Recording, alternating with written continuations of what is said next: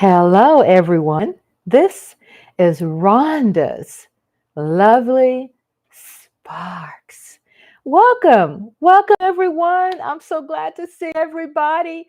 Thank you for tuning in to Rhonda's lovely sparks. Does everyone have your water? Because we have a long, exciting night with a lineup that will drive anyone out of their mind. Here it is. If y'all can kind of see it over here. It'll drive you. Is it okay? Yeah. So just a second. My producer is helping me. It's my hubby. Okay. So that video doesn't work because I had to restart a new video. So you have to get totally out of that and then go to the front of my YouTube page and you'll see a fresh one. So yeah, this is my production crew. It's my hubby and I. And so what you all will probably discover too is that you'll have to find me again because what has happened is that always when we start the YouTube, we try to explain things to our viewers that it's a normal part of practice when it comes to always trying to get into YouTube and do things. And once you get to the part of understanding that things are going to go crazy, that and it's not your fault. Don't think it's you. Don't have anxiety over it. It's just YouTube really reminds you of what life is like. There's always, things that happen. But also, I had to restart another YouTube video live on webcam again because the first one had some things where the webcam part wasn't working. And it wasn't on my part, it's just YouTube. So I'm not going to complain about it because that's just how it is. But I explain it to you all because it's, yeah, I feel like I have a hangover and it's not from drinking. It's from being a content creator, everybody. Lola, Lola, hot sauce is in the room, everybody. Hello, my hubby, Andre. Hello, hubby. Shout out to you all. So if you look at me, it's a hangover. It's called YouTube content creator hangover. My eyes are red. I got little marks from sleeping on my neck pillow, and I woke up and I got a hot rag and threw it on my face and re-stimulated all those the skin and pores. Hello, my beautiful husband. Hello, Reese's Cup. Thank y'all for being so patient as we navigate through this YouTube jungle. Thanks for finding me. Um, I'm so excited to do this tonight, everybody. And what I thought was so interesting, I've been working on the James Earl Jones video. We're going to hurry up and quickly get into this lineup for you all because we got a lot of things to cover tonight. Okay. So, everybody sitting in the cut, smash that like button. Thank you so much for being a part of Rhonda's Lovely Sparks. And shout out and a red carpet to the moderators. I love you. And I'm laughing at my hubby guy. He's saying, sharing love and going, boo, chump. Boo. Don't boo. Vote. Don't boo. Vote. I love that part. What Obama was saying. I'm so, when I started politics in here, I don't become overly obsessed with numbers, but I knew it was going to happen. I lost probably over 28 people on my YouTube channel. And I'm okay with that because honestly, I've already been approved for the YouTube partnership program. And honestly, when you deal with life, you don't just, feel like, well, I'm going to have some misbelief or some fantasy ideas on how I want my channel. We know in reality that we have a country that has been pulverized. Hello, Mark Holmes. Can I have your autograph, Mark Holmes? Mark is here. Oh, shout out to Reese's Cup. Reese's, every time I look at your name, I crave chocolate. Yeah. And when I look at Lola, I just get hot. So hot, hot, hot. Yeah. Yeah. Welcome, everybody. I love you all and thank you all so much for your support. I had it originally scheduled yesterday. I think it's in history. I'm talking to my producer. My producer. Hello, Mark. Oh, he did a LOL in my chat. In my up. Right there. Oh, so I just love everybody here.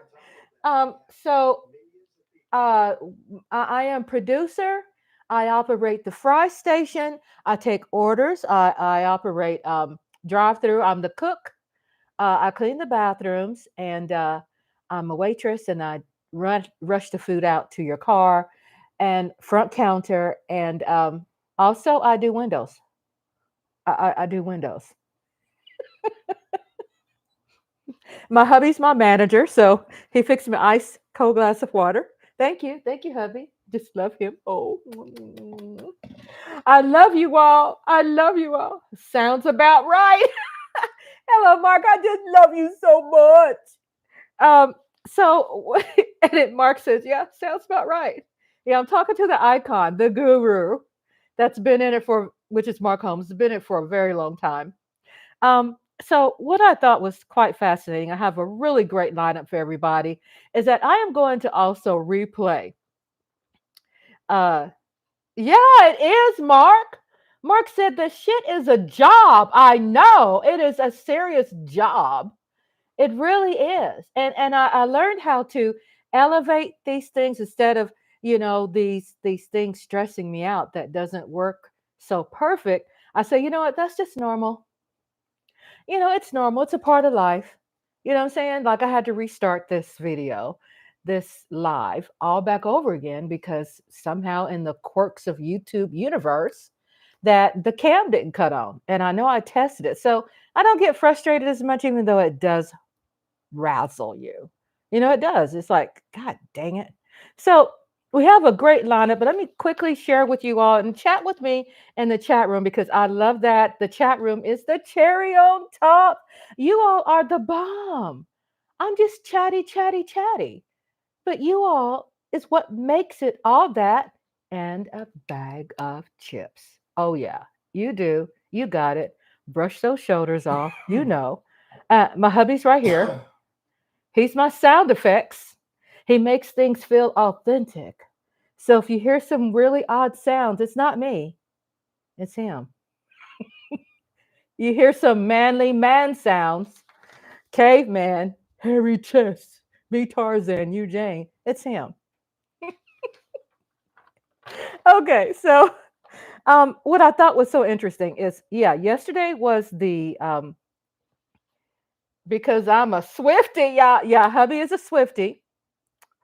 Yeah, he's a Swiftie. And I know y'all go, what? I mean, she's so amazing. This lady, when she first shouted out to her crew, her Swifty crew, she got over 30 something thousand people inspired to get registered to vote. And we know everybody out there will quickly say is that Governor Abbott has been bragging about removing over 1 million people here in Texas off the voting rolls. Okay, and then he starts off by being half honest and goes, "Well, there's people that are dead and blah, blah, blah, blah, blah." No, Mother Elfer, you're bragging really because you're trying to say, "Oh, well, those people out there trying to cheat and trying to." There's no way that anyone's cheating. Liars. Ain't no one is cheating because you know that you're guilty and that you have put in place in many places on people to be spies and intimidate voters and things like that. So, no, guess what? You have a system, a computer system that's whack that you don't want to spend the money on better computers and voting booths and a more intelligent system that's easy and friendly. So, you want to blame it on people are cheating while at the same time you have a whack system because your ass is too cheap. And the billionaires here in Texas are investing money into you to be their puppet. Now, got that? Yeah, that's what's happening. Ain't nobody trying to cheat. You're trying to promote some bullish because your big daddy Trump has been live. Can we say that again? He is a has-been live, and he's been getting the heat because his debate part on his side was whack. And let me make this very clear. You all check out the description. And in the description, it does have the lineup what we have tonight. I'm not going to like read all of that on the lineup, but let me tell you that on the description, it has what we're going to talk about, and it's going to have the timing of each thing. And we're going to cover, there's Jon Stewart. First, we're going to cover uh, with MSNBC, ABC, Lindsey Davis, and David Muir. And then we have Meidas Touch. We're going to highlight him, Ben Meiselas. And then we have Jon Stewart, like I said before. And we have Norah O'Donnell. And we have Joy Reid. We have Rachel Maddow and the panel. And all of them are discussing um, about it's the post debate information, which I included in the lineup that I feel is so important because it gives you pretty much a thorough highlight. If you're behind, you've been working and you just don't know anything what's going on because you've been working, you've been living under a rock, and it's okay. You can get you get caught up here. It's why I'm doing the debate tonight with follow-ups of the post debate and what people are feeling. And also let you know that more on the Republican side, we have also from MSNBC, um, this gentleman has the morning show. It's called Morning Joe that I'm going to include. He's 13 minutes and he was on this morning. So we're going to do the debate first, but then we're going to do uh, Joe Morning Joe. We're going to do that because it's this morning. And he was talking about Trump's performance was terrible. 11 minutes, 12 minutes into Rhonda's live. Thank you so much. If you're just joining us, smash that like and share. And also click that little button there where you can, get notified on every time I drop something because sometimes I'll remove something because I have something priority that I have to get it in, which is James Earl Jones. Rest in peace, James Earl Jones. We lost just an incredible person a couple of days ago, James Earl Jones, great actor, and been working on that. That will be available to view, I believe, next Tuesday. And then rest in peace, Frankie Beverly passed away today. Frankie Beverly of Mays. Yes, he passed away today. So shout out. We are all things here in my YouTube. I talk about trending chat, even though the focus tonight is going to be the debate because we got lots of material to cover. And thanks, Mike Aldana, for your email. He said he'll be popping in and out. Thank you. I got your email. And my hubby says Vice President won the debate. Yes, every week check to see if they kick you off the voting rolls. That's what hubby said. Every week, check it. And if you check it on a daily basis, guess what? You're on the phone, you're texting, you're doing booty calls. Of course, you can incorporate checking to make sure that you haven't been kicked off on the voting rolls. Okay?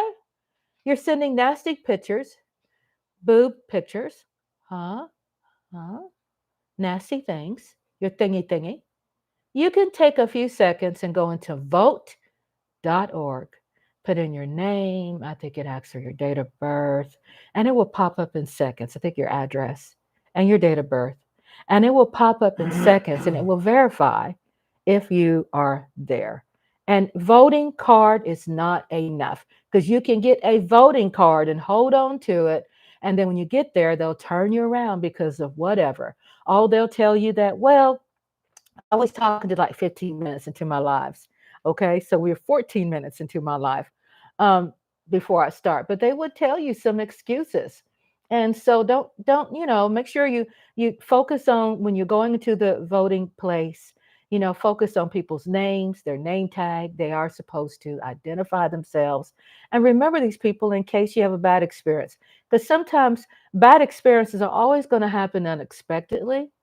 And what's so important is to make sure that you scan the place and check out names and identify the people just in case something does happen so you can, be able to have a thorough report and then have a decent complaint and IDing the people that has said certain things. My husband was there about 3 years ago, and someone told him some stuff that was, pretty much promoting gentrification, uh, things like that. And, when I called and questioned them, they're like, oh, no, no, she didn't. No, she didn't. And she did. I mean, my husband ID'd her, but just letting you know, things are going to happen. So expect it. I didn't say it's right. I didn't say it's fair, but expect something to happen that will rattle you when you go voting. I do suggest everybody to at least bring one person with you. Don't go by yourself. Get your cell phone ready. Don't just put the cell phone in people's face and look oblivious, but be ready. Be ready. Be happy. Be excited about voting. Be confident. Take your kids with you. Take your younger kids and let them learn the process. Because once you can be influenced by that, it's something they will never forget. And then you'll have a lifetime voter on your hands. Isn't that cool? Isn't that cool? Okay. Water break, everybody. Get your water out. We have to hydrate. Let's get into this. We're going to start the debate right now. Again, we're starting off with the first one, which is MS. Again, welcome. Shout out to everybody. Again, to Mark Holmes, my hubby, Andre, Reese's Cup. Shout out to Lola. Shout out to everybody that's coming into the room. And thank you for your emails. Lady Lieber sent an email. Reese's Cup, thank you for your email. Thank you for checking on me and make sure everything is okay. It's okay to send me the texts and emails and ask me, where you at? Where you at? Okay, I love that. I love that. My sister-in-law called me and my daughter called me. Mama, are you going on live? You going on live? So that's cool. I love it. Thank you for checking on me. Let's start this now, which is right now, ABC. Reese's Cup said, for sure, yeah. Check on me. Cause y'all know I don't want to be, unfortunately, they found in an office like 2 weeks later, there was a lady that was in the office that had passed away in her cubicle and no one noticed. How long was she there in the cubicle? Was it like weeks? Yeah, I want somebody to like love me enough to go, hey, are you all right over there? Because things happen. Things happen, everybody. Okay, Lindsey Davis, David Muir. You all know I love me some David Muir. Oh my God. Lindsey is off the chain. We're going to play this right now. Let's start this debate. Andre Green says early voting starts in Texas October 21st. Thank you so much, my hubby. Oh, I just want to kiss him right now. Okay, focus, Rhonda. Okay, all right, get back over there. Let's get this started. Let's get this party started. We got a lot to talk about, and it's going to be fun, everybody. Thank you for being here. This is my first time watching it, too. Oh, let me hit a couple of minutes, too, real quick. I just got through watching Fox News. Yeah. And I don't get off into so much of the hype. I don't get so much into the hype of people. No, and I just don't get excited because Fox said that, oh, Trump didn't do well. I don't get into that because I don't give Fox any credibility whatsoever. Okay. I'm not caught up in the hype. However, what I saw, I got this third eye, fourth eye, sixth eye. What I saw while listening to that just now, because the title was something to the effect that Fox is throwing Trump under the bus now. Guess what, Fox? You're a bunch of punk ass biatches. And let me tell you quickly why I say that. Because guess what? You're not. You're being critical about Trump now. All of a sudden, you now acting like you're the authority, positive authority. Okay, a positive authority on what Trump is not doing correct. When your ass has been co-signing for him forever, and no matter how bad you're saying he was, guess what, Fox News? He's always been talking like that. It's not because he really failed the debate. yesterday, which I haven't watched yet. I just watched some highlights because I've been doing some scheduling. My cat's rocking all my equipment. Shoo, shoo, fly, shoo. It's Chadwick. He's being extra. We have to move things around so he can sit because he's privy. So it's not because, for me, my opinion, it's not because Trump was really that bad. I think he was. I mean, yeah, he was. I'm not saying he wasn't. To me, I haven't seen the whole thing, but he was not good. He's been typical. However, he just got worse because he didn't prepare. But to be, and this is what they say, I don't think he's ever prepared for anything. He's just been winging it. So we're making all these excuses for him, Fox News, because what Fox News issue is, I'm going to put it out there. It's now that we have a Black woman that is intelligent, that is smart, that is naturally effing great in her job. This woman has not never been a damn reality star, just jumping out there and winging shit like Trump has. No, don't get that shit twisted.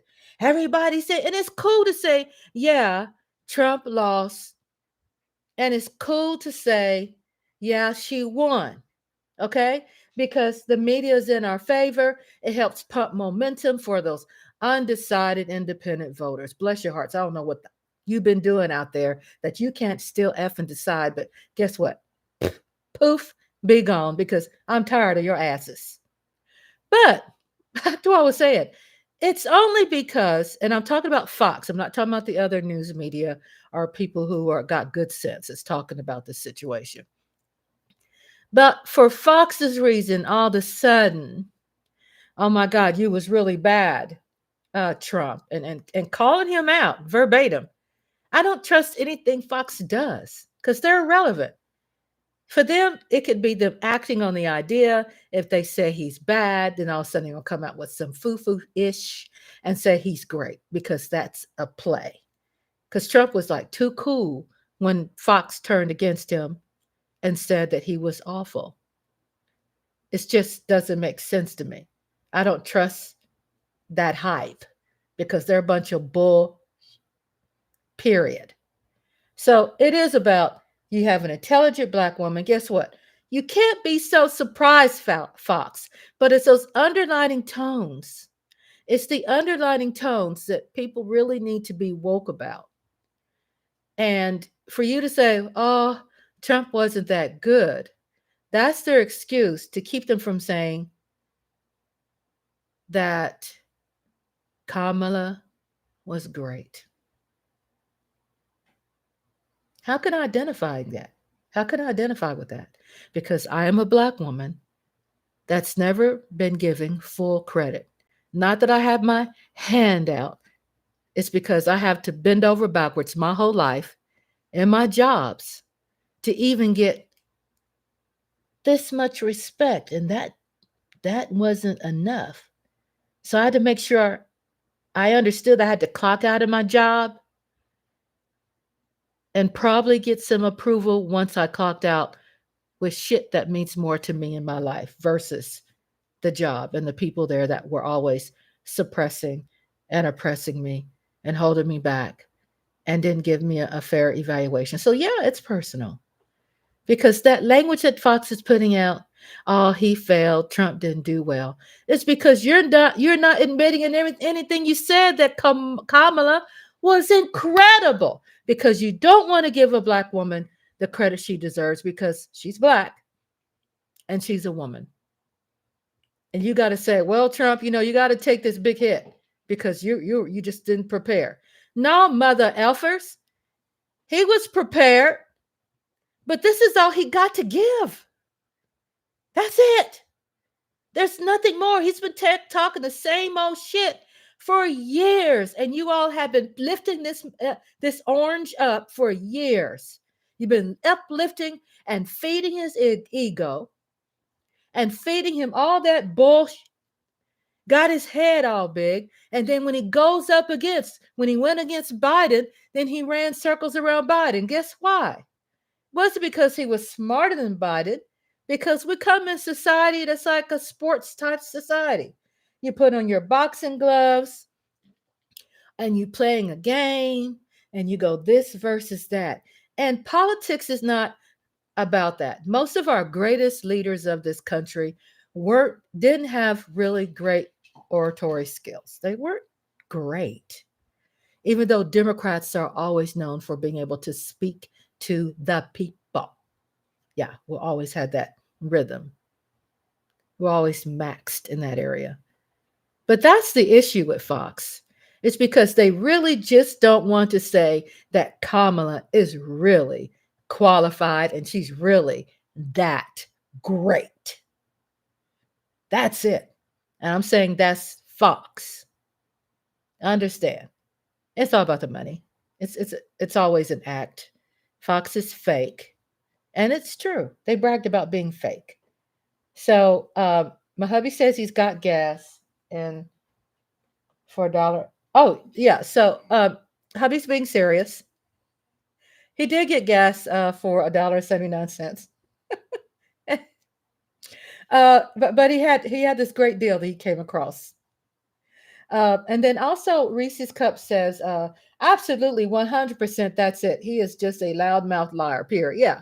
Once we can get it in our head that this is who he is and that's what he's about and what he's saying verbatim is that's him and that he's a compulsive liar and he's proud about it. He's not ashamed. Y'all pull out. Pull out. For God's sake, pull out. And that means when I say pull out, I'm talking about stop trying to make this about, stop trying to make Trump about you. Because he's wired this way. He's tweaked this way. He's been raised that way. This is his norm. Don't say, well, I wouldn't do that. You don't put yourself in the same equation with him. I can't believe he said that. I have to say when he talked about someone people were eating cats and dogs. Yeah, I have to admit I was like, I can't believe he said that. But there's certain things where you can't dig so deep and continue being in denial about really how fucked up this man is. Excuse me, how effed up this person is. And you can't just make everything out of comedy, especially if someone has the power to that red button to the nuclear powers. Sit on that, think about it. I'm going to put that right on the shelf. Bam. Here we go.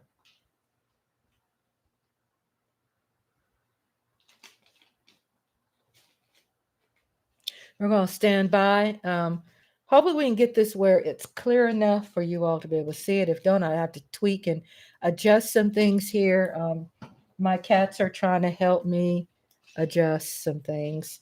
Reese's Cup says, and in reality, Vice President Kamala Harris and former President Donald Trump. Reese's Cup said, and in reality has nothing to attack Kamala. So Kamala owns, so he can't do his usual deflection. Exactly. Because she prepared, and she prepared not because she don't know how to talk, because that's what the Republicans been saying. She prepared because guess what? We have making note and we have the intelligence and the smartness of incredible people that keeps up with all of Trump's BS and quirks about, size, like Obama said, his crowd sizes. Reese's Cup says, all these so-called promises come from his supporters. He never said half the stuff. They seem to be looking for a savior. Jonestown, drinking the juice. What? Oh my God, that's so true, Reese's. Reese's Cup said Jonestown, drinking the juice. Oh, that's perfect. That's perfect analogy. It's true. It's true. And you're going to always have that percentage. Here's my favorite quote. Y'all ready to hear my favorite quote? You go, why that many people are out there who follow him?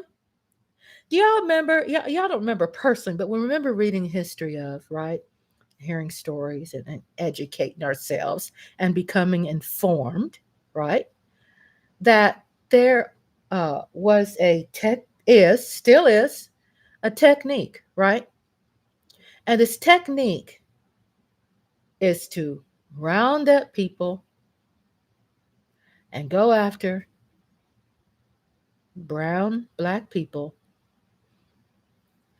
with their mob and do lynching, right? A lot of 99, if not 100%, which I'm going to say 100% of the times that this mob came around, this trash, dumb mob, is because they were caught up in jumping on the bandwagon like they did January the 6th, jumping on the bandwagon and being a part of a crew that supports things that they love, which I'm going to call out my favorite quote. You go, why? Because there are people who rather believe in the lie versus the truth, which makes them uncomfortable. There are people who rather believe in the lie that makes them feel comfortable versus the truth, which makes them feel uncomfortable. It's as simple as that. Here we go. Thank you all for your patience. Welcome to Rhonda's Lovely Sparks. And then Reese's couple of, yeah. And then Andre's like, yeah, he failed businessman, felon, alleged sexual assaulter, ex-president that was impeached. Yep. Kamala has a lawyer, prosecutor, attorney. It says stand by for live video. So we're standing by. I want to make sure that this is sharp enough. The sound is copacetic. And I have my backup chargers. Everything is all good. We're just waiting for it to start. And while it's waiting, it's going to start. So I just got to just sit here and be ready. And just talk about, make sure that, that you help someone to get to the polls and encourage people to vote. And then also educate them about, see if you can tell them the things that they are talking about and try to explain things to them without, really shaming them, but just educate a lot of people. Because trust me, a lot of people could be watching the wrong news too. A lot of people are caught up in these circles. Okay, sweetheart, I know you said that you're standing by. Let's make sure that on here we're ready. Because once it starts, it like dives right on in. And David Muir starts talking right away. So we got all my volumes working. We're rewinding here on the TV. Usually with the standing.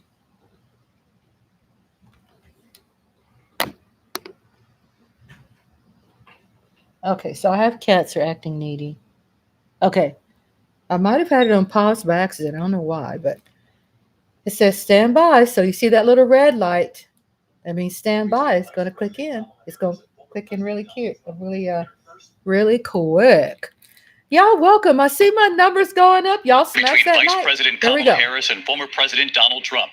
Their first face-to-face meeting in this presidential election. Their first face-to-face meeting ever. A historic race for president upended just weeks ago. President Biden withdrawing after his last debate. Donald Trump now up against a new opponent. The candidates separated by the smallest of margins, essentially tied in the polls nationally and in the key battlegrounds, including right here in Pennsylvania, all still very much in play. The ABC News presidential debate starts right now. This is an ABC News special. Let's get it on and popping. We're ready, even though it played yesterday. We have a great show for everybody. We also have the post-debate show. Stay tuned. Nation again. Face-to-face. Historic. The ABC News presidential debate. Here now, David Muir and Lindsey Davis. Good evening. I'm David Muir, and thank you for joining us for tonight's ABC News presidential debate. We want to welcome viewers watching on ABC and around the world tonight. Vice President Kamala Harris and President Donald Trump are just moments away from taking the stage in this unprecedented race for president. And I'm Lindsey Davis. Tonight's meeting could be the most consequential event of their campaigns, with Election Day now less than 2 months away. For Vice President Kamala Harris, this is her first debate since President Biden withdrew from the race on July 21st.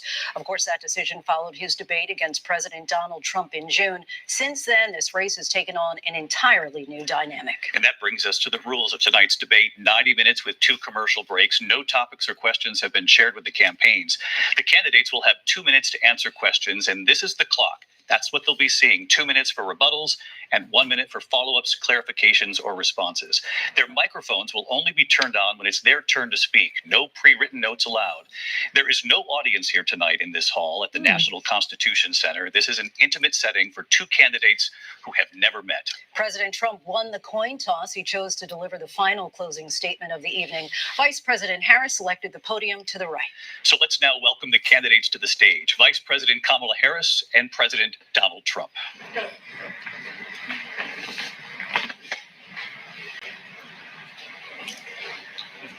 Kamala Harris. Let's have a good debate. Thank you. Welcome to you both. It's wonderful to have you. It's an honor to have you both here tonight. Good evening. We are looking forward to a spirited and thoughtful debate. So let's get started. I want to begin tonight with the issue that voters repeatedly say is their number one issue, and that is the economy and the cost of living in this country. Vice President Harris, you and President Trump were elected 4 years ago, and your opponent on the stage here tonight often asks his supporters, are you better off than you were 4 years ago? When it comes to the economy, do you believe Americans are better off than they were 4 years ago? So I was raised as a middle-class kid, and I am actually the only person on this stage who has a plan that is about lifting up the middle class and working people of America. I believe in the ambition, the aspirations, the dreams of the American people. And that is why I imagine and have actually a plan to build what I call an opportunity economy. Because here's the thing. We know that we have a shortage of homes and housing, and the cost of housing is too expensive for far too many people. We know that young families need support to raise their children, and I intend on extending a tax cut for those families of $6,000, which is the largest child tax credit that we have given in a long time, so that those young families can afford to buy a crib, buy a car seat, buy clothes for their children. My passion, one of them, is small businesses. My mother raised my sister and me, but there was a woman who helped raise us. We call her our second mother. She was a small business owner. I love our small businesses. My plan is to give a $50,000 tax deduction to start up small businesses, knowing they are part of the backbone of America's economy. My opponent, on the other hand, his plan is to do what he has done before, which is to provide a tax cut for billionaires and big corporations, which will result in $5 trillion to America's deficit.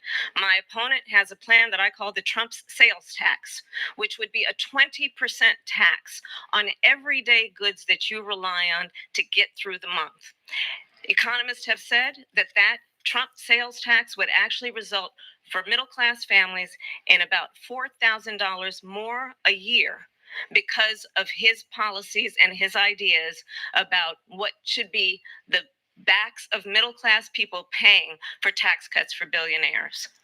President Trump, I'll give you 2 minutes. First of all, I have no sales tax. That's an incorrect statement. She knows that. We're doing tariffs on other countries. Other countries are going to finally, after 75 years, pay us back for all that we've done for the world.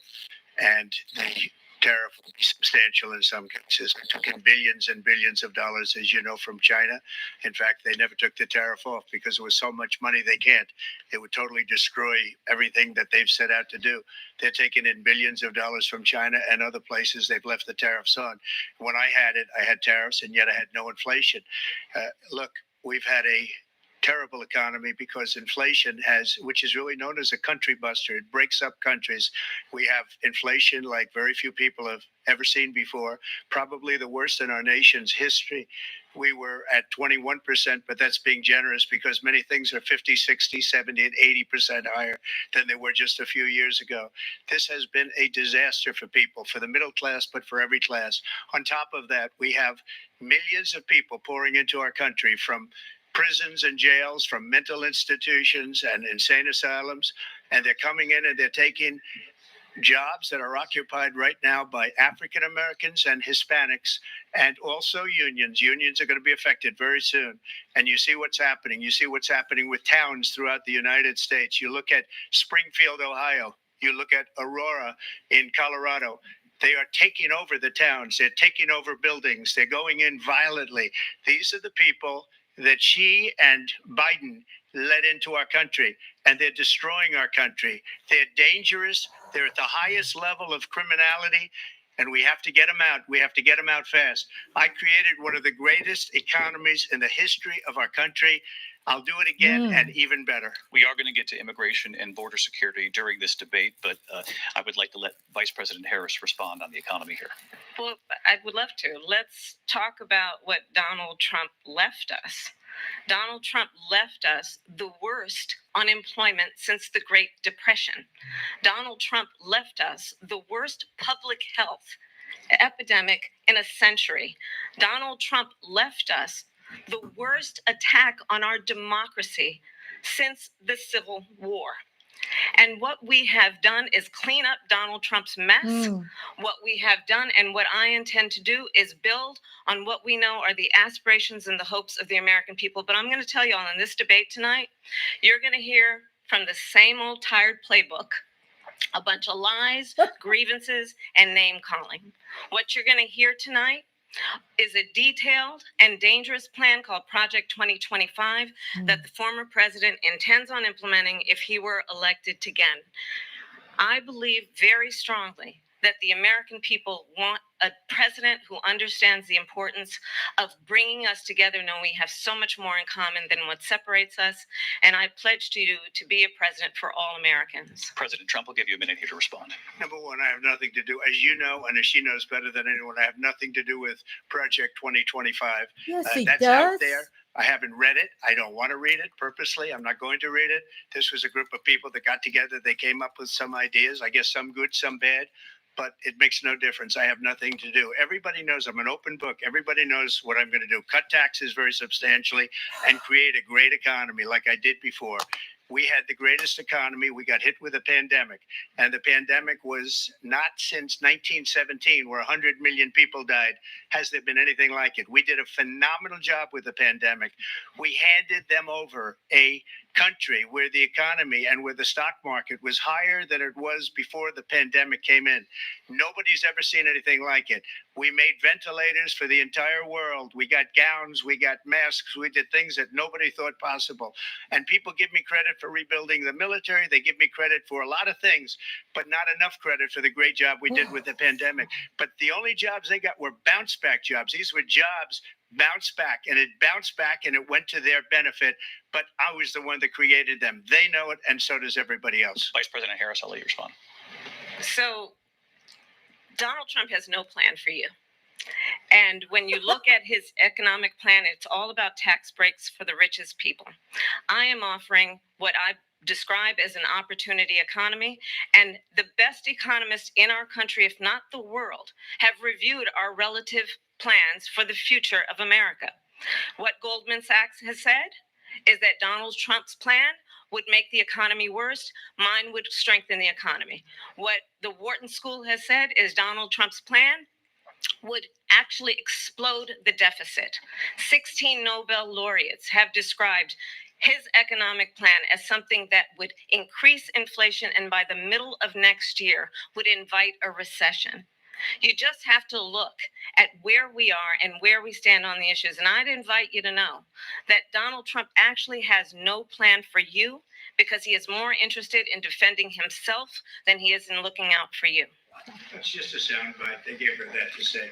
Look, I went to the Wharton School of Finance. Whoa! And many of those professors, the top professors, think my plan is a brilliant plan. It's a great plan. It's a plan that's going to bring up our worth, our value as a country. It's going to make people want to be able to go and work and create jobs and create a lot of good, solid money for our country. And just to finish off, she doesn't have a plan. She copied Biden's plan, and it's like 4 sentences, like run, spot, run. 4 sentences that are just, oh, we'll try and lower taxes. She doesn't have a plan. Take a look at her plan. She doesn't have a plan. Mr. President, I do want to drill down on something you both brought up. The Vice President brought up your tariffs. You responded, and let's drill down on this because your plan is what she calls is essentially a national sales tax. Your proposal calls for tariffs, as you pointed out here, on foreign imports across the board. You recently said that you might double your plan, imposing tariffs up to 20% on goods coming into this country. As you know, many economists say that with tariffs at that level, costs are then passed on to the consumer. Vice President Harris has argued it'll mean higher prices on gas, food, clothing, medication, arguing it costs the typical family nearly $4,000 a year. Do you believe Americans can afford higher prices because of tariffs? They're not going to have higher prices. What's going to have and who's going to have higher prices is China and all of the countries that have been ripping us off for years. I was the only president ever. China was paying us hundreds of billions of dollars, and so were other countries. And, if she doesn't like them, they should have gone out and they should have immediately cut the tariffs. But those tariffs are there 3.5 years now under their administration. We are going to take in billions of dollars, hundreds of billions of dollars. I had no inflation, virtually no inflation. They had the highest inflation perhaps in the history of our country because I've never seen a worse period of time. People can't go out and buy cereal or bacon or eggs or anything else. The people of our country are absolutely dying with what they've done. They've destroyed the economy. And all you have to do is look at a poll. The polls say 80 and 85 and even 90% that the Trump economy was great, that their economy was terrible. Vice President Harris, I do want to ask for your response, and you heard what the president said there, because the Biden administration did keep a number of the Trump tariffs in place. So how do you respond? Well, let's be clear that the Trump administration resulted in a trade deficit, one of the highest we've ever seen in the history of America.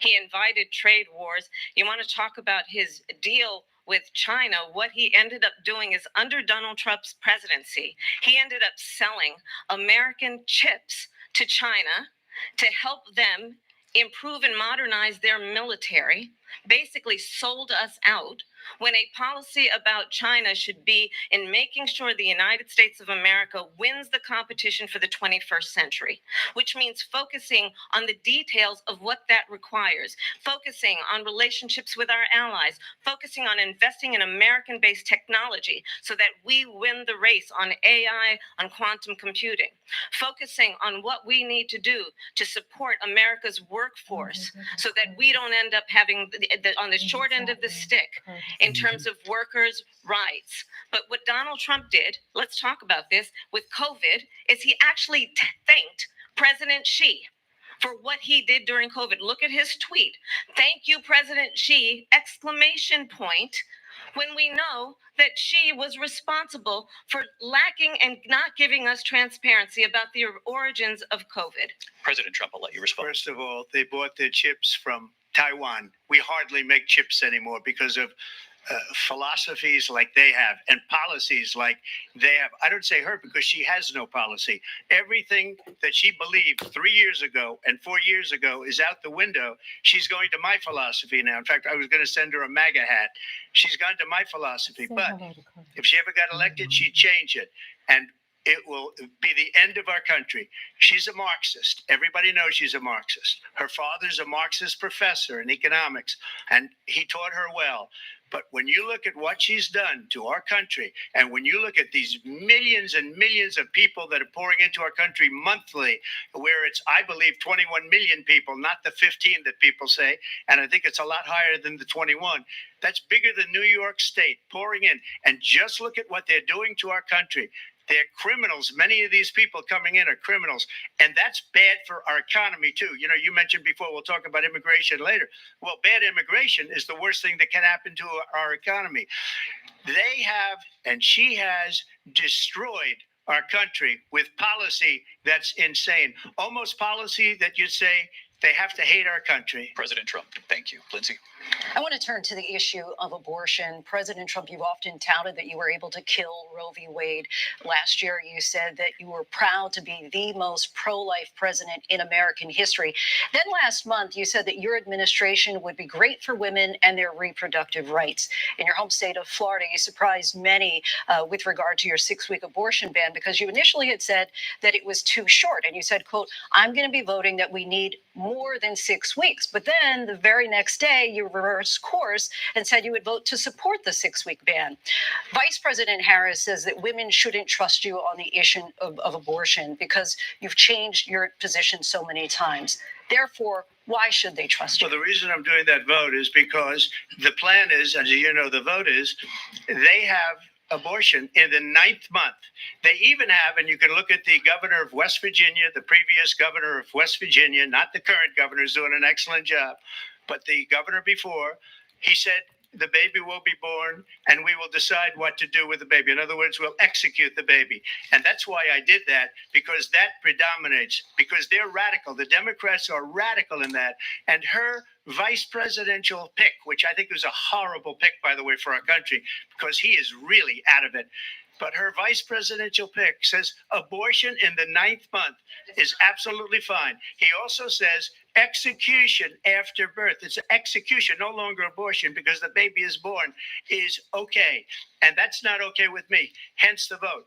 But what I did is something for 52 years. They've been trying to get Roe v. Wade into the states. And through the genius and heart and strength of 6 Supreme Court justices, we were able to do that. Now, I believe in the exceptions for rape, incest, and life of the mother. I believe strongly in it. Ronald Reagan did also. 85% of Republicans do. Exceptions, very important. But we were able to get it, and now states are voting on it. And for the first time, you're going to see, look, this is an issue that's torn our country apart for 52 years. Every legal scholar, every Democrat, every Republican, liberal, conservative, they all wanted this issue to be brought back to the states where the people could vote. And that's what happened. And now, Ohio, the vote was somewhat liberal. Kansas, the vote was somewhat liberal, much more liberal than people would have thought. But each individual state is voting. It's the vote of the people now. It's not tied up in the federal government. I did a great service in doing it. It took courage to do it. And the Supreme Court had great courage in doing it. And I give tremendous credit to those 6 justices. There is no state in this country where it is legal to kill a baby after it's born. Madam Vice President, I want to get your response to President Trump. Well, as I said, you're going to hear a bunch of lies, and that's not actually a surprising fact. Let's understand how we got here. Donald Trump hand-selected 3 members of the United States Supreme Court with the intention that they would undo the protections of Roe v. Wade. And they did exactly as he intended.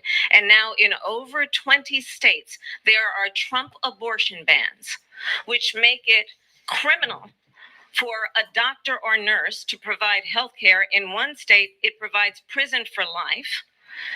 Trump abortion bans that make no exception even for rape and incest, which understand what that means. A survivor of a crime of violation to their body does not have the right to make a decision about what happens to their body next. That is immoral. And one does not have to abandon their faith or deeply held beliefs to agree. The government, and Donald Trump certainly, should not be telling a woman what to do with her husband. Didn't want that. A 12 or 13-year-old survivor of incest being forced to carry a pregnancy to term? They don't want that. And I pledge to you, when Congress passes a bill to put back in place the protections of Roe v. Wade, as President of the United States, I will proudly sign it into law. But understand, if Donald Trump were to be reelected, he will sign a national abortion ban. Understand, in his Project 2025, there would be a national abortion, a monitor that would be monitoring your pregnancies, your miscarriages. I think the American people believe that certain freedoms, in particular the freedom to make decisions about one's own body, should not be made by the government. Thank you, Vice President Harris. Well, there she goes again. It's a lie. I'm not signing a ban, and there's no reason to sign a ban because we've gotten what everybody wanted. Democrats, Republicans, and everybody else, and every legal scholar wanted it to be brought back into the states, and the states are voting. And it may take a little time, but for 52 years, this issue has torn our country apart, and they've wanted it back in the states. And I did something that nobody thought was possible. The states are now voting. What she says is an absolute lie. And as far as the abortion ban, no, I'm not in favor of abortion ban, but it doesn't matter because this issue has now been taken over by the states. Would you veto a national abortion ban if it came Well, to I your won't desk? have to because, again, two things. Number one, she said she'll go back to Congress. She'll never get the vote. It's impossible for her to get the vote, especially now with the 50-50, essentially 50-50 in both Senate and the House. She's not going to get the vote. She can't get the vote. She won't even come close to it. So it's just talk. You know what it reminds me of? When they said they're going to get student loans terminated, and it ended up being a total catastrophe. The student loans, and then I think probably her boss, if you call him a boss, he spends all his time on the beach. But look, her boss went out and said, we'll do it again. We'll do it a different way. And he went out, got rejected again by the Supreme Court. So all these students got taunted with this whole thing about this whole idea. And how unfair that would have been, part of the reason they lost, to the millions and millions of people that had to pay off their student loans. They didn't get it for free. But they were saying it's the same way that they talked about that they talk about abortion. But if I could just get a yes or no, because your running mate, J.D. Vance, has said that you would veto it if it did come to your desk. Well, I didn't discuss it with J.D. In all fairness, J.D. And I don't mind if he has a certain view, but I think he was speaking for me. But I really didn't. Look, we don't have to discuss it because she'd never be able to get it, just like she couldn't get student loans. They couldn't get student loans. They didn't even come close to getting student loans. They taunted young people and a lot of other people that had loans. They can never get this approved. So it doesn't matter what she says about going to Congress. So wonderful. Let's go to Congress, do it. But the fact is that for years, they wanted to get it out of Congress and out of the federal government. And we did something that everybody said couldn't be done. And now you have a vote of the people on abortion. Vice President Harris, I want to give you your time to respond, but I do want to ask, would you support any restrictions on a woman's right to an abortion? I absolutely support reinstating the protections of Roe v. Wade. And as you rightly mentioned, nowhere in America is a woman carrying a pregnancy to term and in asking for an abortion. That is not happening. It's insulting to the women of America. And understand what has been happening under Donald Trump's abortion bans. Couples who pray and dream of having a family are being denied IVF treatments. What is happening in our country?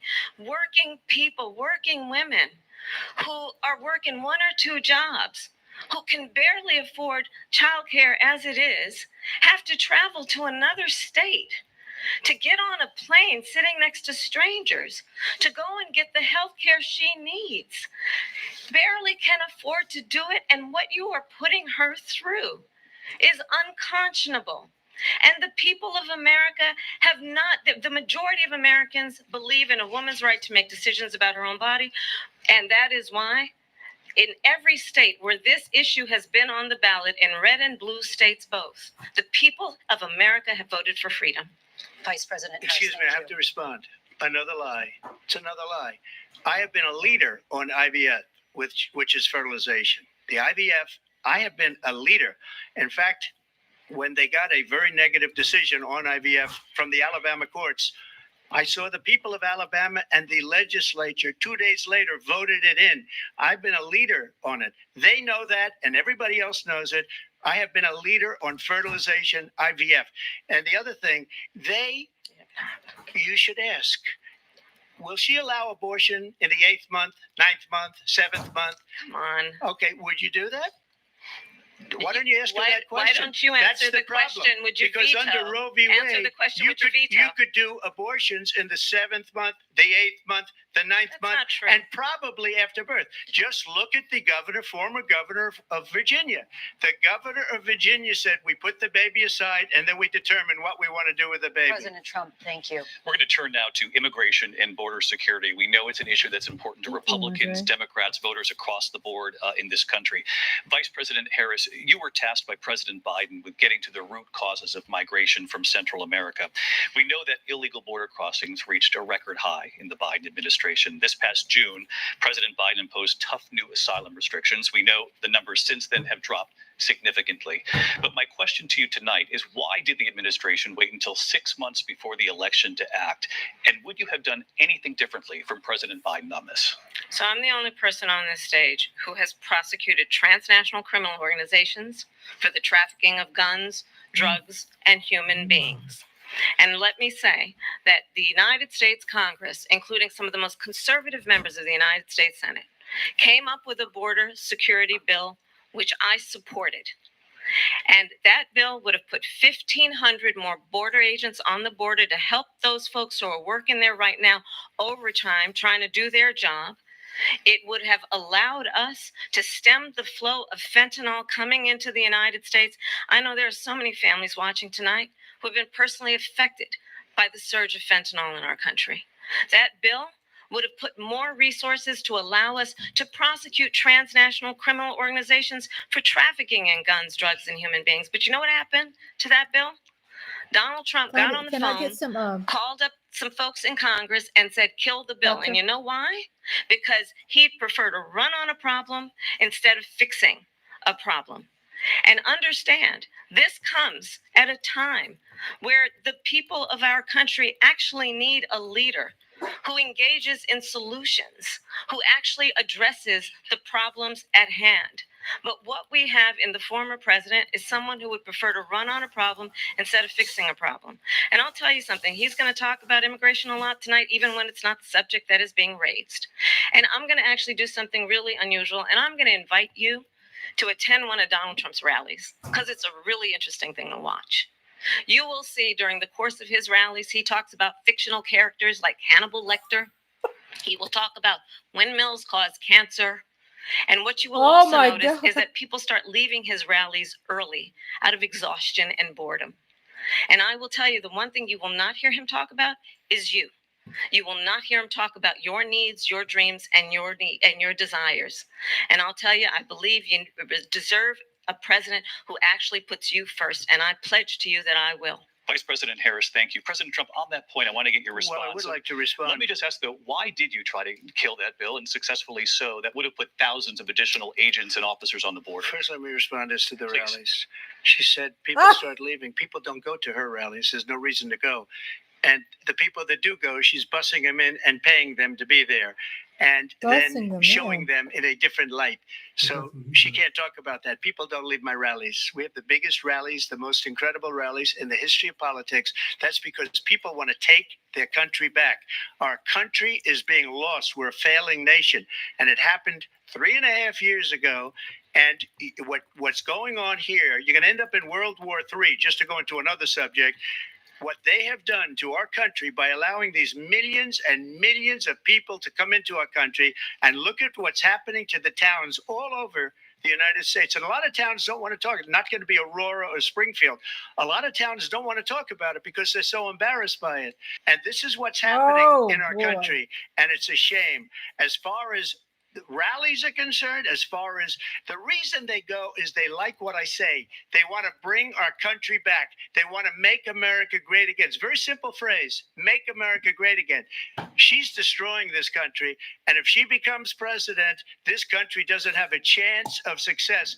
Not only success, we'll end up being Venezuela on steroids. Respond to the rest of what you've heard. You talk about extreme. This is, I think, one of the reasons why in this election, I actually have the endorsement of 200 Republicans who have formerly worked with President Bush, Mitt Romney, and John McCain, including the endorsement of former Vice President Dick Cheney and Congress member Liz Cheney. And if you want to really know the inside track on who the former president is, if he didn't make it clear already, just ask people who have worked with him. His former chief of staff, a 4-star general, has said he has contempt for the Constitution of the United States. His former national security advisor has said he is dangerous and unfit. His former Secretary of Defense has said the nation, the Republic, would never survive another Trump term. And when we listen to this kind of rhetoric, when the issues that affect the American people are not being addressed, I think the choice is clear in this election. President Trump, I'll give you a quick minute to respond. Yeah. Thank you. Because when I hear that, see, I'm a different kind of a person. I fired most of those people. Not so graciously. They did bad things or a bad job. I fired them. They never fired one person. They didn't fire anybody having to do with Afghanistan and the Taliban and the 13 people whose were just killed, viciously and violently killed. And I got to know the parents and the family. They didn't fire. They should have fired all those generals, all those top people, because that was one of the most incompetently handled situations anybody has ever seen. So when somebody does a bad job, I fire him. And you take a guy like Esper. He was no good. I fired him. So he writes a book. Another one writes a book. Because with me, they can write books. With nobody else can they? But they have done such a poor job, and they never fire anybody. Look at the economy. Look at the inflation. They didn't fire any of their economists. They have the same people. That's a good way not to have books written about you. But just to finish, I got more votes than any Republican in history by far. In fact, I got more votes than any president, sitting president in history by far. Let me continue on immigration. That was what you wanted to talk about earlier. So let's get back to your deportation proposal that the vice president has reacted to as well. President Trump, you call this the largest domestic deportation operation in the history of our country. You say you would use the National Guard. You say if things get out of control, you'd have no problem using the U.S. military. Yes. You also said you would use local police. How would you deport 11 million undocumented immigrants? I know you believe that number is much higher. Take us through this. What does this look like? Will authorities be going door to door in this country? Yeah, it is much higher because of them. They allowed criminals, many, many millions of criminals. They allowed terrorists. They allowed common street criminals. They allowed people to come in, drug dealers, to come into our country. And they're now in the United States and told by their countries like Venezuela, don't ever come back or we're going to kill you. Do you know that crime in Venezuela and crime in countries all over the world is way down? You know why? Because they've taken their criminals off the street and they've given them to her to put into our country. And this will be one of the greatest mistakes in history for them to allow. And I think they probably did it because they think they're going to get votes, but it's not worth it. Because they're destroying the fabric of our country by what they've done. There's never been anything done like this at all. They've destroyed the fabric of our country. Millions of people let in. And all over the world, crime is down all over the world except here. Crime here is up and through the roof. Despite their fraudulent statements that they made, crime in this country is through the roof. And we have a new form of crime. It's called migrant crime. And it's happening at levels that nobody thought possible. President Trump, as you know, the FBI says overall violent crime is actually coming down in this country. But excuse me, the FBI they were defrauding statements. They didn't include the worst cities. They didn't include the cities with the worst crime. It was a fraud. Just like their number of 818,000 jobs that they said they created turned out to be a fraud. President Trump, thank you. I'll let you respond, Vice President Harris. Well, I think this is so rich.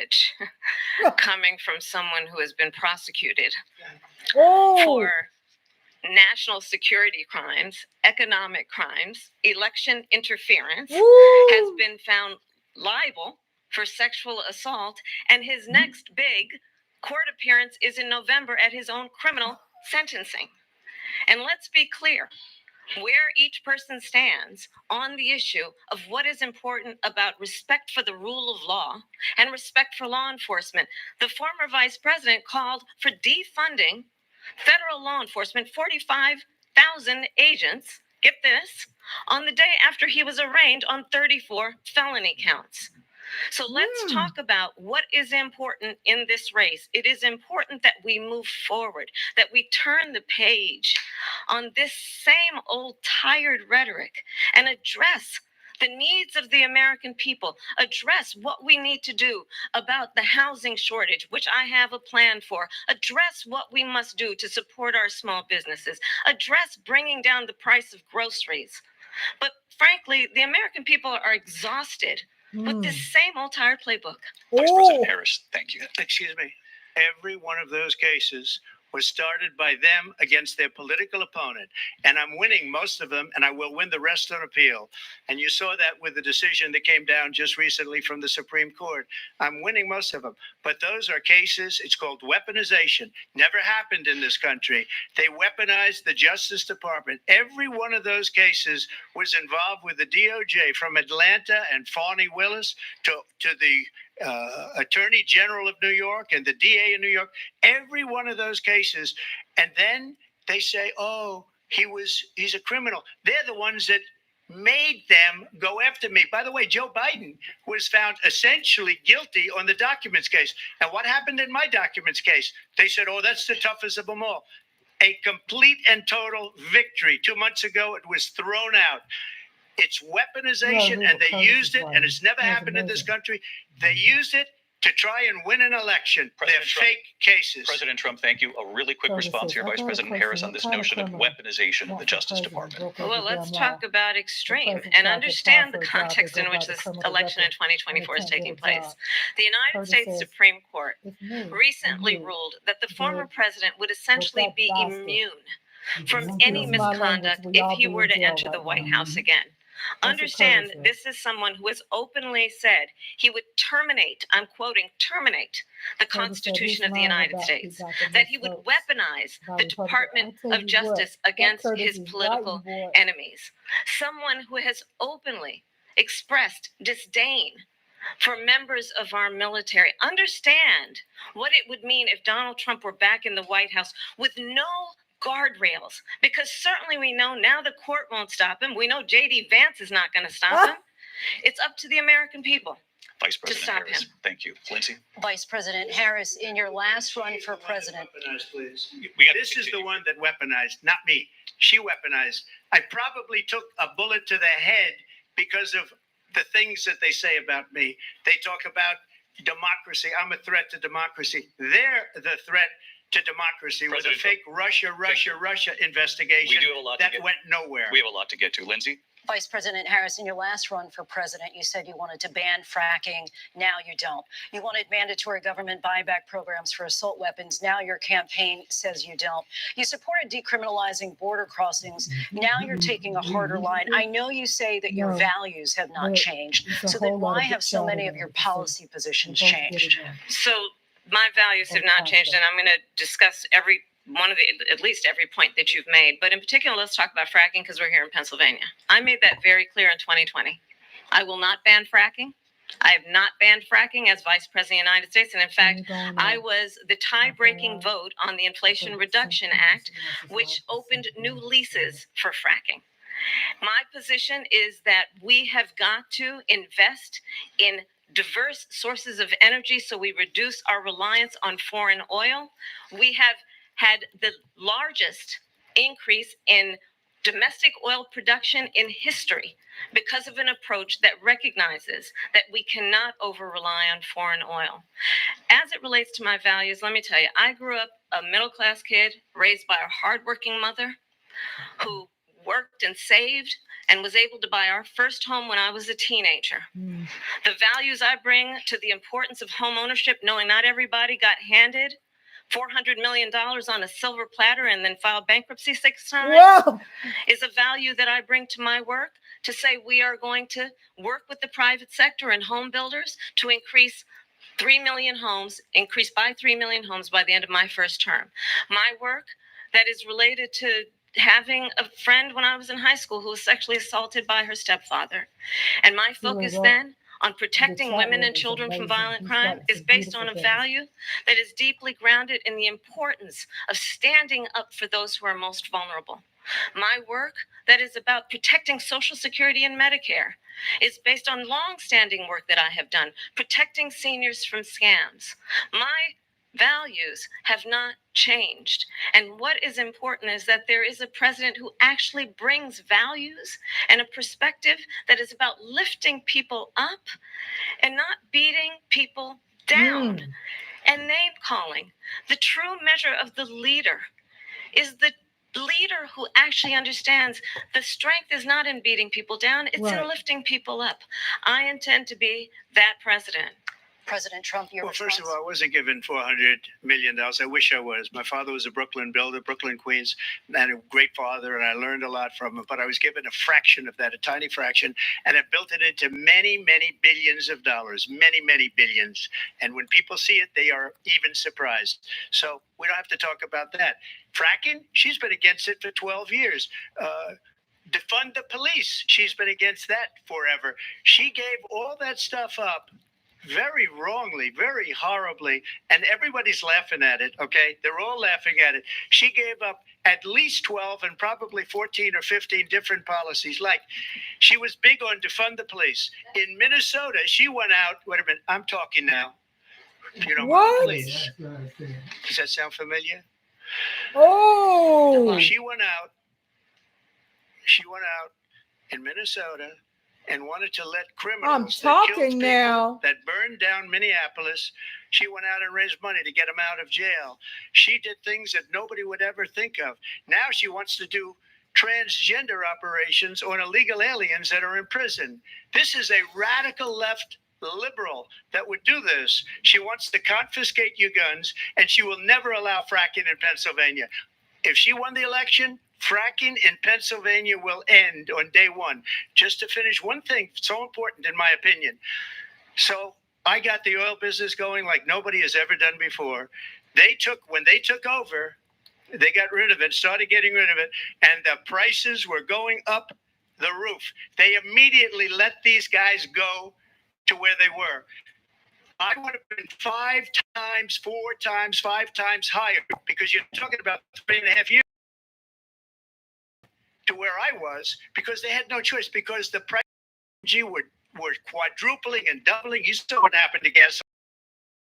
But if she won the election, the day after that election, they'll go back to destroying our country, and oil will be dead, fossil fuel will be dead. We'll go back to windmills, we'll go back to solar, where they need a whole desert to get some energy to come out. You ever see a solar plant? By the way, I'm a big fan of solar, but they take 400, 500 acres of desert soil.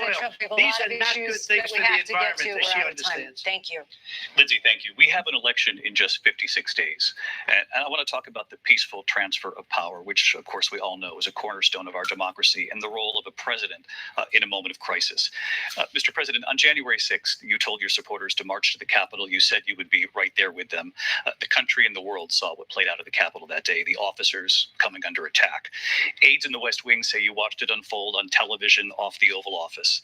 You did send out tweets, but it was more than 2 hours before you sent out that video message telling your supporters to go home. Is there anything you regret about what you did on that day? You just said a thing that isn't covered. Peacefully and patriotically, I said during my speech, not later on. Peacefully and patriotically. And nobody on the other side was killed. Ashley Babbitt was shot by an out-of-control police officer that should have never, ever shot her. It's a disgrace. But we didn't do this group of people that have been treated so badly. I ask, what about all the people that are pouring into our country and killing people that she allowed to pour in? She was the border czar. Remember that. She was the border czar. She doesn't want to be called the border czar because she's embarrassed by the border. In fact, she said at the beginning, well, I'm surprised you're not talking about the border yet. That's because she knows what a bad job they've done. What about those people? When are they going to be prosecuted? When are these people from countries all over the world, not just South America? They're coming in from all over the world, David, all over the world. And crime rates are down all over the world because of it. But let me just one ask of you- those, David, one of those people are going to be Whoa. prosecuted. One of the people that burned Wow. down Minneapolis is going to be prosecuted. Or in Seattle, they went into Seattle. They took over a big percentage of the city of Seattle. One of those people are going to be prosecuted. But let me just ask You you. might ask her that question. You were the president. Ah. You were watching it unfold on television. It's a very simple question as we move forward toward another election. Is there anything you regret about what you did on that day? Yes, sir. I had nothing to do with that other than they asked me to make a speech. I showed up for a speech. I said, I think it's going to be big. I went to Nancy Pelosi and the mayor of Washington, D.C., and the mayor put it back in writing, as you know. I said, this is going to be a very big rally or whatever you want to call it. And again, it wasn't done by me. It was done by others. I said, I'd like to give you 10,000 National Guard or soldiers. They rejected me. Nancy Pelosi rejected me. It was just 2 weeks ago. Her daughter has a tape of her saying she is fully responsible for what happened. They want to get rid of that tape. It would have never happened if Nancy Pelosi and the mayor of Washington did their jobs. I wasn't responsible for security. Nancy Pelosi was responsible. She didn't do her job. The question was about you What? as president, not about former Speaker Pelosi. But I do want Vice President Harris to respond here. I was at the Capitol on January 6th. I was the vice president-elect. I was also an acting senator. I was there. And on that day, the president of the United States incited a violent mob to attack our nation's capital, to desecrate our nation's capital. On that day, 140 law enforcement officers were injured, and some died. And understand, the former president has been indicted and impeached for exactly that reason. But this is not an isolated situation. Let's remember Charlottesville, where there was a mob of people carrying tiki torches, spewing anti-Semitic hate. And what did the president then at the time say? There were fine people on each side. Let's remember that when it came to the Proud Boys, a militia, the former president said, stand back and stand by. So for everyone watching who remembers what January 6th was, I say, we don't have to go back. Let's not go back. We're not going back. It's time to turn the page. And if that was a bridge too far for you, well, there is a place in our campaign for you to stand for country, to stand for our democracy, to stand for rule of law, and to end the chaos, and to end the approach that is about attacking the foundations of our democracy because you don't like the outcome. And be clear on that point. Donald Trump, the candidate, has said in this election there will be a bloodbath if this and the outcome of this election is not to his liking. Let's turn the page on this. Let's not go back. Let's chart a course for the future and not go backwards to the past. Let me just follow up here. It was a different term, and it was a term that related to energy because they have destroyed our energy business. That was where bloodbath was. Also, on Charlottesville, that story has been, as you would say, debunked. Laura Ingraham, Sean Hannity, Jesse, all of these people, they covered it. If they go an extra sentence, they will see it was perfect. It was debunked in almost every newspaper, but they still bring it up, just like they bring 2025 up. They bring all of this stuff up. I ask you this, you talk about the Capitol. Why are we allowing these millions of people to come through on the southern border? How come she's not doing anything? And I'll tell you what I would do, and I would be very proud to do it. I would say we would both leave this debate right now. I'd like to see her go down to Washington, D.C. during this debate because we're wasting a lot of time. Go down to, because she's been so bad, it's so ridiculous. Go down to Washington, D.C. and let her sign a bill to close up the border because they have the right to do it. They don't need bills. They have the right to do it. The president of the United States, you'll get him out of bed. You'll wake him up at 4 o'clock in the afternoon. You'll say, come on down to the office. Let's sign a bill. If he signs a bill that the border is closed. All he has to do is say it to the Border Patrol, who are phenomenal. If they do that, the border is closed. Mr. Those President, people are killing many people, unlike J6. we talked immigration here tonight. I do want to focus on this next issue to both of you because it really brings us this into focus, truth in these times that we're living in. Mr. President, for 3.5 years after you lost the 2020 election, you repeatedly falsely claimed that you won, many times saying you won in a landslide. In the past couple of weeks leading up to this debate, you have said, quote, you lost by a whisker, that you, quote, didn't quite make it, that you came up a little bit short. I said that? Are you now acknowledging that you lost in 2020? No, I don't acknowledge that at all. But I you said did that say that. sarcastically. You know that. It was said, oh, we lost by a whisker. That was said sarcastically. Look, there's so much proof. Got him. All you have to do is look at it. And they should have sent it back to the legislatures for approval. I got almost 75 million votes, the most votes any sitting president has ever gotten. I was told if I got 63, which was what I got in 2016, you can't be beaten. The election, people should never be thinking about an election as fraudulent. We need two things. We need walls. And we have to have it. We have to have borders, and we have to have good elections. Our elections are bad. And a lot of these illegal immigrants coming in, they're trying to get them to vote. They can't even speak English. They don't even know what country they're in practically. And these people are trying to get them to vote. And that's why they're allowing them to come into our country. I did watch all of these pieces of video. I didn't detect the sarcasm, lost by a whisker. We didn't quite make it. And we should just point out here as clarification, and you know this, you and your allies, 60 cases in front of many judges, many of them No judge looked at it. and said They said no we didn't have widespread fraud. standing. That's the other thing. They said we didn't have standing, a technicality. Can you imagine a system where a person in an election doesn't have standing? The president of the United States doesn't have standing. That's how we lost. If you look at the facts, and I'd love to have you'll do a special on it. I'll show you Georgia, and I'll show you Wisconsin, and I'll show you Pennsylvania, and I'll show you. We have so many facts and statistics, but you know what? That doesn't matter because we have to solve the problem that we have right now. That's old news. And the problem that we have right now is we have a nation in decline, and they have put it into decline. We have a nation that is dying, David. Mr. President, thank you. Vice President Harris, you heard the president there tonight. He said he didn't say that he lost by a whisker. So he still believes he did not lose the election that was won by President Biden and yourself.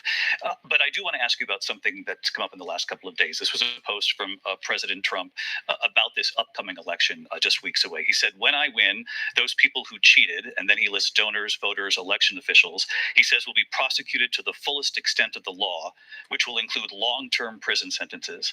One of your campaign's top lawyers responded saying, we won't let Donald Trump intimidate us. We won't let him suppress the vote.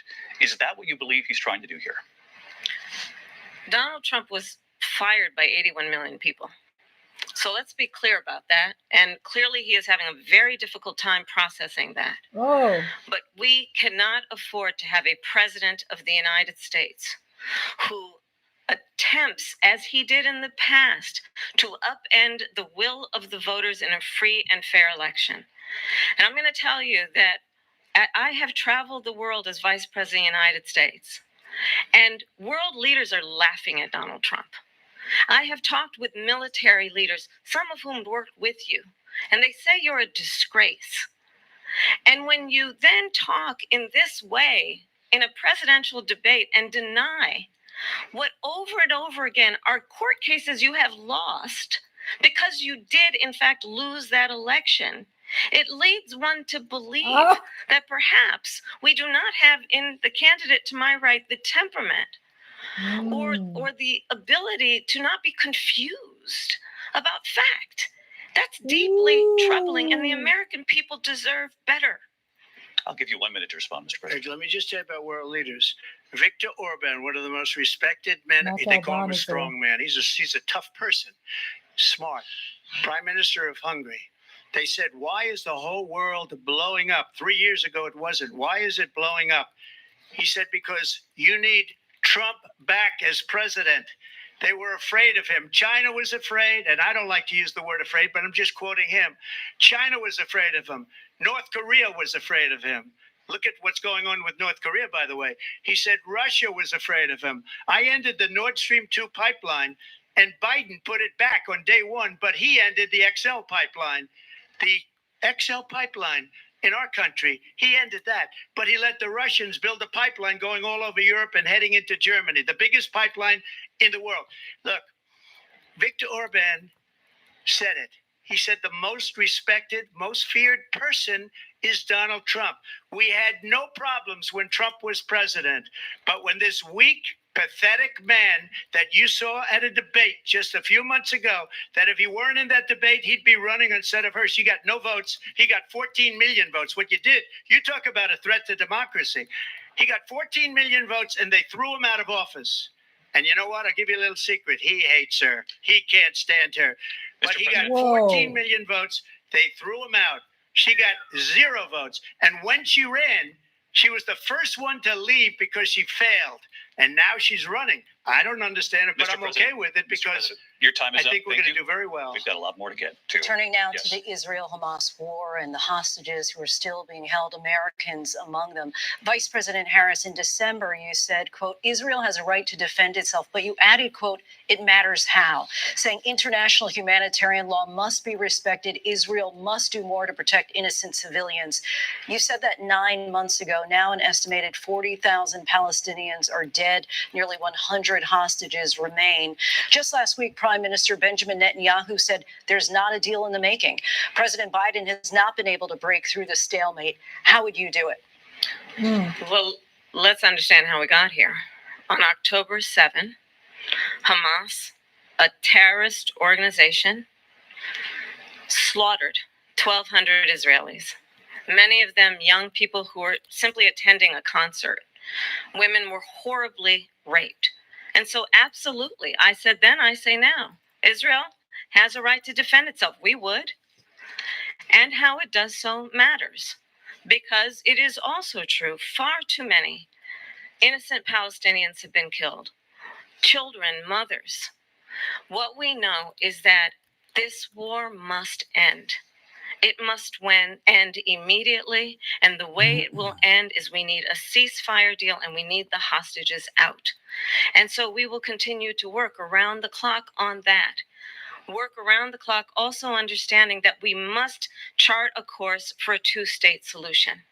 And in that solution, there must be security for the Israeli people and Israel, and in equal measure for the Palestinians. But the one thing I will assure you always, I will always give Israel the ability to defend itself, in particular as it relates to Iran and any threat that Iran and its proxies pose to Israel. But we must have a two-state solution where we can rebuild Gaza, where the Palestinians have security, self-determination, and the dignity they so rightly deserve. President Trump, how would you negotiate with Netanyahu and also Hamas in order to get the hostages out and prevent the killing of more innocent civilians in Gaza? If I were president, it would have never started.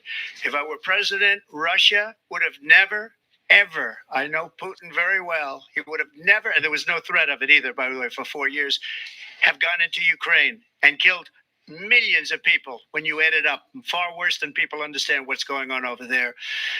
But when she mentions about Israel, all of a sudden, she hates Israel. She wouldn't even meet with Netanyahu when he went to Congress to make a very important speech. She refused to be there because she was at a sorority party of hers. She wanted to go to the sorority party. She hates Israel. If she's president, I believe that Israel will not exist within 2 years from now. And I've been pretty good at predictions, and I hope I'm wrong about that one. She hates Israel. At the same time, in her own way, she hates the Arab population because the whole place is going to get blown up. Arabs, Jewish people, Israel will be gone. It would have never happened. Iran was broke under Donald Trump. Now Iran has $300 billion because they took off all the sanctions that I had.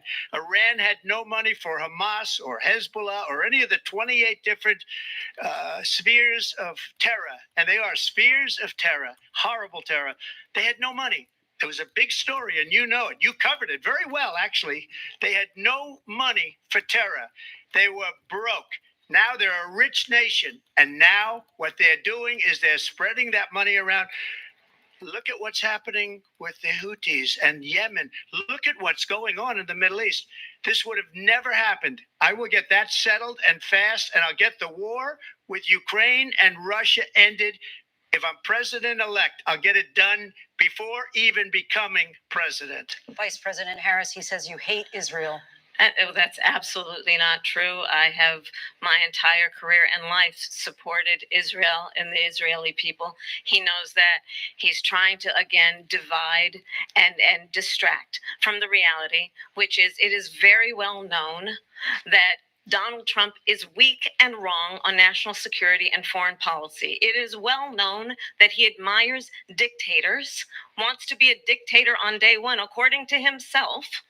It is well known that he said of Putin that he can do whatever the hell he wants and go into Ukraine. It is well known that he said when Russia went into Ukraine, it was brilliant. It is well known he exchanged love letters with Kim Jong-un. And it is absolutely well known that these dictators and autocrats are rooting for you to be president again because they're so clear. They can manipulate you with flattery and favors. And that is why so many military leaders who you have worked with have told me you are a disgrace. That is why we understand that we have to have a president who is not consistently weak and wrong on Vice national President security, Harris. including the importance of upholding and respecting in highest regard our military. Vice President Harris, thank you. They're the ones, and she's the one that caused it. That's weak He just on national barges right security on by in. allowing every nation last month for the year, 168 different countries sending people into our country. Their crime rates are way down. Putin endorsed her last week, said, I hope she wins. And I think he meant it because what he's gotten away with is absolutely incredible. It wouldn't have happened with me. The leaders of other countries think that they're weak and incompetent, and they are. They're grossly incompetent. And I just ask one question. Why does Biden go in and kill the Keystone Pipeline and approve the single biggest deal that Russia's ever made, Nord Stream 2, the biggest pipeline anywhere in the world going to Germany and all over Europe? Because they're weak and they're ineffective. And Biden, by the way, President gets paid Trump, a lot of money. Thank you. We have a lot of issues to get to. We'll be right back with much more of this historic ABC News presidential debate from the National Constitution Center right here in Philadelphia. Back in a moment.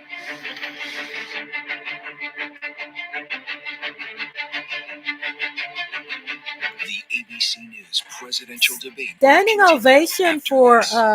to David Muir and Lindsey Davis, and they said they will be right back. We are in the middle of a break right now.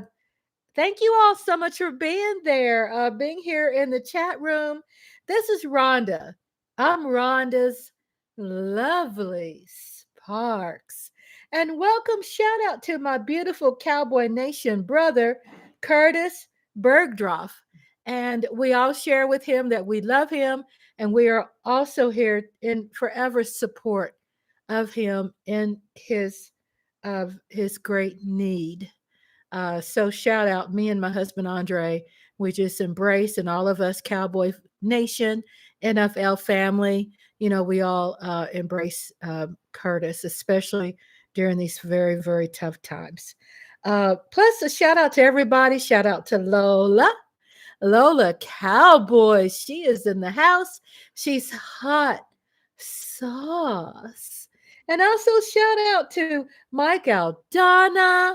And we have Daydream 1990s. And we have, of course, Lady Libra. She's in the house. We just love everybody joining in. And thank you all for chiming in. Shout out to Mark Holmes. We appreciate you, brother. That's my brother from another mother. Reese's Cup. Love you. Mwah, mwah, mwah, mwah.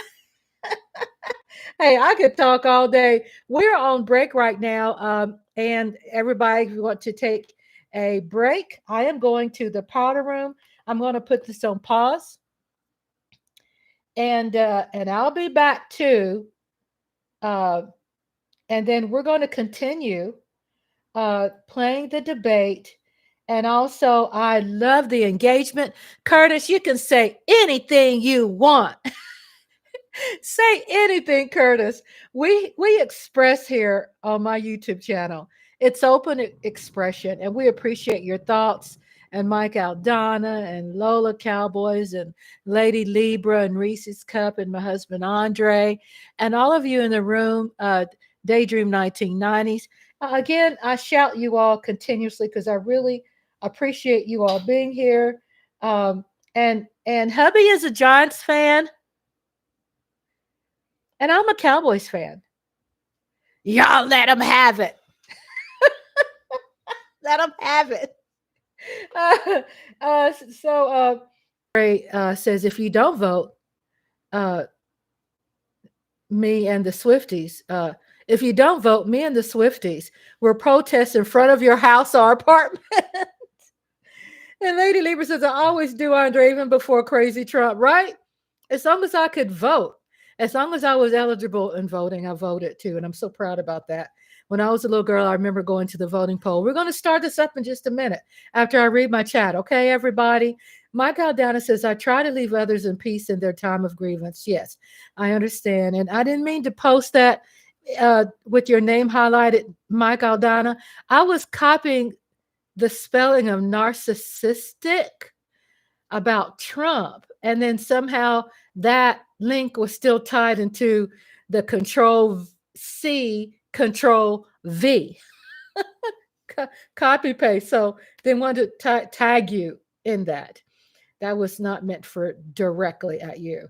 And then also Lady Libra's laughing and Andre says, I will be in front of your house or apartment using harsh language. Yeah, I tell you what, I was so excited about seeing Curtis just go off, boy. Curtis.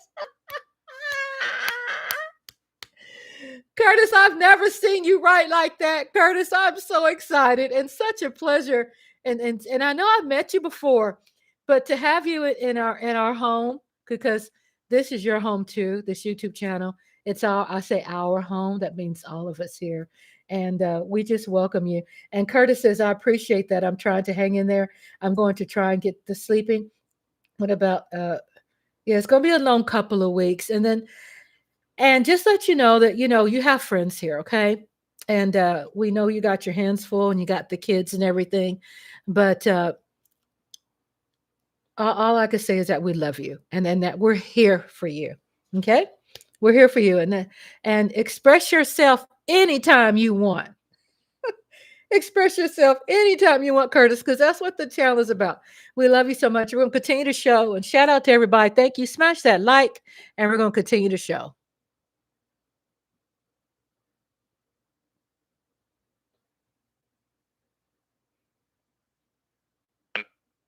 America's best interest to do so, arguing that if Putin wins, he may be emboldened to move even Thank you further so much, into Curtis. other Thank you countries. for being You here. have said you would solve this war in 24 hours. You said so just before Wonderful. the break tonight. Please How do. exactly Let me would share you do something that? with Curtis. Nicole in the Atlanta Journal-Constitution I also do reported, what you call ASMR videos, and it's the type of ASMR that is medicinal.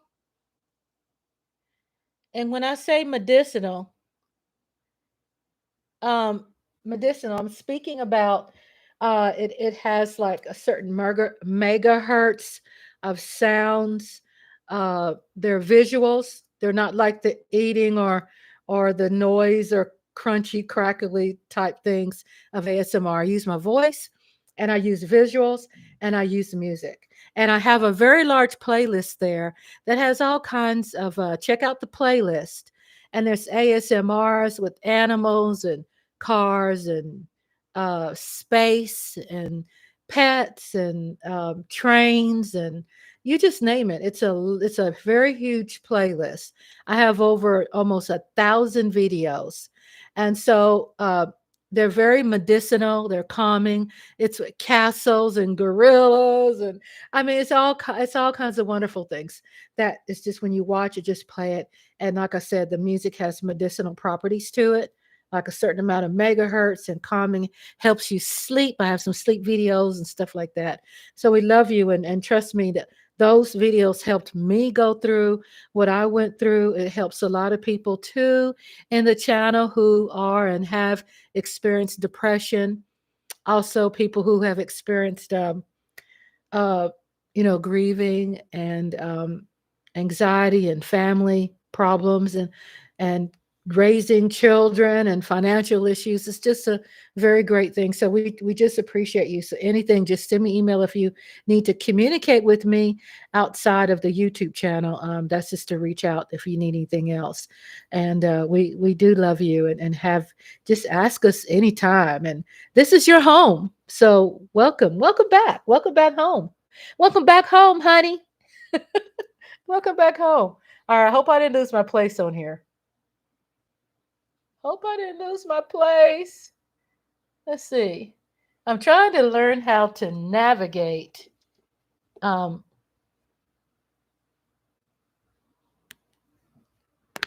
hope I didn't lose my place on here. Let's see. Here it is. Hopefully it left off where I left off.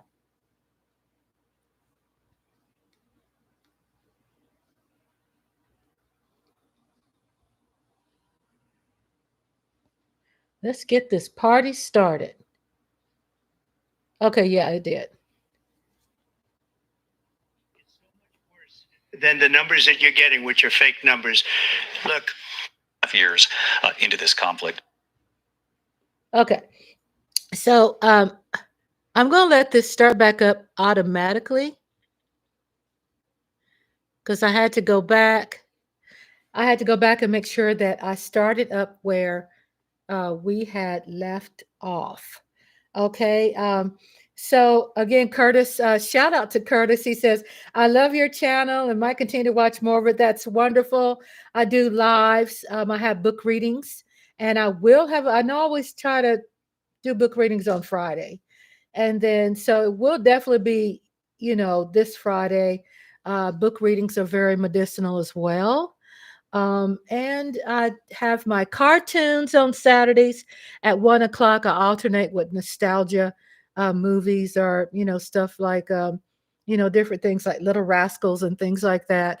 Alternate the cartoons, and then we have movie night on Tuesday nights, and we have movie night on double feature. It's going to play as soon as it starts up again. Then it's going to play automatically. Double feature Saturday nights. It has a drive-in theme with an intermission, double feature, and it's a lot of fun. So it all has medicinal properties, even with me having uncomfortable conversations when it comes to politics, and when it comes to talking about race or whatever that could be difficult, uncomfortable conversations. I make them comfortable. We could be open-minded and talk about things and be able to express ourselves without feeling that we're going to be judged or oppressed. We have a very incredible group of people here, group of friends, actually. And my husband says, Harris, 2024. And then Curtis says, I promise I will, and I won't be a stranger either. I will check your channel out because I like it. Thank you. I think you are subscribed. I think you are. I think you've been subscribed for a while, actually. So it's really great to see you here, and we appreciate that. And like I said, check it out because it is medicinal, and there's horses in there and just animals and the countryside, and I mean, you name it. It's just a lot of beautiful things. You just put it on play, while you're cooking or cleaning, because men cook. My husband is a chef. Men cook. They cook and clean. And I have a lot of people who are subscribers who, are vacuuming and cleaning and feeding the puppies. My daughter has 4 of our grand pups, and the one who lives in Dallas. And here we go. We're back. And she vacuums and listens to my channel while she's cleaning up. Okay, we're started up again. Thank you all so much for your Welcome back to patience. this historic ABC News presidential debate tonight. We're going to continue here, and I want to turn to the war in Ukraine. We're now 2.5 years into this conflict. Mr. President, it has been the position of the Biden administration that we must defend Ukraine from Russia, from Vladimir Putin, to defend their sovereignty, their democracy, that it's in America's best interest to do so, arguing that if Putin wins, he may be emboldened to move even further into other countries. You have said you would solve this war in 24 hours. You said so just before the break tonight. How exactly would you do that? And I want to ask you a very simple question tonight. Do you want Ukraine to win this war? I want the war to stop. I want to save lives that are being uselessly, people being killed by the millions. It's the millions. It's so much worse than the numbers that you're getting, which are fake numbers. Look, we're in for 250 billion or more, because they don't ask Europe, which is a much bigger beneficiary to getting this thing done than we are. They're in for $150 billion less because Biden and you don't have the courage to ask Europe like I did with NATO. They paid billions and billions, hundreds of billions of dollars when I said, either you pay up or we're not going to protect you anymore. So that's maybe one of the reasons they don't like me as much as they like weak people. But you take a look at what's happening. We're in for 250 to 275 billion. They're into 100 to 150. They should be forced to equalize. With that being said, I want to get the war settled. I know Zelensky very well, and I know Putin very well. I have a good relationship, and they respect your president, okay? They respect me. They don't respect Biden. How would you respect him? Why? For what reason? He hasn't even made a phone call in 2 years to Putin, hasn't spoken to anybody. They don't even try and get it. That is a war that's dying to be settled. I will get it settled before I even become president. If I win, when I'm president-elect, we don't want to be friends with Russia. I'll speak to the other. I'll get them together. That war would have never happened. And in fact, when I saw Putin after I left, unfortunately left because our country has gone to hell. But after I left, when I saw him building up soldiers, he did it after I left. I said, oh, he must be negotiating. It must be a good, strong point of negotiation. Well, it wasn't, because Biden had no idea how to talk to him. He had no idea how to stop it. And now you have millions of people dead, and it's only getting worse, and it could lead to World War III. Don't kid yourself, David. Lord. We're playing with World War III, and we have a president that we don't even know if he's. Where is our president? We don't even know if he's a president. And just to clarify they here, threw him out of a campaign like a dog. We don't even know. Is he our president? But we have a president, Mr. President, that doesn't know he's alive. your time is up. Just to clarify the question, do you believe it's in the U.S. best interest for Ukraine to win this war? Yes or no? I think it's the U.S. best interest to get this war finished and just get it done. All right. Negotiate a deal, because we have to stop all of these human lives from being destroyed. I want to take this to Vice President Harris. I want to get your thoughts on support for Ukraine in this moment, but also as Commander-in-Chief, if elected, how would you deal with Vladimir Putin, and would it be any different from what we're seeing from President Biden? Well, first of all, it's important to remind the former that you're not running against Joe Biden, you're running against me. I believe the reason that Donald Trump says that this war would be over within 24 hours is because he would just give it up. And that's not who we are as Americans. Let's understand what happened here. I actually met with Zelensky a few days before Russia invaded, tried through force to change territorial boundaries, to defy one of the most important international rules and norms, which is the importance of sovereignty and territorial integrity. And I met with President Zelensky. I shared with him American intelligence about how he could defend himself. Days later, I went to NATO's eastern flank, to Poland and Romania. And through the work that I and others did, we brought 50 countries together to support Ukraine in its righteous defense. And because of our support, because of the air defense, the ammunition, the artillery, the javelins, the Abrams tanks that we have provided, Ukraine stands as an independent and free country. If Donald Trump were president, Putin would be sitting in Kyiv right now. And understand what that would mean, because Putin's agenda is not just about Ukraine. Understand why the European allies and our NATO allies are so thankful that you are no longer president, and that we understand the importance of the greatest military alliance the world has ever known, which is NATO, and what we have done to preserve the ability of Zelensky and the Ukrainians to fight for their independence. Otherwise, Putin would be sitting in Kyiv with his eyes on the rest of Europe, starting with Poland. And why don't you tell the 800,000 Polish Americans right here in Pennsylvania how quickly you would give up for the sake of favor and what you think is a friendship with what is known to be a dictator who would eat you for lunch. President Harris, thank you. We've heard from both of you on Ukraine tonight. Afghanistan came up in the last hour. I wanted her to respond to something you said earlier, and I'll give you a minute here. Putin would be sitting in Moscow, and he wouldn't have lost 300,000 men and women, but he would have been sitting in Moscow. Quiet, please. Quiet, please. In Moscow. What an asshole! He is right now. But eventually, he's got a thing that other people don't have. He's got nuclear weapons. They don't ever talk about that. He's got nuclear weapons.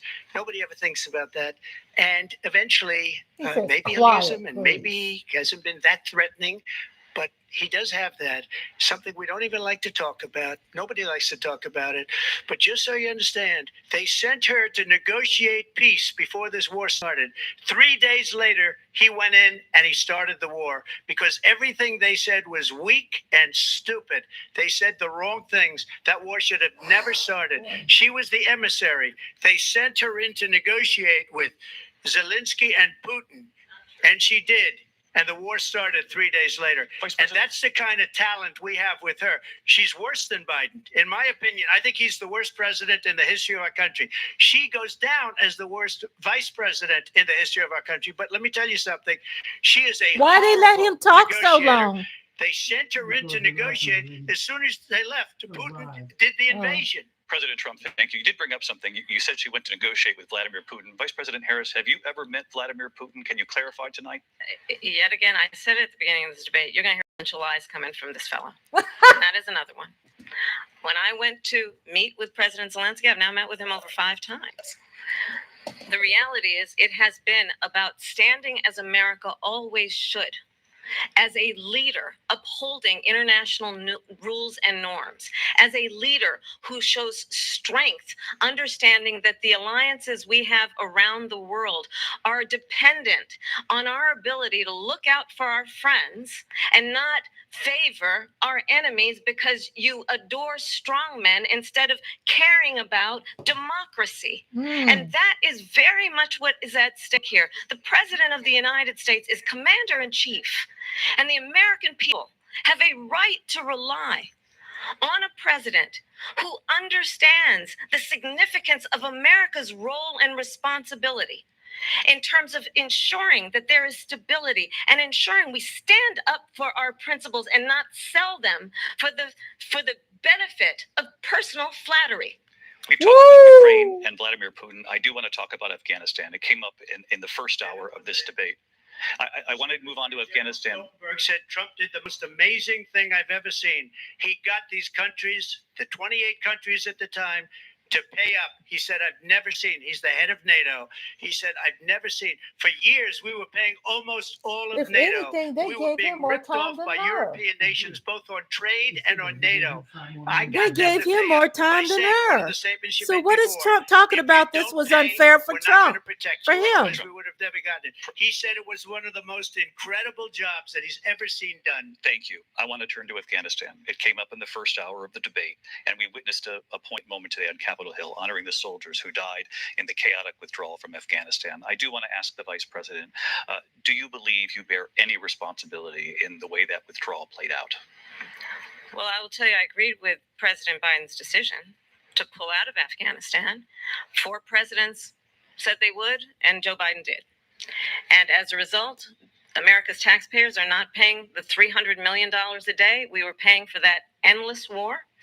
And as of today, there is not one member of the United States military who is in active duty in a combat zone in any war zone around the world, the first time this century. But let's understand how we got to where we are. Right. Donald Trump, when he was president, negotiated one of the weakest deals you can imagine. He calls himself a deal maker. Even his national security advisor said it was a weak, terrible deal. And here's how it went down. He bypassed the Afghan government. He negotiated directly with a terrorist organization called the Taliban. The negotiation involved the Taliban getting 5,000 Taliban terrorists released. And get this, and the president at the time invited the Taliban to Camp David, a place of storied significance for us as Americans, a place where we honor the importance of American diplomacy, where we invite and receive respected world leaders. And this former president, as president, invited them to Camp David because he does not again appreciate the role and responsibility of the President of the United States to be commander-in-chief with a level of respect. And this gets back to the point of how he has consistently disparaged and demeaned members of our military, fallen soldiers, and the work that we must do to uphold the strength and the respect of the United States of America around the world. Vice President Harris, thank you. President Trump, your response to her saying that you began the negotiations with the Taliban. So, if you take a look at that period of time, the Taliban was killing our soldiers, a lot of them, with snipers.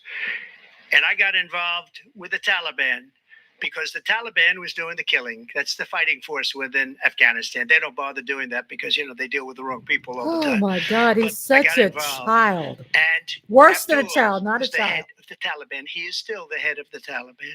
And I told Abdul, don't do it anymore. You do it anymore, you're going to have problems. And he said, why do you send me a picture of my house? I said, you're going to have to figure that out, Abdul. And for 18 months, we had nobody killed. We did have an agreement negotiated by Mike Pompeo. A picture of his house. Agreement. The reason it was good, it was we were getting out. We would have been out faster than that, but we wouldn't have lost the soldiers. We wouldn't have left many Americans behind, and we wouldn't have left $85 billion worth of brand new, beautiful military equipment behind. And just to finish, they blew it. The agreement said you have to do this, and they didn't do it. They didn't do it. The agreement was terminated by us because they didn't do what they were supposed to do. I want to move on. And these people did the worst withdrawal, and in my opinion, the most embarrassing moment in the history of our country. And by the way, that's why Russia attacked Ukraine, because they saw how incompetent she and her boss are. President Trump, thank you. I want to move on now to race and politics in this country. Woo, Mr. President, you God, recently said of Vice President Harris, quote, I didn't know she was black until a number of years ago when she happened to turn black, and now she wants to be known as black. I want to ask a bigger picture question here tonight. Why do you believe it's appropriate to weigh in on the racial identity of your opponent? I don't, and I don't care. I don't care what she is. I don't care. You make a big deal out of something. I couldn't care less. Whatever she wants to be is okay with me. But those were your words, so I'm asking. I don't know. I mean, all I can say is I read where she was not black, that she put out. And I'll say that. And then I read that she was black, and that's okay. Either one was okay with me. That's up to her. That's up to her. Vice President Harris, your thoughts on this? I think honestly, I think it's a tragedy that we have someone who wants to be president who has consistently, over the course of his career, attempted to use race to divide the American people. Right. You know, I do believe that the vast majority of us know that we have so much more in common than what separates us, and we don't want this kind of approach that is just constantly trying to divide us, and especially by race. And let's remember how Donald Trump started. He was land, he owned buildings, and he was investigated because he refused to rent property to black families. Let's remember, this is the same individual who took out a full-page ad in the New York Times calling for the execution of 5 young Black and Latino boys who were innocent, the Central Park 5. Took out a full-page ad calling for their execution. This is the same individual who spread birther lies about the first Black president of the United States. And I think the American people want better than that, want better than this, want someone who understands, as I do, I travel our country. We see in each other a friend. We see in each other a neighbor. We don't want a leader who is constantly trying to have Americans point their fingers at each other. I meet with people all the time who tell me, can we please just have discourse about how we're going to invest in the aspirations and the ambitions and the dreams of the American people? Knowing that regardless of people's color or the language their grandmother speaks, we all have the same dreams and aspirations and want a president who invests in those, not in hate and division. Vice President Harris, thank you. Lindsey? President Trump, this is now your third time. This is the most divisive presidency in the history of our country. There's never been anything like it. They're destroying our country, and they come up with things like what she just said. Going back many, many years, when a lot of people, including Mayor Bloomberg, agreed with me on the Central Park Five, they admitted, they said, they pled guilty. And I said, well, if they pled guilty, they badly hurt a person, killed a person ultimately. And if they pled guilty, then they pled, we're not guilty. But this is a person that has to stretch back years, 40, 50 years ago, because there's nothing now. I built one of the greatest economies in the history of the world. And I'm going to build it again. It's going to be bigger, better, and stronger. But they're destroying our economy. They have no idea what a good economy is. Their oil policies, every single policy. And remember this. Why they let him talk so Biden. much? You know, she's trying to get away from Biden. I don't know the gentleman. She says, she is Biden. The worst inflation we've ever had. A horrible economy because inflation has made it so bad that she can't get away with that. Thank you. Your time's up. I want to respond to that, though. I want to just respond briefly. Clearly, I am not Joe Biden, and I am certainly not Donald Trump. And what I do offer is a new generation of leadership for our country. One who believes in what is possible, one who brings a sense of optimism about what we can do instead of always disparaging the American people. I believe in what we can do to strengthen our small businesses, which is why I have a plan. Let's talk about our plans and let's compare the plans. I have a plan to give startup businesses $50,000 tax deduction, to pursue their ambitions, their innovation, their ideas, their hard work. I have a plan, $6,000 for young families for the first year of your child's life, to help you in that most critical stage of your child's development. I have a plan that is about allowing people to be able to pursue what has been fleeting in terms of the American dream by offering a help with down payment of $25,000 down payment assistance for first-time home buyers. That's the kind of conversation, I believe, David, that people really want tonight, Right.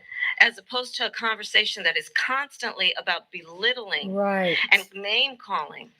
Let's turn the page Vice President and move Harris, forward. thank you. Let's turn to policy. President Let's Trump, turn back we to have policy. to move on. President Trump.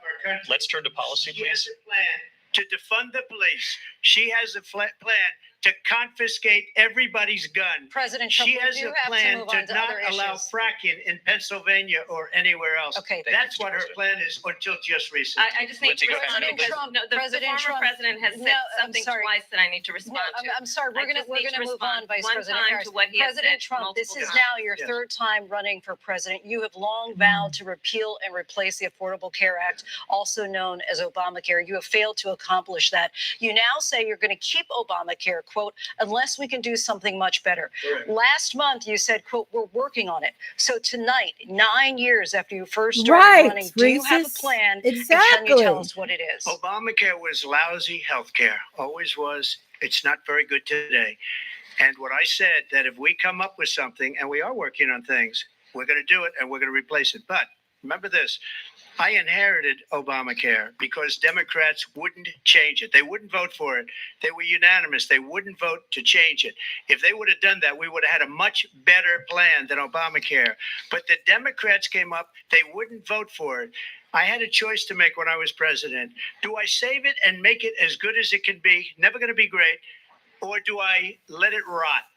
And I felt I had an obligation, even though politically it would have been good to just let it rot and let it go away. I decided, and I told my people, the top people, and they're very good people. I have a lot of good people in that administration. We read about the bad ones. We had some real bad ones You don't want the too, and so do insurance. they. They have really bad ones. The difference is they don't get rid of them. But let me just explain. I had a choice talks to and make. talks. Do I save it and make it as good as it can be, or do I let it rot? And I saved it. I did the right thing. But it's still never going to be great, and it's too expensive for people. And what we will do is we're looking at different plans. I'm not president right now. Whatever. But if we come up with something, I would only change it if we come up with something that's better and less expensive. And there are concepts and options we have to do that. And you'll be hearing about it in not too distant future. Vice President Harris, in 2017, you supported Bernie Sanders' proposal to do away with private insurance and create a government-run healthcare system. 2 years later, you proposed a plan that included a private insurance option. What is your plan today? Well, first of all, I absolutely support, and over the last 4 years as vice president, private healthcare options. But what we need to do is maintain and grow the Affordable Care Act. But I'll get to that, Lindsey. I just need to respond to a previous point that the former president has made. I've made very clear my position on fracking. And then this business about taking everyone's guns away.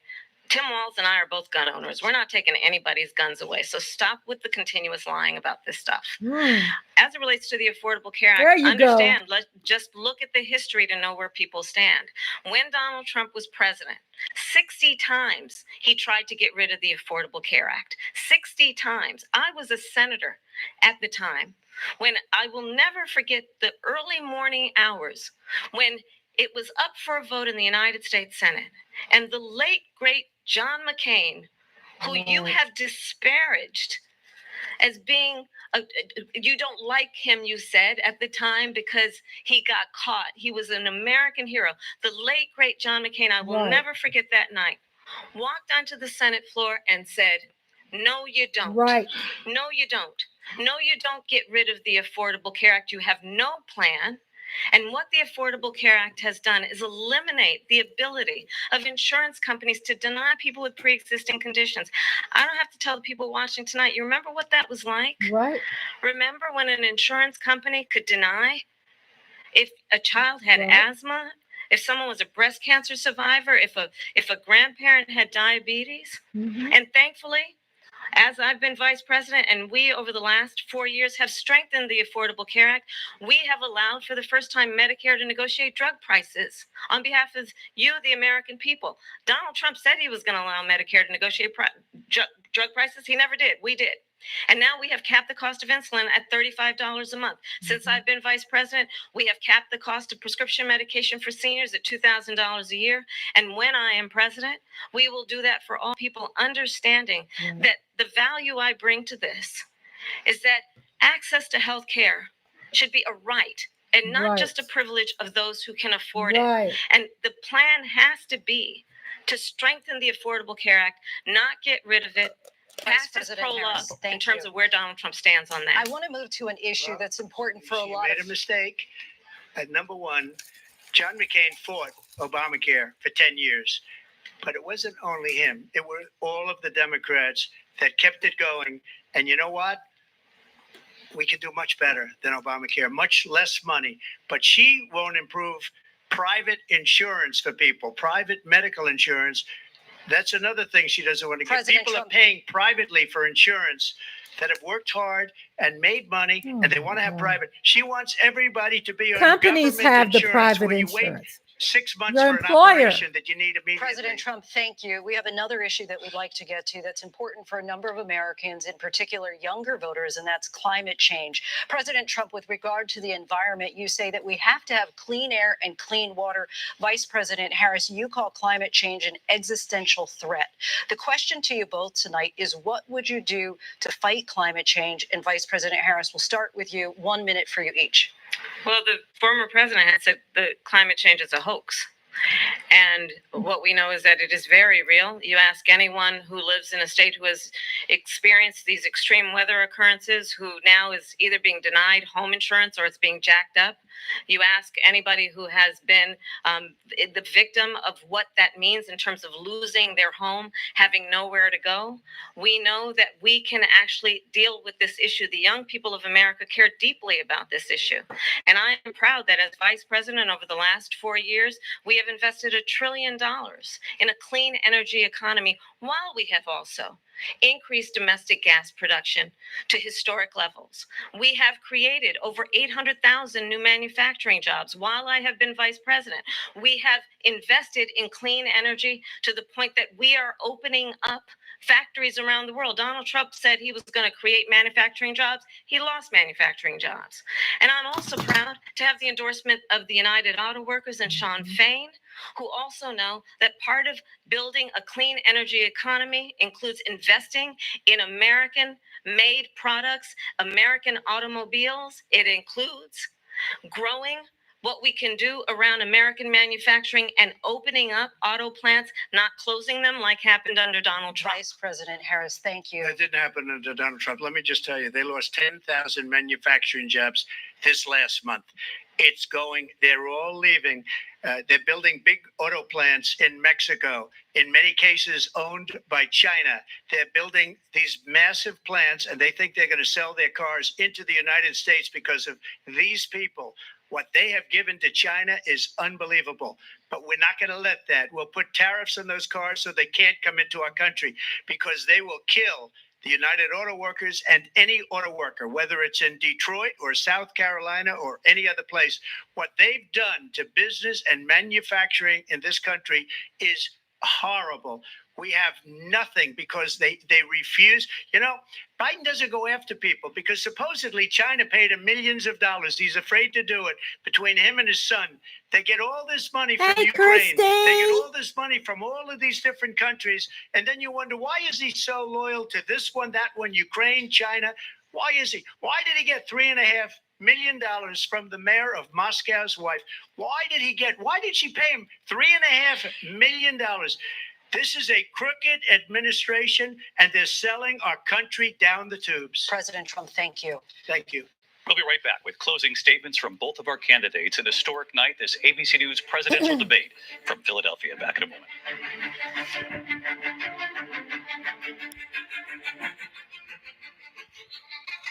ABC News presidential debate will continue after this. Oh my goodness.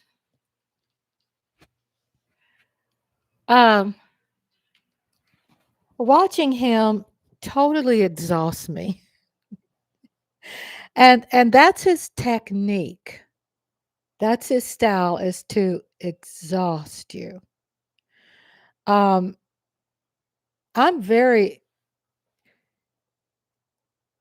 even I knew that I was going to vote for Kamala before this, of course, but watching Trump some more and watching Kamala respond to him even makes me even more confident.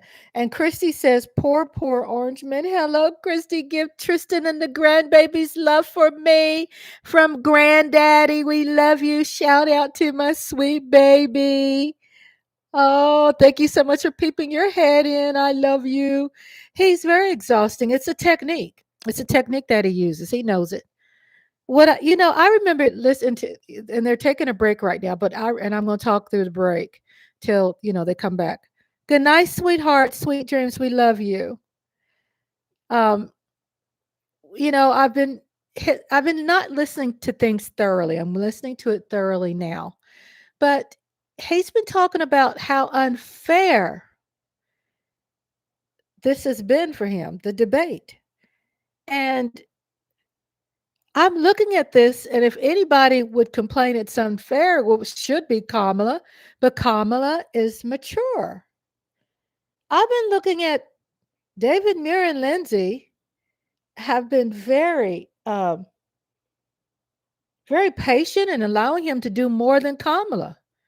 He's his rebuttal. He bullies his way in with the rebuttals, and just like with someone there in the chat room mentioned, I think it was Reese's Cup. Why don't they cut off?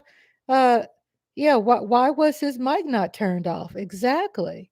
So they're trying to pull in and get him to, talk a whole lot because he ends up talking himself into a deeper hole. So he's just really doing that to himself. Trump is doing that to himself. Uh, but I don't see that he was treated unfairly. If anything, Kamala was. And I'm not trying to be biased, even though I am, but I could speak about it and be fair that, that he's really not doing anything different than he's always been doing. He just ended up getting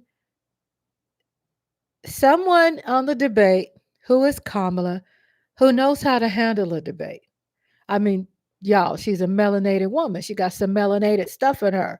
So she does have some charisma and some style. And, of course, being California, you know how them California people are. They're spicy. Like Lola loves being called hot sauce. When I say spicy, I'm talking about, it's just that rhythm. There's certain people. Lola's got She got the eyes. She got the eyes. She's just got that thing about her that she knows how to talk. She's just got style. She's got it. And to put him up against her, it's like there's no competition because she's an intellectual. It's like putting lipstick on a pig. What's going to happen? When you put lipstick on a pig, is it going to change it? Is it going to change the pig? That's what's up with Trump. You put lipstick on him, it ain't gonna change him. He's still pig as a pig. So Reese's Cup said he always has an excuse when he's not complimented after his performances, and it is a performance. He hasn't said one policy yet, and that's true. He don't want to talk on policies at all. He wants to tear them all down, is what Project 2025 is about. Look at the Lola. I see that emojis. Exactly. Can't put lipstick on a pig. And if you do, it ain't going to change. A pig is a pig. Okay, so we're back, y'all. Here we go. Pennsylvania. Here again, David Muir and Lindsey Davis. Welcome back tonight. The time has come for closing statements, and Vice President Harris, we begin with you. Closing statements. So I think you've heard tonight two very different visions for our country. One that is focused on the future, and the other that is focused on the past, and an attempt to take us backward. But we're not going back. And I do believe that the American people know we all have so much more in common than what separates us. And we can chart a new way forward. And a vision of that includes having a plan, understanding the aspirations, the dreams, the hopes, the ambition of the American people, which is why I intend to create an opportunity economy, investing in small businesses, in new families, in what we can do around protecting seniors, what we can do that is about giving hardworking folks a break and bringing down the cost of living. I believe in what we can do together that is about sustaining America's standing in the world and ensuring that we have the respect that we so rightly deserve, including respecting our military and ensuring we have the most lethal fighting force in the world. I will be a president that will protect our fundamental rights and freedoms, including the right of a woman to make decisions about her own body and not have her government tell her what to do. I'll tell you, I started my career as a prosecutor. I was a DA, I was an attorney general, a United States senator, and now vice president. I've only had one client, the people. And I'll tell you, as a prosecutor, I never asked a victim or a witness, are you a Republican or a Democrat? Right. The only thing I ever asked them, are you okay? And that's the kind of president we need right now. Someone who cares about you and is not putting themselves first. I intend to be a president for all Americans and focus on what we can do over the next 10 and 20 years to build back up our country by investing right now in you, the American people. Vice President Harris, thank you. President Trump? So she just started by saying she's going to do this, she's going to do that, she's going to do all these wonderful things. Why hasn't she done it? She's been there for 3.5 years. They've had 3.5 years to fix the border. They've had 3.5 years to She's create running jobs and for all the things we office. talked She's about. not the Why president. hasn't she done it? She should leave right now, go down to that beautiful White House, go to the Capitol, get everyone together and do the things you want to do, but you haven't done it and you won't do it because you believe in things that the American people don't believe in. You believe in things like we're not going to frack, we're not going to take fossil fuel, we're not going to do things that are going to make this country strong, whether you like it or not. Germany tried that, and within 1 year, they were back to building normal energy plants. We're not ready for it. We can't sacrifice our country for the sake of bad vision. But I just ask one simple question. Why didn't she do it? We're a failing nation. We're a nation that's in serious decline. We're being laughed at all over the world. All over the world, they're laughed. I know the leaders very well. They're coming to see me. They call me. We're laughed at all over the world. They don't understand what happened to us as a nation. Talking to We're not other a leader. leaders. We don't have any idea what's going on. We have wars going on in the Middle East. We have wars going on with Russia and Ukraine. We're going to end up in a third world war, and it'll be a war like no other because of nuclear weapons, the power of weaponry. I rebuilt our entire military. She gave a lot of it away to the Taliban. She gave it to Afghanistan. What these people have done to our country, and maybe toughest of all, is allowing millions of people to come into our country. Many of them are criminals, and they're destroying our country. The worst president, the worst vice president in the history of our country. President Trump, thank you. And that is our ABC News presidential debate from here in Philadelphia at the National Constitution Center. Yeah, that was an earful. Wait, there's more. There's much, much more. I wanted you all to hear, and we got several things from people we're going to listen to. But what I'm going to play next, and I'm going to have some thoughts too, what Lady Lieber was saying in Reese's Cup. Mike Aldana says he only references Reese's Cup, and back up a little bit, says he always has an excuse when he's not complimented after his performances. And it's a performance he hasn't said one policy yet. Yeah, and going on through where also Lady Lieber says he hasn't said what he's going to do.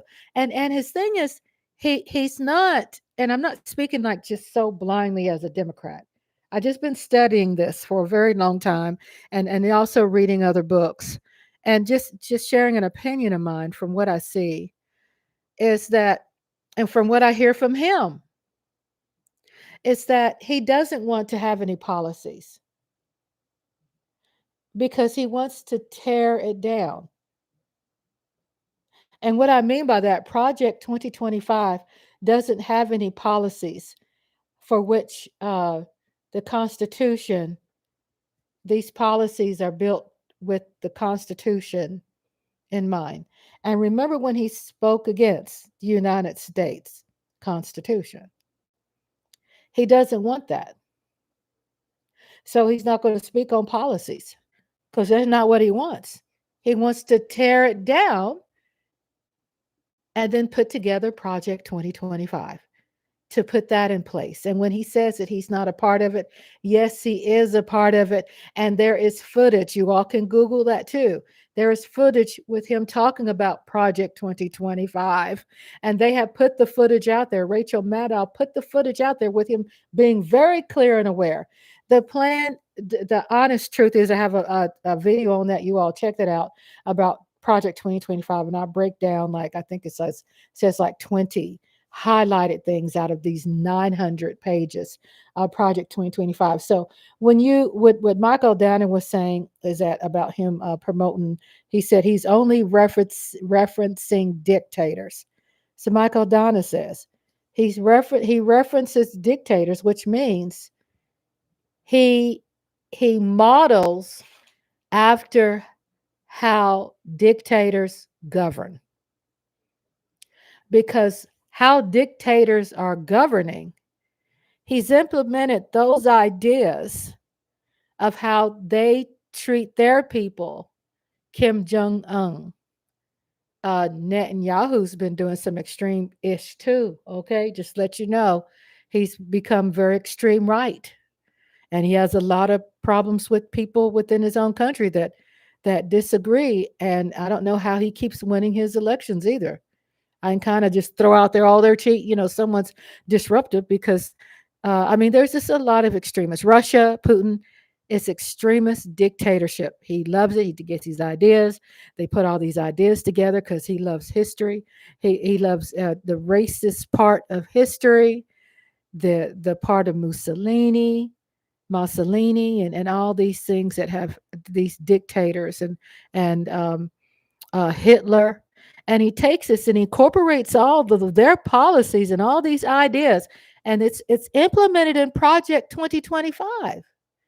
It's why he don't want the United States Constitution. He doesn't want all the presidents, and he wants to go against almost even Reagan. He name dropped Reagan, but he don't like Reagan either.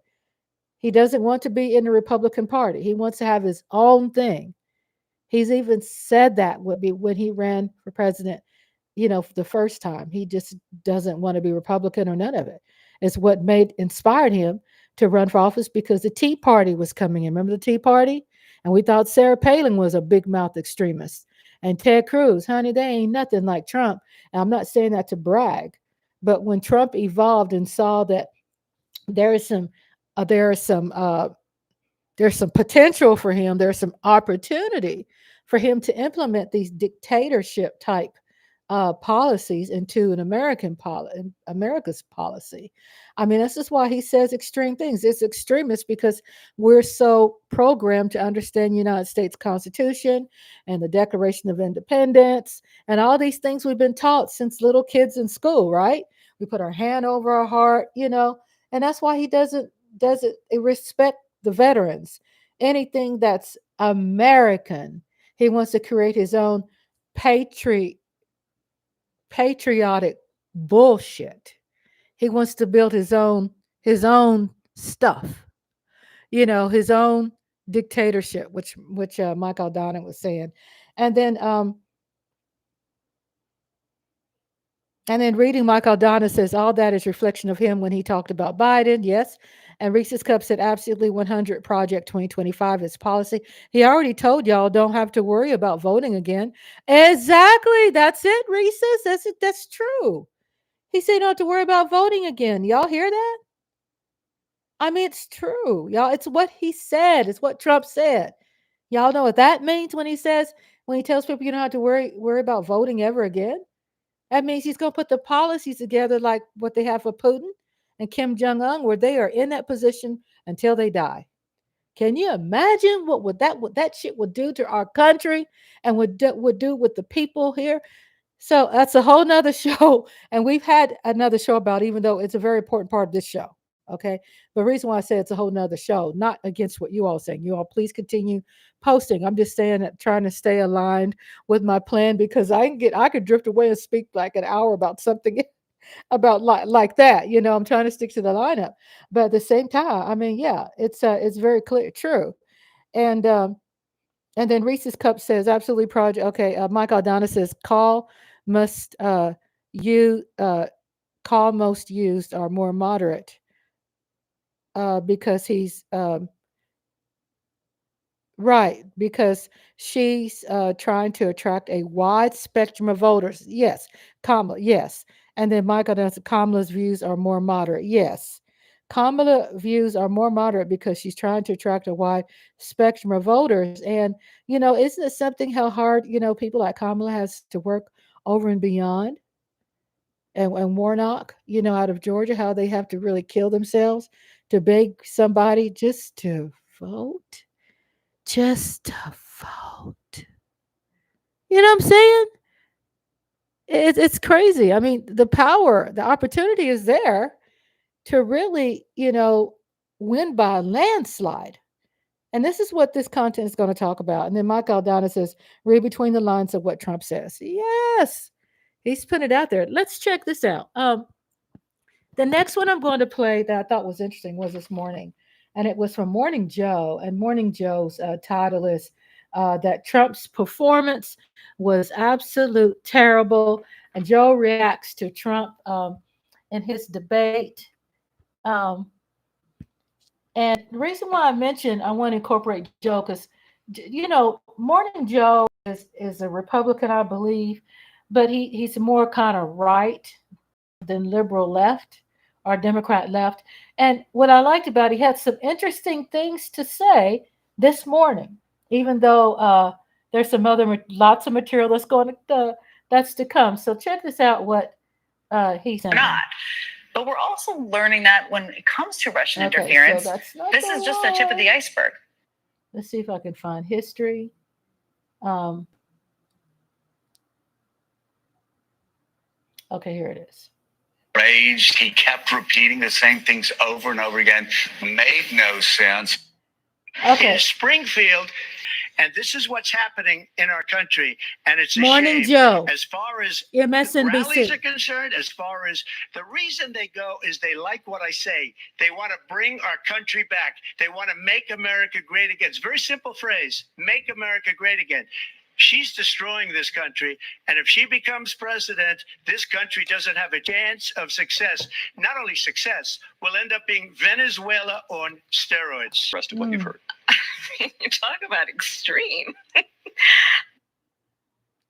One of the most talked about moments from last night's debate, the former president repeating a false, unhinged claim, which his campaign has promoted, that immigrants in Springfield, Ohio, are eating people's pets. Eating dogs.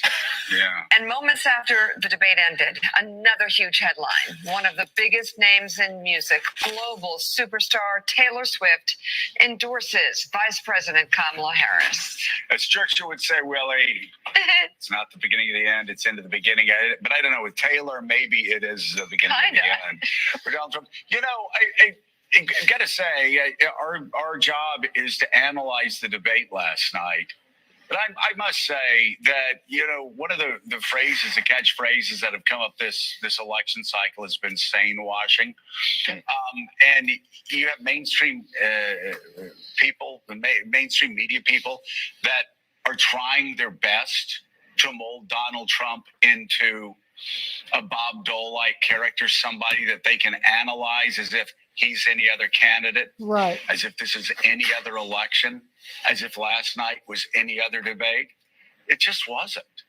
You had one candidate that was completely unhinged, just completely off his rocker. Mm-hmm. He looked badly. He looked old. He looked disconnected from reality.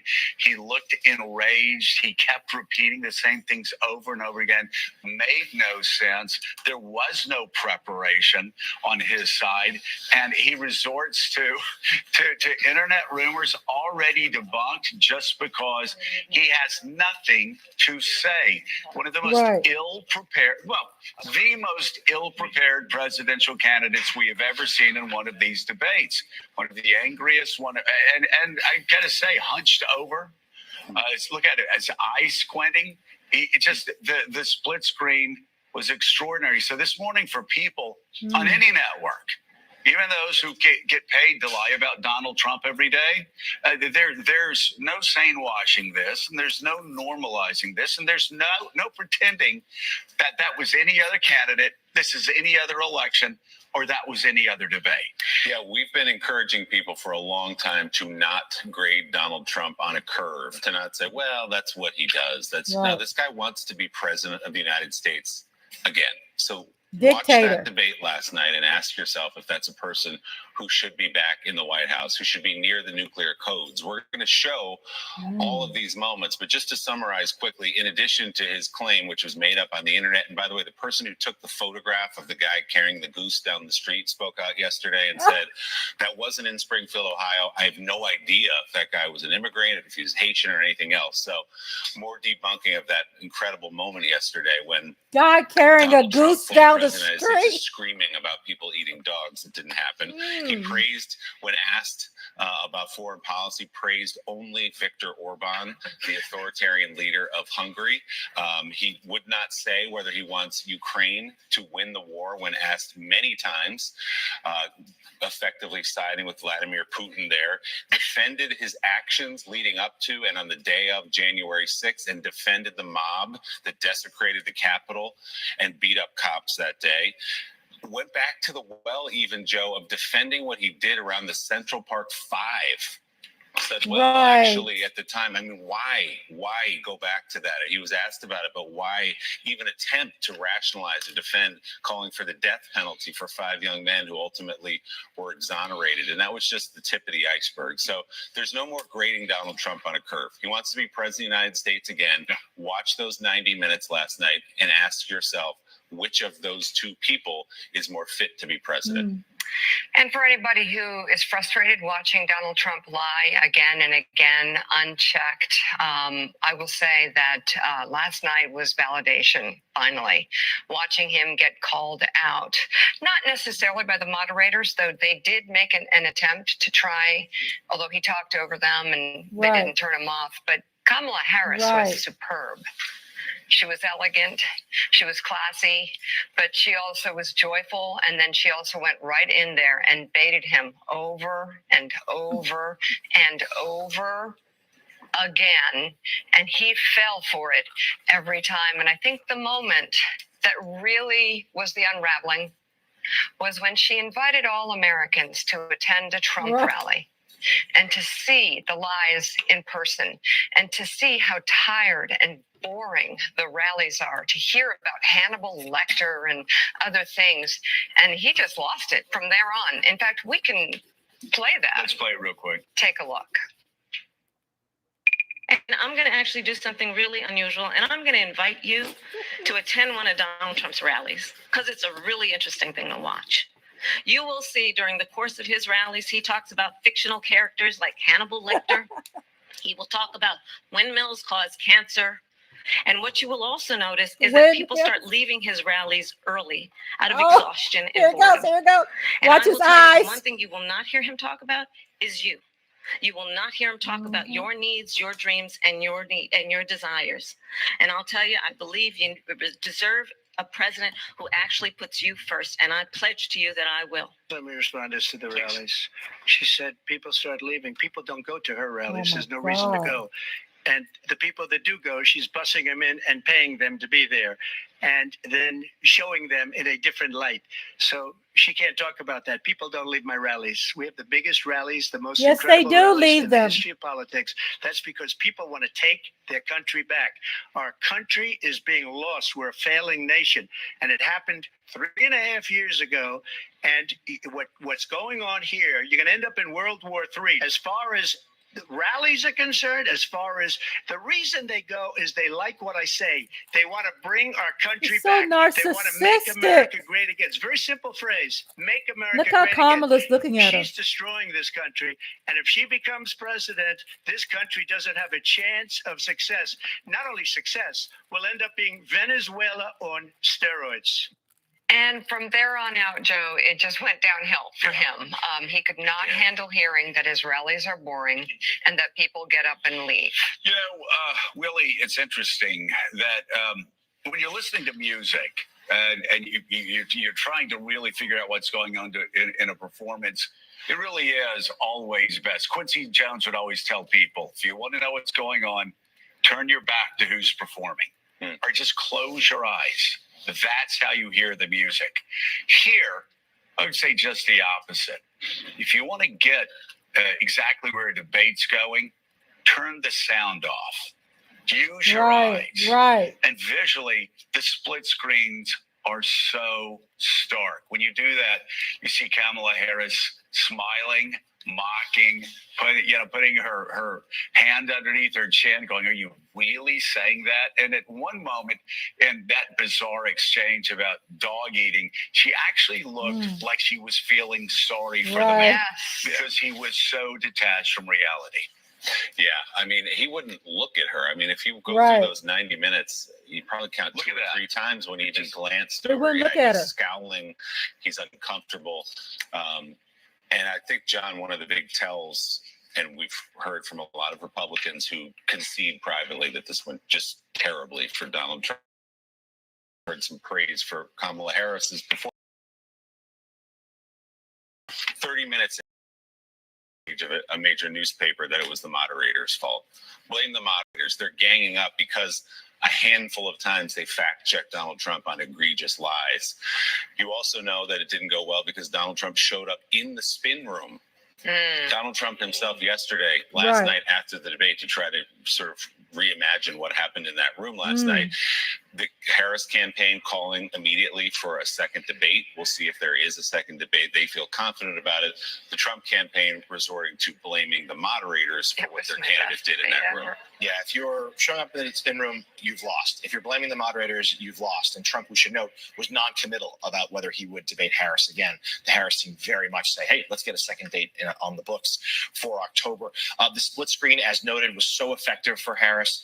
The way she smiled and sort of almost mocked him at times, just looking in disbelief. I can't believe I'm sharing the stage with someone who's saying things like that. And she threw him off right at the beginning. She walked over for that handshake. He clearly didn't expect it. That set a tone for the night. The first 15, 20 minutes, relatively even when they talked about the economy. But once we went to the crowd size, once they started talking about abortion, which is an issue that Trump twisted himself in knots and to try to explain his shifting stances, but at the same time made clear that he was proud of the Supreme Court justices that he nominated that overturned Roe v. Wade before falsely claiming that all Americans wanted the issue settled by the states, and the vice president scored some points there. And there were so many moments here where she just got the best of him, and he looked old. He looked out of touch, and he looked like he was speaking, Joe, to just a small Republican ecosystem, not winning over any new votes at all. It's what's so bizarre. And we should note, it took a while to get there last night, but he was asked, not just about January 6th, where he defended his actions, but he was asked about the 2020 election. And he repeatedly would not say that he lost. And by the way, for people, again, that have to lie constantly, trying to normalize Donald Trump, there's so much they can't run away from. His own campaign staff begging him to stop lying about a stolen election. He couldn't do it. He could not say that he wanted Ukraine to be able to push back the Russian invaders. Would not say it. He would not say repeatedly whether he was going to push a national ban for abortion on American women. Would not say it. Was asked afterwards as he was leaving debate. He would not answer that question on whether he supported a national ban or not. You go down the list, he time and time again would not say he did anything wrong on January 6th. Again, there was nothing normalized about him. His performance was absolutely terrible, and there were many people who actually dared to say the truth. It was the worst debate performance in history. And you had a lot of Trump supporters on Twitter, in the media, saying it was one of the worst debate performances they ever saw. And they could blame ABC all they wanted to. Blaming those two? Right. You can't get past that. Right. No. Seriously? I mean, is he that bad? He's going to take on dictators all over the world and can't handle the truth about eating cats in Springfield, Ohio? I mean, seriously. Right out of the box on Fox News, Britt Hume said she won hands down. There's no other way to look at it. Others tried to make up stuff, but there was nowhere to go. They have nothing. Also, okay, that's a good one. I am finding what next we're going to listen to, because a lot of our thoughts that we've been having, it's also displayed very well. I did some research, and it's displayed very well in what I'm going to play next there was a watch party that Kamala went to last night, and it's just hosted by CBS, Norah O'Donnell, just 6 minutes long, and she speaks at the watch party after the Trump debate. So let's see what Still the underdogs in Kamala this race. says. It's tight. We have got to win Pennsylvania. What Kamala says here after the debate. But we have 56 days to go, and guys, we're still the underdogs in this race. It's tight. We have got to win Pennsylvania. Vice President Harris and her husband, Doug Emhoff, are at a watch party, and they're addressing supporters. Let's listen. I told you she was ready. All right. You won that debate. Hold on. But we haven't won anything yet, right? So we got to take That's this her energy, husband. we got to take this momentum, and she showed everyone, especially Donald Trump, what a real leader is. And now we're going to take this momentum for the next 55 days so I can call my wife The next president. of the United States, Kamala Harris!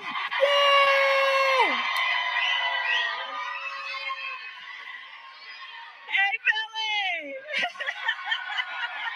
Go ahead, girl. All right, so you guys know how I am. Okay, today was a good day. We got to work tomorrow. We got 56 days to go. We got a lot of work to do. And let me just say that I think we all know that tonight was a night that highlights something that you all have been working so hard on. We have folks here who have been knocking on doors. Well, you know.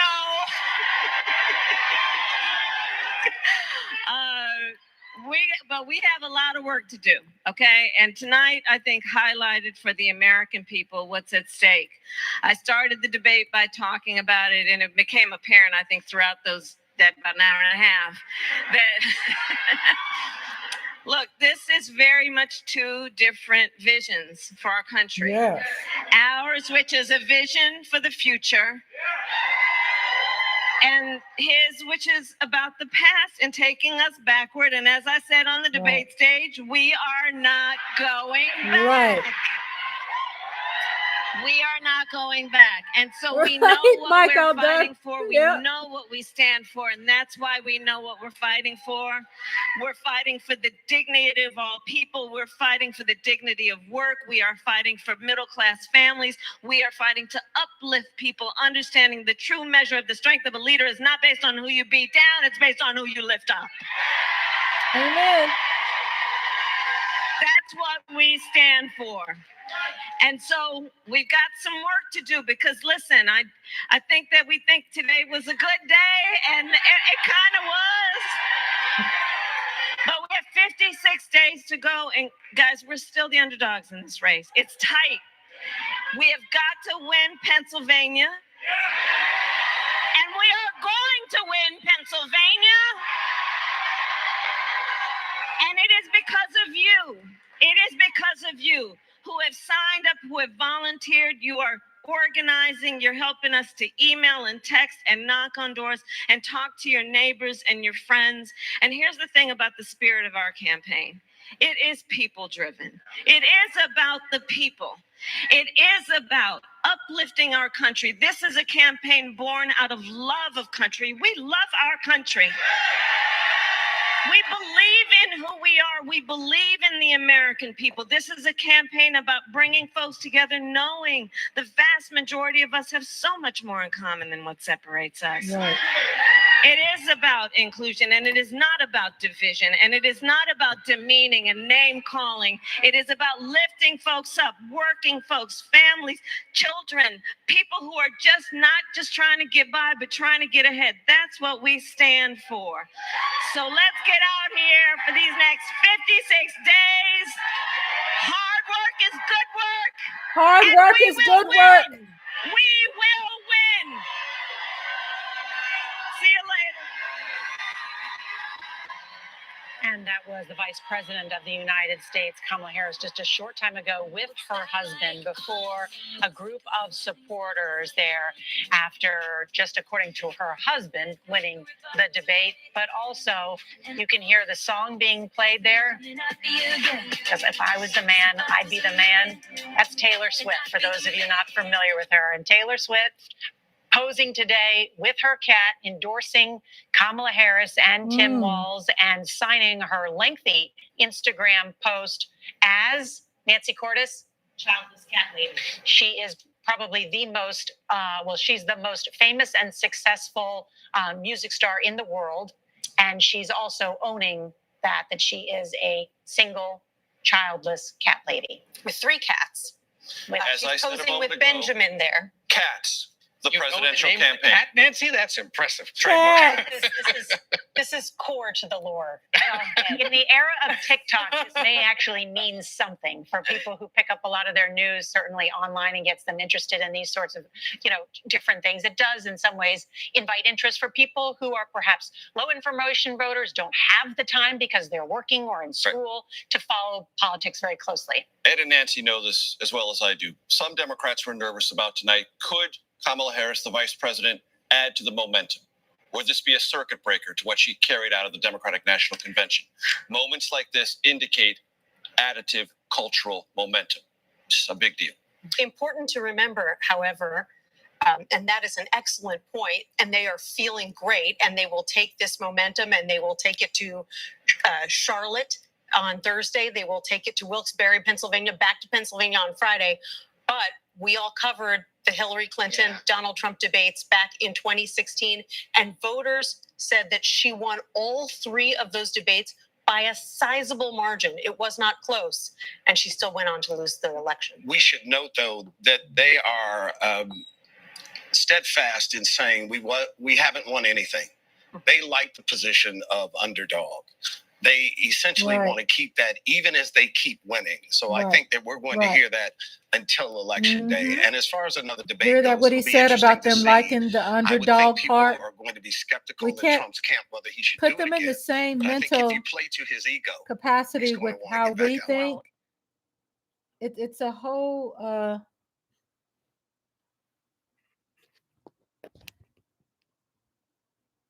they have a whole different kind of thinking. Once you can kind of, take yourself outside of your box and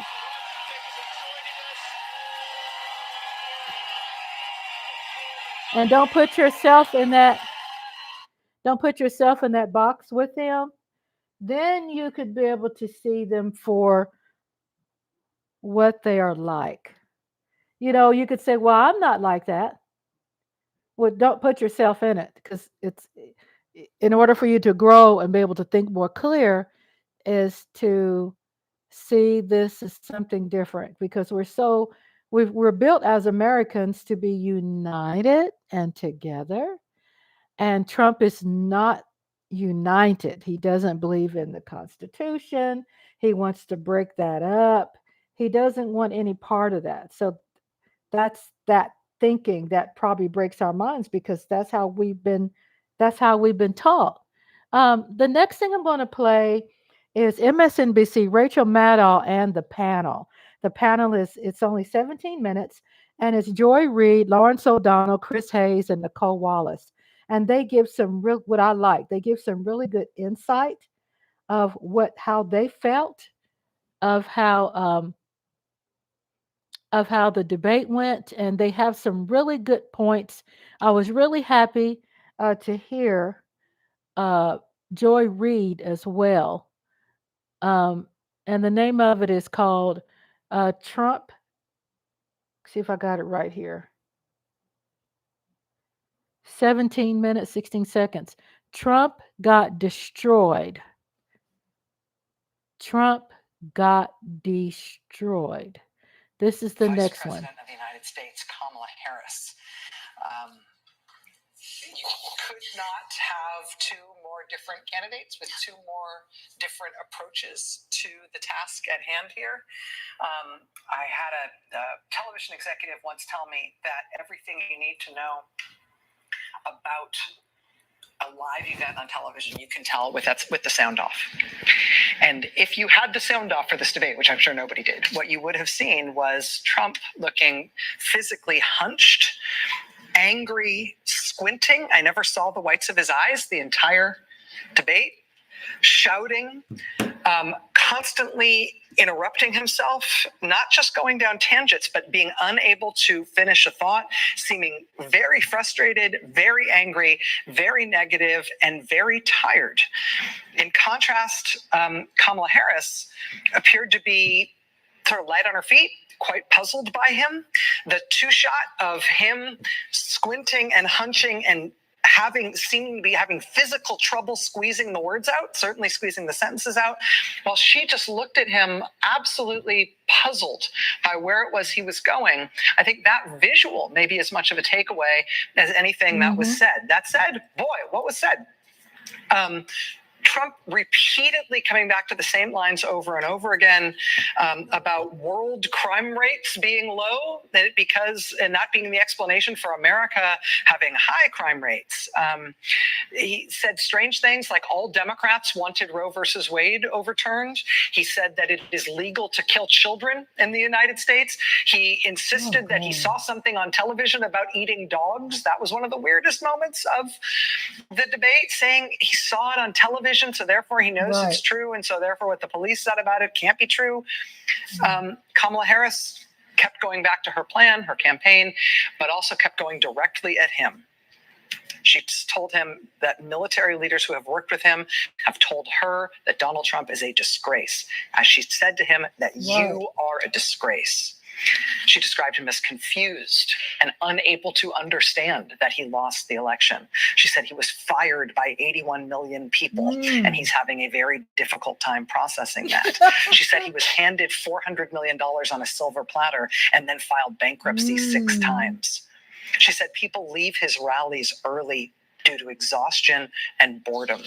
Talking about the Russia-Ukraine war, she said Putin would be sitting in Kyiv if he were president, with his eyes on the rest of Europe, starting with Poland. And why don't you tell the 800,000 Polish Americans right here in Pennsylvania how quickly you would give up for the sake of favor and what you think is a friendship with what is known to be a dictator who would eat you for lunch. Whoa, that's right. That's what he said. I've never seen a starker contrast in presentation from two candidates in any debate, in any type of contest, in any political race. I think that's because there hasn't been one. Now, I think that we all know that maximum humility is required of us, particularly in the next 57 days. We do not know the outcome of the election. Yeah. But if these matter at all in the outcomes of said elections, it should be over. Because she didn't just prevail in every exchange. She prevailed at the humaning. Questions that were deeply personal, she turned into questions not about herself, not about her campaign, not about the Democratic Party, not even about Donald Trump, but about the country. The whole beginning was, I don't know if he noticed, his synapses did not seem to be firing, but she got out her entire economic agenda. The thing that Chris Christie suggested she do, use this as an opportunity to say what in the first she 2 did it minutes. in about the first 8 minutes. It was all out there. You know, to the degree that Trump has support because his supporters are scared or nostalgic about an America that's slipping away. I suppose that was somewhere in there. You know, for what it's worth, the Drudge Report has a picture of him with the cat saying it's over. I mean, and to the degree that it's their job to cover what the campaigns do and the political apparatus, the Trump campaign is going to plans B, C, and D, and they have them. You know, they're dark and they're dirty and they're heinous. What do you mean? You know, they're going to the types of things that Trump tweeted about, the threats, the retribution, the placement of allies on election boards, as they've done in the state of Georgia.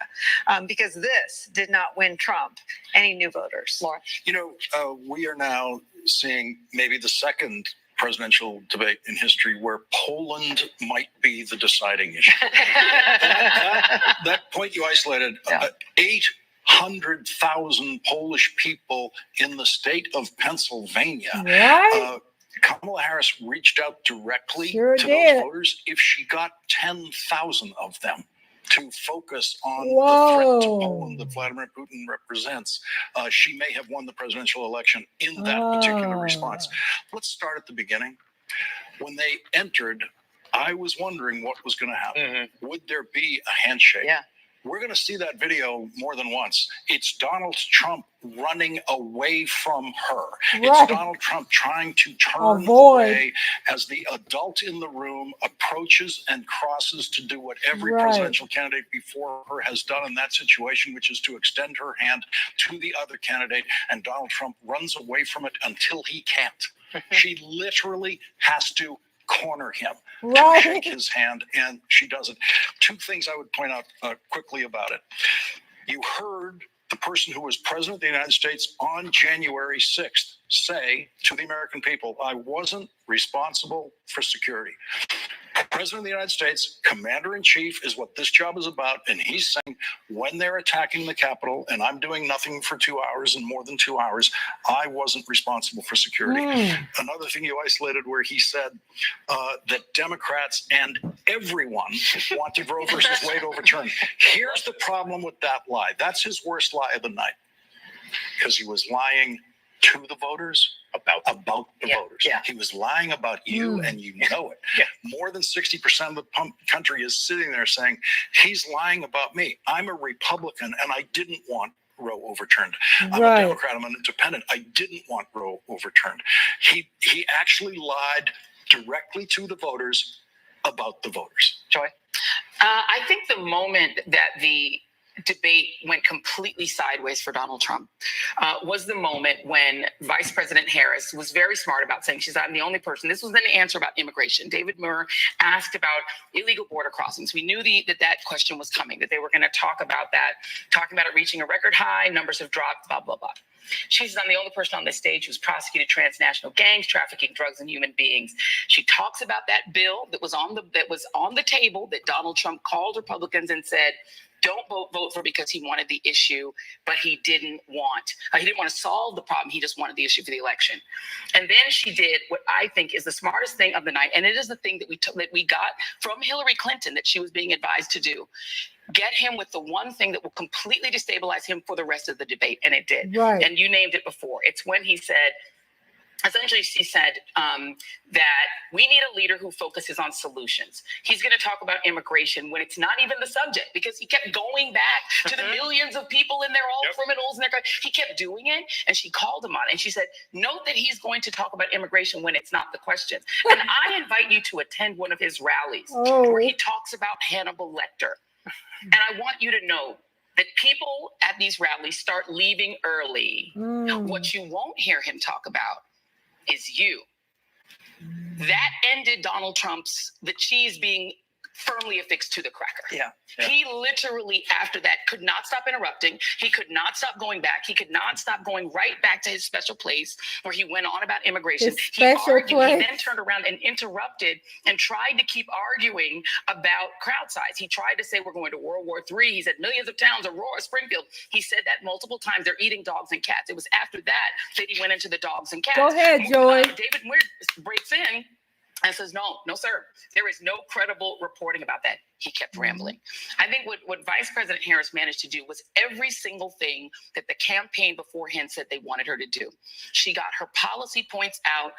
After this debate, what people will think about when they think about Vice President Harris is $25,000 for building a first home, $50,000 for a new business. They will think about the $6,000 tax credit because she kept saying it. And what he kept saying was rambling, bizarre nonsense that made him look old. It made him look unstable. It made him look not just unpresidential, but the look that was on Vice President Harris's face. I kept screenshotting her face. The look said pity. She looked like she pitied him. And she kept looking at him like, are you okay? And she finally said, I think you're having a hard time connecting with reality. Donald Trump got destroyed in this debate because he can't control his mind. And you don't want a president of the United States that is not in full control of his mind. It was by far the best debate performance against Donald Trump ever by anyone, I think. Including quick parentheses, it may very well be the best televised debate performance ever. I can't think of a better one. I thought it was exceptional. I thought it's the best anyone's ever done against him. Both Republicans in Republican primaries and those big group brawls and one-on-one, even though I think both Biden and Hillary had acquitted themselves well against him. the thing that she did, and it almost became like comical at a certain point, was she's doing two things every time. What do I want to communicate? Because we're talking about how do you negotiate this, right? How much him, how much you? What do I want to communicate about what I'm doing? And then in the midst of that, just this little lure for the fish, and it could be John McCain. You know, if you bring up John McCain, he's going to litigate John McCain. Yes. It could be very fine people at Charlottesville. You know, if you bring up very fine people, he's going to swim upstream to go talk about very fine people. It could be suckers and losers. He's going to go talk about suckers and losers. Every single time she would communicate, and then she would leave dangling this bait. And he would swim up to the bait. And the bait was always a thing that Donald Trump is obsessed with about himself. Yes. A grievance, a thing in the past, the well-worn things that we've heard him go on and on about. Nancy Pelosi was the reason that January 6th got attacked, yada, yada. And every one of them just served to reaffirm the fact that the guy is old, out of it, and obsessed with his old grievances. And I will just say as a final point, to your point on humility, I have no idea. Like, you could come out of this and the polling's gonna be exactly the same. Yeah. Or you could tell me that some group of swing voters are like, I don't know. I don't have the mind of a swing voter, obviously. I don't know. Right. I'm humble on that. Yeah. What I saw was someone totally outmatched in every single way. Can I just add, though? No, you go. You go. I think that we have all been tough and critical of the press. ABC did a very fine job. Yes, they did excellent. Reporting on the eating of They pets. did. Which is important. Like, you gotta say it. I mean, and I think sometimes people are reluctant to put themselves in a story. David Muir didn't hesitate to say, I went back and watched the tape. You didn't sound sarcastic to me when you said I lost by a whisker.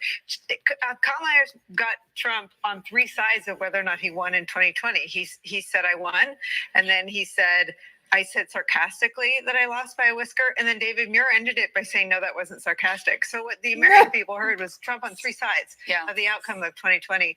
And David Muir and Lindsey Davis played an important role in that. They were excellent. I think I kudos to them because they did just enough fact checking not to be to be a part of the debate, but to make sure that, really egregious lies were shut down.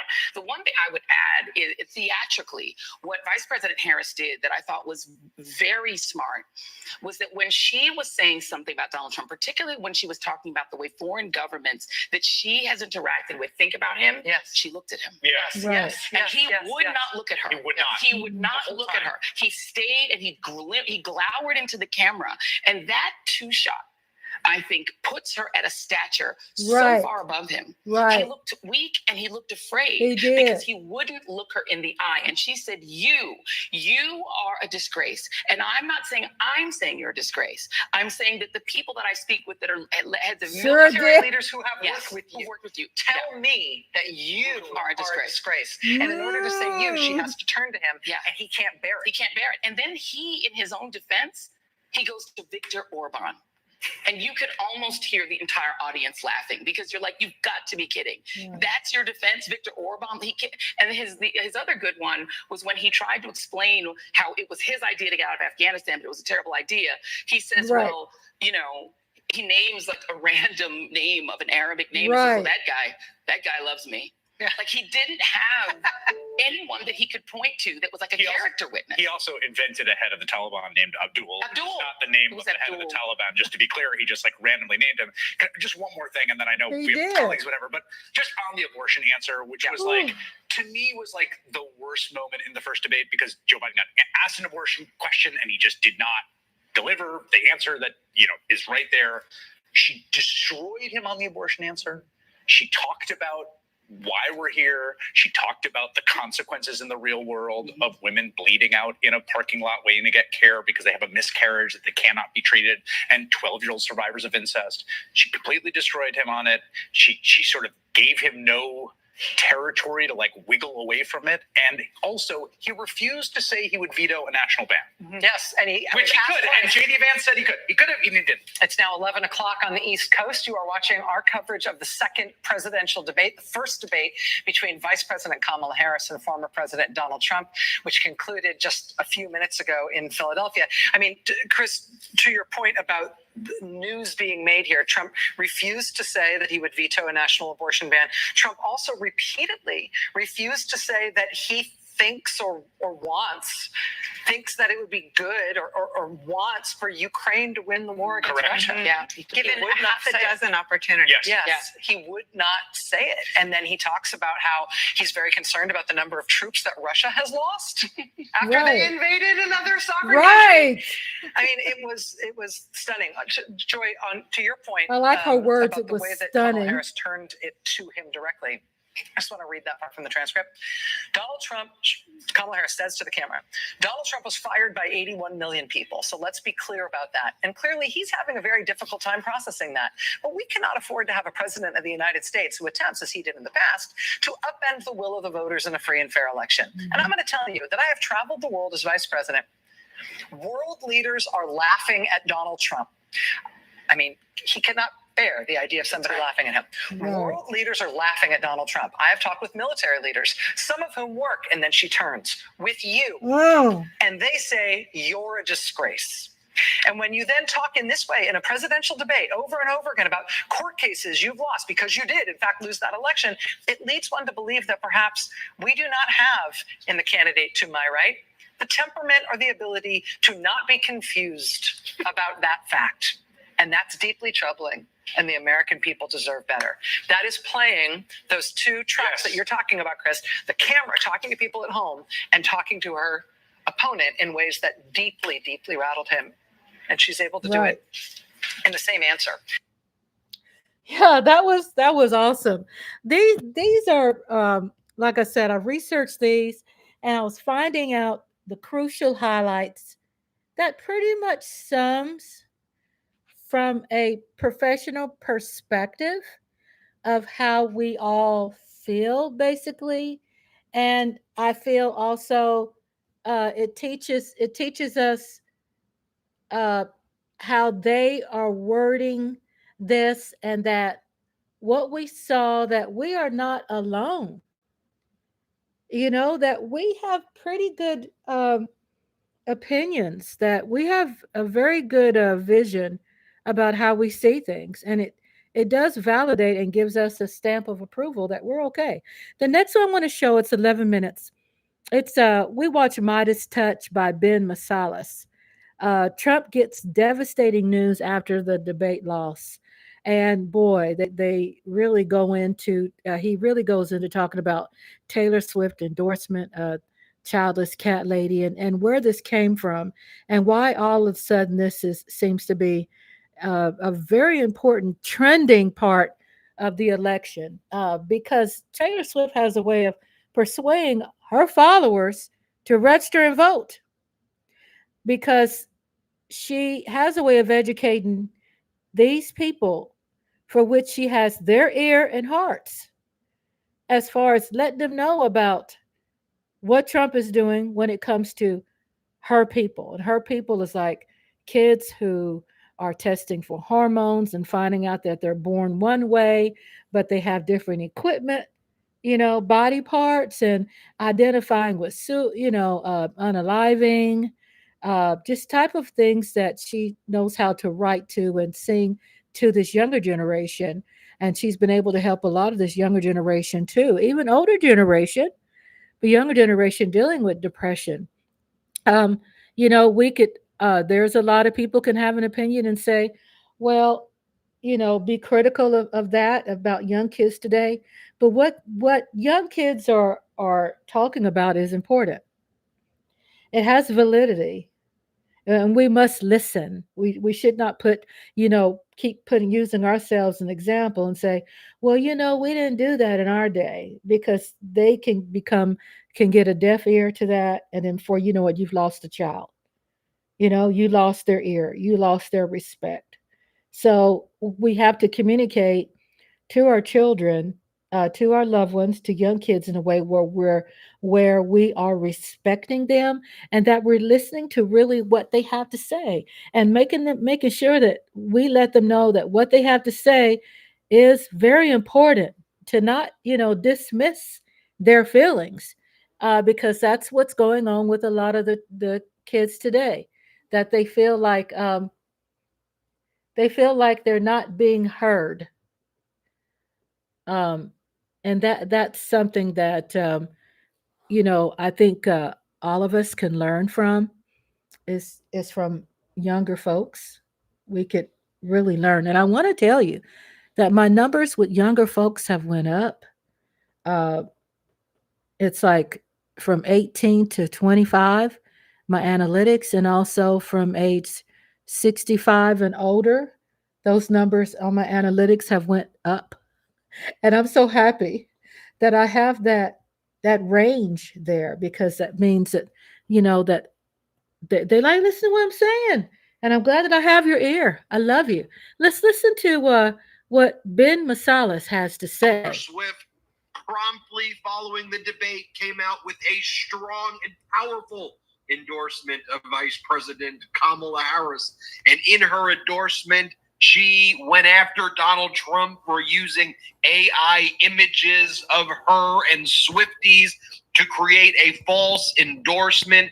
She talked about the stakes of this election, and she said that she wants to make it very clear she supports Vice President Kamala Harris and her policies to move the nation forward. Also, you'll note in the photo that Taylor Swift posted with this endorsement on her Instagram account, she is holding a cat. She signed her endorsement, childless cat lady, another jab at Donald Trump and his running mate, J.D. Vance, who have said that childless cat ladies are the biggest threat to the United States of America. I want to give a hat tip to our editorial team at the Meidas Touch Network, led by Ron Filipkowski, who were the first to identify J.D. Vance posts about the childless cat lady. We broke that story here at the Meidas Touch Network. It's why I encourage you to go to patreon.com/Meidas Touch to support the work of our editorial team. Let's get into Taylor Swift's strong endorsement of Vice President Kamala Harris. Let's pull it up. Here's the full statement. Like many of you, I watched the debate tonight. If you haven't already, now is a great time to do your research on the issues at hand and the stances these candidates take on the topics that matter to you the most. As a voter, I make sure to watch and read everything I can about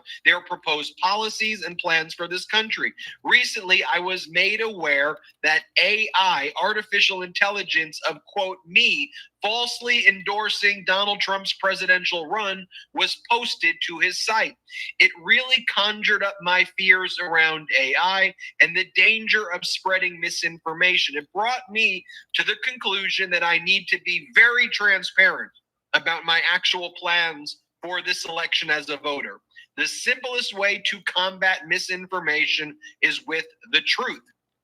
I will be casting my vote for Kamala Harris and Tim Walz in the 2024 presidential election. I'm voting for Kamala Harris because she fights for the rights and causes I believe need a warrior to champion them. I think she is a steady-handed, gifted leader, and I believe we can accomplish so much more in this country if we are led by calm and not chaos. I was so heartened and impressed by her selection of running mate Tim Walz, governor of Minnesota, who has been standing up for LGBTQ plus rights, IVF, and a woman's right to her own body for decades. I've done my research and I've made my choice. Your research is all yours to do, and the choice is yours to make. I also want to say, especially for first-time voters, remember that in order to vote, you have to be registered. I also find it's much easier to vote early. I'll link where to register and find early voting dates and info in my story. With love and hope, Taylor Swift, childless cat lady, is how she signs off. Now, Governor Walz has reacted to this strong endorsement where he is also mentioned for his work in championing the rights of the LGBTQ plus community. Let's hear from Governor Walz.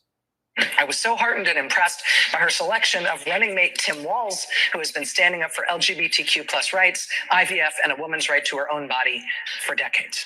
I've done my research and I've made my choice. Your research is all yours to do, and the choice is yours to make. I also want to say, especially to first-time voters, remember that in order to vote, you have to be registered. I also find it's much easier to vote early. I will link where to register and find early voting dates and info in my story. With love and hope, Taylor Swift, Signed, childless cat lady. I have to get your response to that, Mr. Governor. All those things, I am incredibly grateful, first of all, to Taylor Swift. I say that also as a cat owner, a fellow cat owner. Look, Swift, you heard it. We know that it's there. That was eloquent. And it was clear. And that's the type of courage we need in America to stand up. We've seen it out of those Republicans who were at the DNC. We've seen it out of women who would like to have their own personal lives kept personal, but are forced to go out there because they nearly died because they can't get abortion services in a pregnancy. And now you have somebody like Taylor Swift coming out and making that very clear. This would be the opportunity, Swifties. KamalaHarris.com. Get on over there. Give us a hand. Get things going. I want to show you the work that our editorial team, led by Ron Filipkowski, did to uncover that J.D. Vance clip. Okay, It here it currently has goes. over 30 million views from Ron Filipkowski's post alone. And when J.D. Vance was announced as Donald Trump's running mate, we had all of our Oppo research ready to go. We deployed it, and it's just showing you their own words. Remember what J.D. Right. Vance said about childless cat ladies. Play this clip. But look, what I was basically saying is that we're effectively run in this country via the Democrats, via our corporate oligarchs, by a bunch of childless cat ladies who are miserable at their own lives and the choices that they've made. And so they want to make the rest of the country miserable too. And it's just a basic fact. You look at Kamala Harris, Pete Buttigieg, AOC, the entire future of the Democrats is controlled by people without children. And how does it make any sense that we've turned our country over to people who don't really have a I direct have stake in it? children. I have just wanted 5 to ask that cats. question. By the way, there were about a dozen other clips that we presented where J.D. Vance doubles and triples down on that. I think there was one clip where he apologized to the cats if it offended the cats. And he said, but he's not apologizing to the women of America who he may have offended or who he did absolutely offend with that statement. Here's the AI post that Donald Trump made, falsely claiming an endorsement from Taylor Swift. He goes, I accept it's AI images of Swifties, and then an AI image of Taylor Swift. When this was posted by That's an Donald AI Trump, that Trump we put made out. that a priority. There's a front page lawsuit. Story, while corporate Taylor media Swift was is not suing covering this Trump at for all. that. We here at the Meidas Touch Network made that a priority, as has been our reporting on one of the other usages of AI by Donald Trump and the MAGA extremists today who have taken the Republican Party Reese's Cup hostage. says, I'm a and childless hijacked dog it, who have lady. taken it over. Yeah. They've been posting Sweet AI little images pooch. all Give day that little pooch a kiss for me. of Haitian migrants stealing dogs and cats, and they've been claiming that there's thousands of Haitian migrants in Springfield, Ohio, and that Donald Trump, they use AI images of Donald Trump, is saving the cats and dogs from being eaten. Look at this was spread fool's all picture. over the right-wing disinformation networks, and this was actually brought up by Oh my Donald Trump today using God. the AI images. There was this bizarre moment. It was all bizarre with Donald Trump speaking. Vice President Kamala Harris performed admirably. She had her facts ready to go. But Donald Trump was like, and do you know what's happening in Ohio? The migrants are eating the cats and the dogs, and they're basing that all on a disinformation campaign. Let's show you that moment from the debate. Let's play it. Harris, thank you. President Trump, on that point, I want to get your response. Well, I would like to respond. Let me just ask, though, why did you try to kill that bill, and successfully so? That would have put thousands of additional agents and officers on the border. First, let me respond as to the Please. rallies. She said people start leaving. People don't go to her rallies. There's no reason to go. And the people that do go, she's bussing them in and paying them to be there, and then showing them in a different light. So she can't talk about that. People don't leave my rallies. We have the biggest rallies, the most incredible He has rallies no in the history eye of contact politics. with her. That's because people want to take 'Cause their country back. He Our just don't want to country look is at her being lost. We're a because failing that's how he nation. feels And it about her, happened that she's 3.5 years beneath ago. him. And what's going Remember on how here, people you can end felt up in World War when III, it comes just to to go into another racism? You subject. don't look at him in the What eyes. they have done to our It's country by crazy. allowing these millions and millions of people to come into our country, and look at what's happening to the towns all over the United States. And a lot of towns don't want to talk. It's not going to be Aurora or Springfield. A lot of towns don't want to talk about it because they're so embarrassed by it. In Springfield, they're eating the dogs, the people that came in. They're eating the cats. They're eating the pets of the people that live there. And this is what's happening in our country. And it's a shame. As far as the rallies are concerned, as far as the reason they go is they like what I say. They want to bring our country back. They want to make America great again. It's a very simple phrase, make America great again. She's destroying this country. And if she becomes president, this country doesn't have a chance of success. Not only success, will end up being Venezuela on steroids. The rest of what you've heard. That's awesome, Mike Aldana. Extreme. This is, I think, one of the reasons why in this election, I actually have the endorsement of 200 Republicans who have formerly worked with President Bush, Mitt Romney, Look at and his John eyes. McCain, including the endorsement of former Vice President Dick Cheney and Congress member Liz Cheney. And if you want to really know the inside track on who the former president is, if he didn't make it clear already, just ask people who have worked with him. Well, there you have it, folks. Big endorsement by Taylor Swift, Vice President Kamala Harris, and Governor Walz. Wanted to report it here first. Hit subscribe. Let's get to 4 million subscribers together. Thank you so much for watching, and have a wonderful day. I like listening to him. He's really an incredible content creator. He's a really good content creator. My mic is right here, so I'm speaking this way. So Mike Aldana says Department of Homeland Security has designated January 6, 2025 as a national special security event. Standing ovation. That's so wonderful to hear. That is so important. That's so important. Thank you for the news. Reese's Cup said, we'll find out. Then Mike Aldana says, how you doing, Squinty? He's good. Yeah. He's off a bit. Let's get to the next one too, y'all. Thank you for the chatting in the chat room and your feelings and sharing. And thank you for sharing how you feel. The next one's going to be Jon Stewart. Jon Stewart, he says a lot of cuss words in it, and I like cuss words. And he tells it like it is too. And he talks about Trump's debate and what this means for the election show. I try to put my lineup. I had to put something a little lighthearted that was funny, but also was funny, but also truth. Let me catch up in the chat room. So what we have, Lady Libra says there are plenty. Okay, so Lady Libra says they better have the Army, Navy, Air Force ready. Really, And Lady Libra says there are plenty of Proud Boys and girls out there. Exclamation, exclamation, exclamation, exclamation, exclamation point. And that's very, very, very real.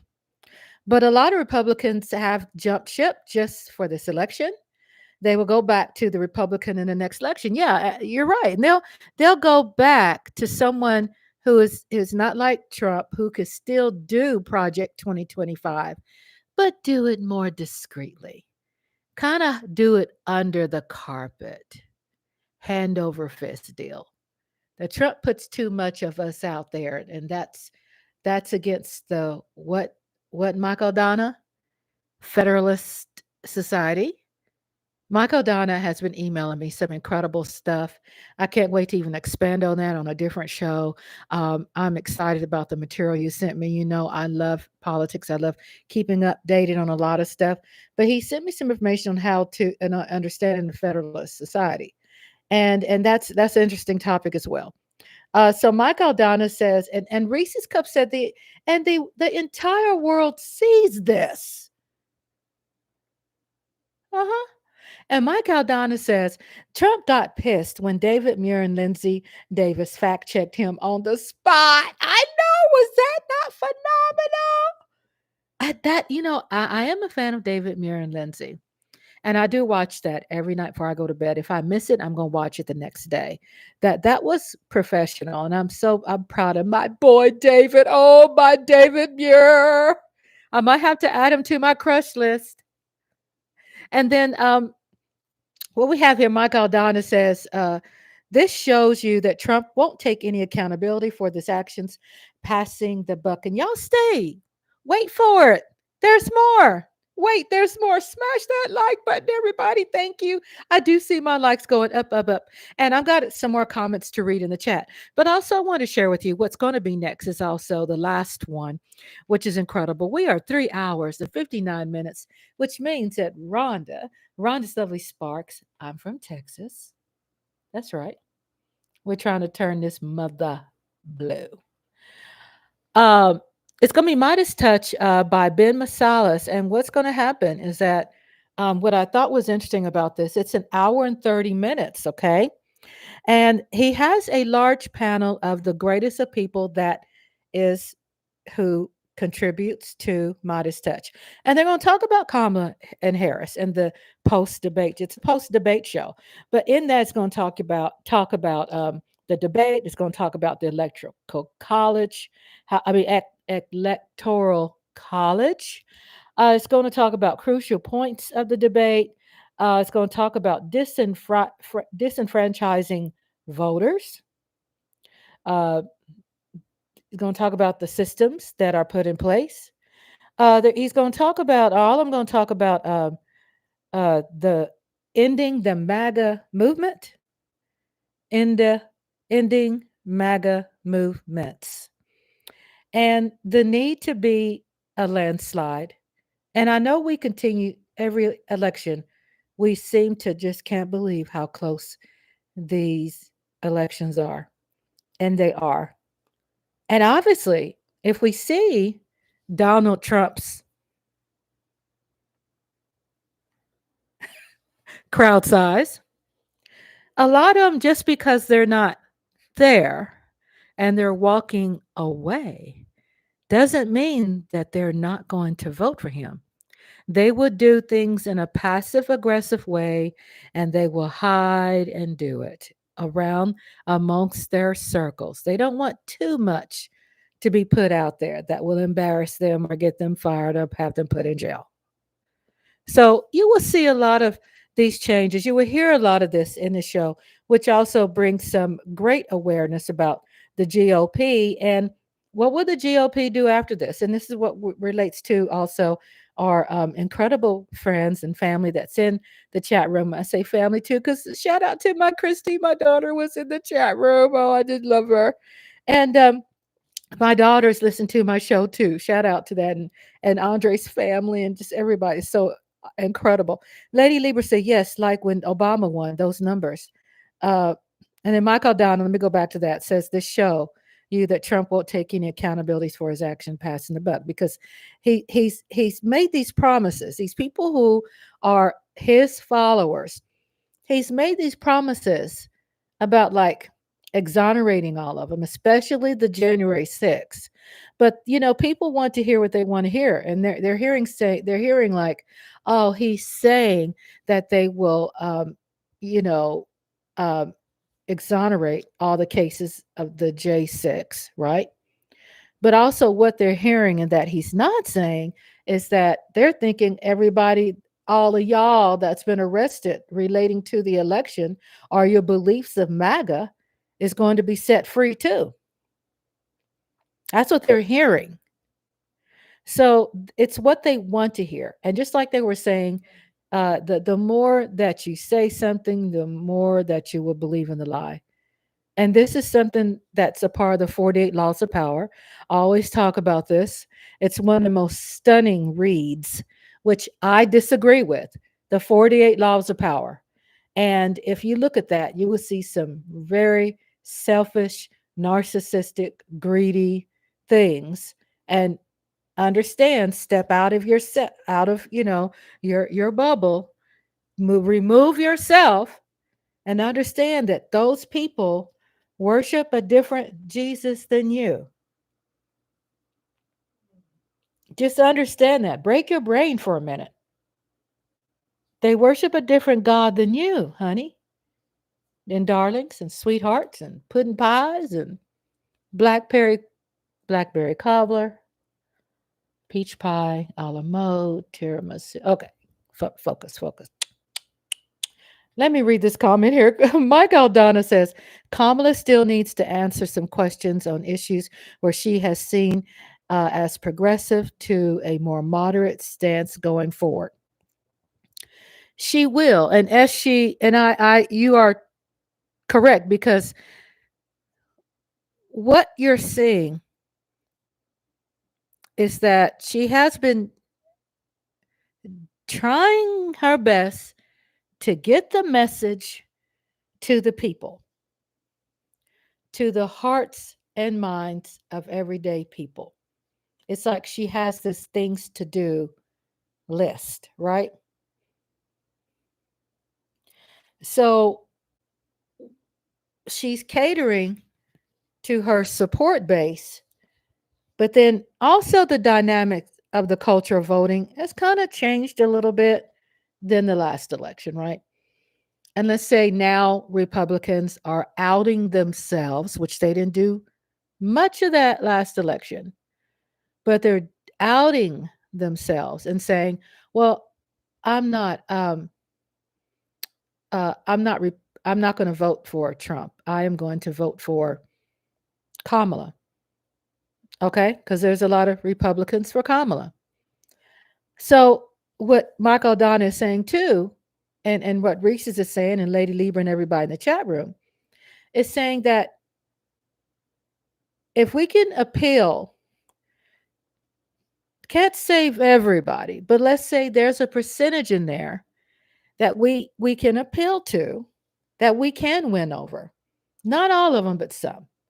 And those are some probably soft Republicans. When I say soft, I'm talking about moderate Republicans, not extreme right, but some moderates, some people who jumped ship from Obama and voted for Trump and didn't want to vote for Hillary.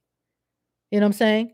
People who, if she kind of can get those, God, those independents, man, and those black men who are voting for Trump, Jesus Christ. But I didn't say she can get them all. But let's say at least get their ears open when she says, you know what? My dad has a gun. I have a gun. I like shooting. You know, it's not uncommon. I mean, yeah, my parents have guns all the time. It's like how they take a narrative and they go extreme with it to get you bitter for the climate of that voting season. And they know how to work the emotions. They know how to do it. Of course, nothing was mentioned about school shootings because of the pain that parents are going through. Then Lady Lieber says, yes, Mike, maybe that's why she wants to debate again. The thing is, Trump has no answers to anything, and then no one cares. And then 6 exclamation points. And that's true. There are, it's kind of tweaking because it's not a priority, but it is important because people like Biden and people, of course, now like Kamala, who are trying to show that they can be a president for all the people. That's what that's about. Not really thinking that they could win over those rural red, hardcore red states. But we have been able to flip Arizona. We have been able to flip Georgia. It could be some people that are kind of sitting on the fence, that are just bandwagon followers, going with the momentum. It could be just along the way. Some people are wired along the way. They're going to wait till last minute and it's going to hit them because something they had experienced along the way. That's why you have a lot of people who vote, they wait and vote on election day because they're ready for something to hit them, right? Because there's different people are wired differently. And then Mike Aldana says we should be good for at least one more debate. Yeah, I would love that. I would love that. I don't know if he's running like a dog with his tail between his legs. Because what we talked about before, all of us, what we talked about before is that when I sat back and I saw it for the first time I saw a debate, I didn't see anything different that he's always done. To be honest with you, I was very impressed with how sorrier Trump was. There was no shock moments for me. I wasn't going off like, oh my God, he did really bad. I haven't seen anything different. What he's always been doing. The thing is, he end up being paired with somebody who's more charismatic, who's sharp, who's fast, who's quick on the draw, and who has attitude, good attitude, and has the resume to die for. That she knows how to, and her memory is incredible, by the way, and she knows how to finagle and just put that shit out there on a silver platter and slap him upside his damn head over and over and over and over and over again. She beats the hell out of him with a silver platter. She does. Maybe it's because she's that damn incredible. Maybe it's because she's that damn good. And maybe because she's really that damn intelligent that Trump hasn't really changed. He's the same old greasy looking orange MFer. He's just up against someone that just has this tact about her that is sharp like a rattlesnake. Okay. Fangs. She bites into his ass and she won't let go. And I love it. I love it. I just didn't see Trump doing anything different. I'm not like, but I did see Kamala get on his ass and did it. I mean, she did it. She hammered his ass. All right. So we listened to this, what's going to be hot topics and next. This is like, I studied this, y'all. When I put this together, I wanted some quick facts. I wanted some specifics mentioned. And what we listened to, I wanted some highlights. What's the big deal about Taylor Swift and dogs and cats and where this come from, and just sharing with you all the origins of this. And I know all of you all in the chat room, I know you all are informed. But in case we get, I have over 1,000 other people who, there might be a small percentage that are so busy that they live under a rock and they're just so busy and they don't have TV and they don't want TV like my friend in Serbia, but he'll listen to my channel. He lives off the grid, but he'll listen to my channel. So it could be, some of those who just don't have access to a lot of TV. Guess what? You can come here and I could tweak it for you if you don't want to really chime into those websites that would get on your freaking nerves. Because people do like, even if they're Republican and they're conservatives, and they like how I, give out some facts because I give out the origins. Where is this coming from? Now, I'm not promoting me. If you notice, I'm not saying I, and I'm not just making up a bunch of BS for y'all. I'm narrating some things. I'm sharing some ideas and some opinions, but I'm letting this speak the facts, even though you would say, what's from liberal television? Well, we have a person on here from Morning Joe. He's a Republican. And look what he said. So I've incorporated Republican, how they feel. I incorporated some comedy and some panels. And now I'm incorporating a longer panel that does break down those things I just shared with you. So Lady Libra says also, I want to also mention what Lady Libra mentioned earlier. Like I'm saying like war, right? These people going crazy and want to do a war. But Lady Libra says, I believe she has a good chance to win this election. I intend to vote for her. Yes, I mean, we're going to vote for her. And everybody that I know is voting for Kamala. And then we have had this to come up a lot about, people getting ready for war. And what happens, the war that will come up is because you have these people that have been building for years, the people who are Trump followers, been building for years and years and years in their stash, in their basement, all these types of guns and gear to go back to war and practicing and trying to fall under nonprofit organization, but they've been re-practicing the Confederate War and studying the books and how can we be better, the South versus the North, and they way back in the past. That's why Kamala, and Walt says, no, we're not going back. What's going to happen is that no matter what party people are in their jobs, as in policing and managing their states, and there's some broken governing in our country. But no matter what, our military is prepared.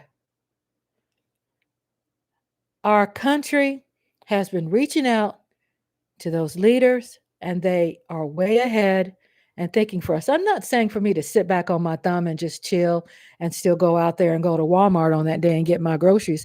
For damn sure, we're going to have our house packed with groceries, and we don't plan to leave the house. I'm just saying. Not that we're scared, because we're smart. What are you going to pick to do? Are you going to be smart? I didn't say hide. I didn't say become weak. Yeah, vote. Your vote matters. But let those fools have it out there. And you don't want to be a part of the friendly fire. I mean, I don't want to go down because someone I cared about and voting Democrat, and he goes out there and he kicks somebody's ass, and he accidentally, by his own people, he gets shot and killed. I mean, I don't want to be killed by friendly fire. But I'm not a coward either. But guess what? I know in my head and mind, I'm not prepped for war. So we just let people do their job too. You know what I'm saying?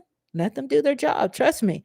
How many Republicans do they say that served with Ronald Reagan and served with George Bush that are against Trump?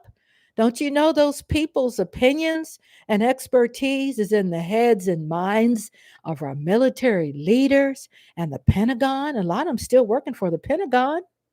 A lot of them. Did you know Kamala said that she's willing to hire some Republicans to be a part of her staff? I can see Liz Cheney working for her. I could see that.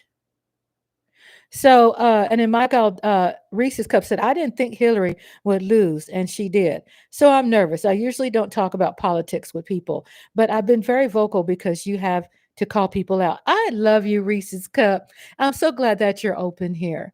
And what you're saying is very clear and understanding. Hillary had a lot of people that's kind of, they're pissed at Hillary.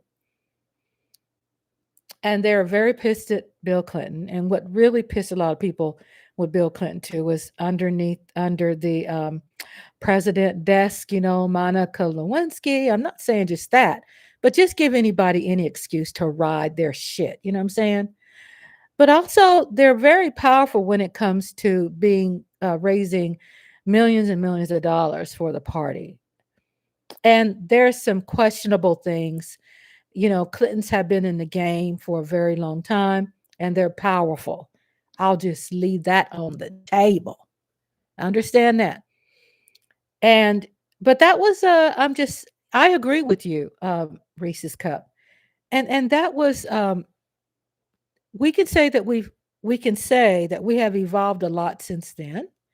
That we have learned a lot what Hillary went through. We have learned a lot when Obama won. We learned a lot that people voted Obama in, not just one term, but he served 2 terms. And people got off the couch and voted Trump in because we had a lot of people that were Democrats sat on the couch. Who do we blame? We know there's a lot of people registered out there who are not voting. So, you have why it's important for Kamala to talk to the people in the whole country instead of just Democrats, because what's happening, she's being relatable to Republicans, because there's Republicans that's having problems with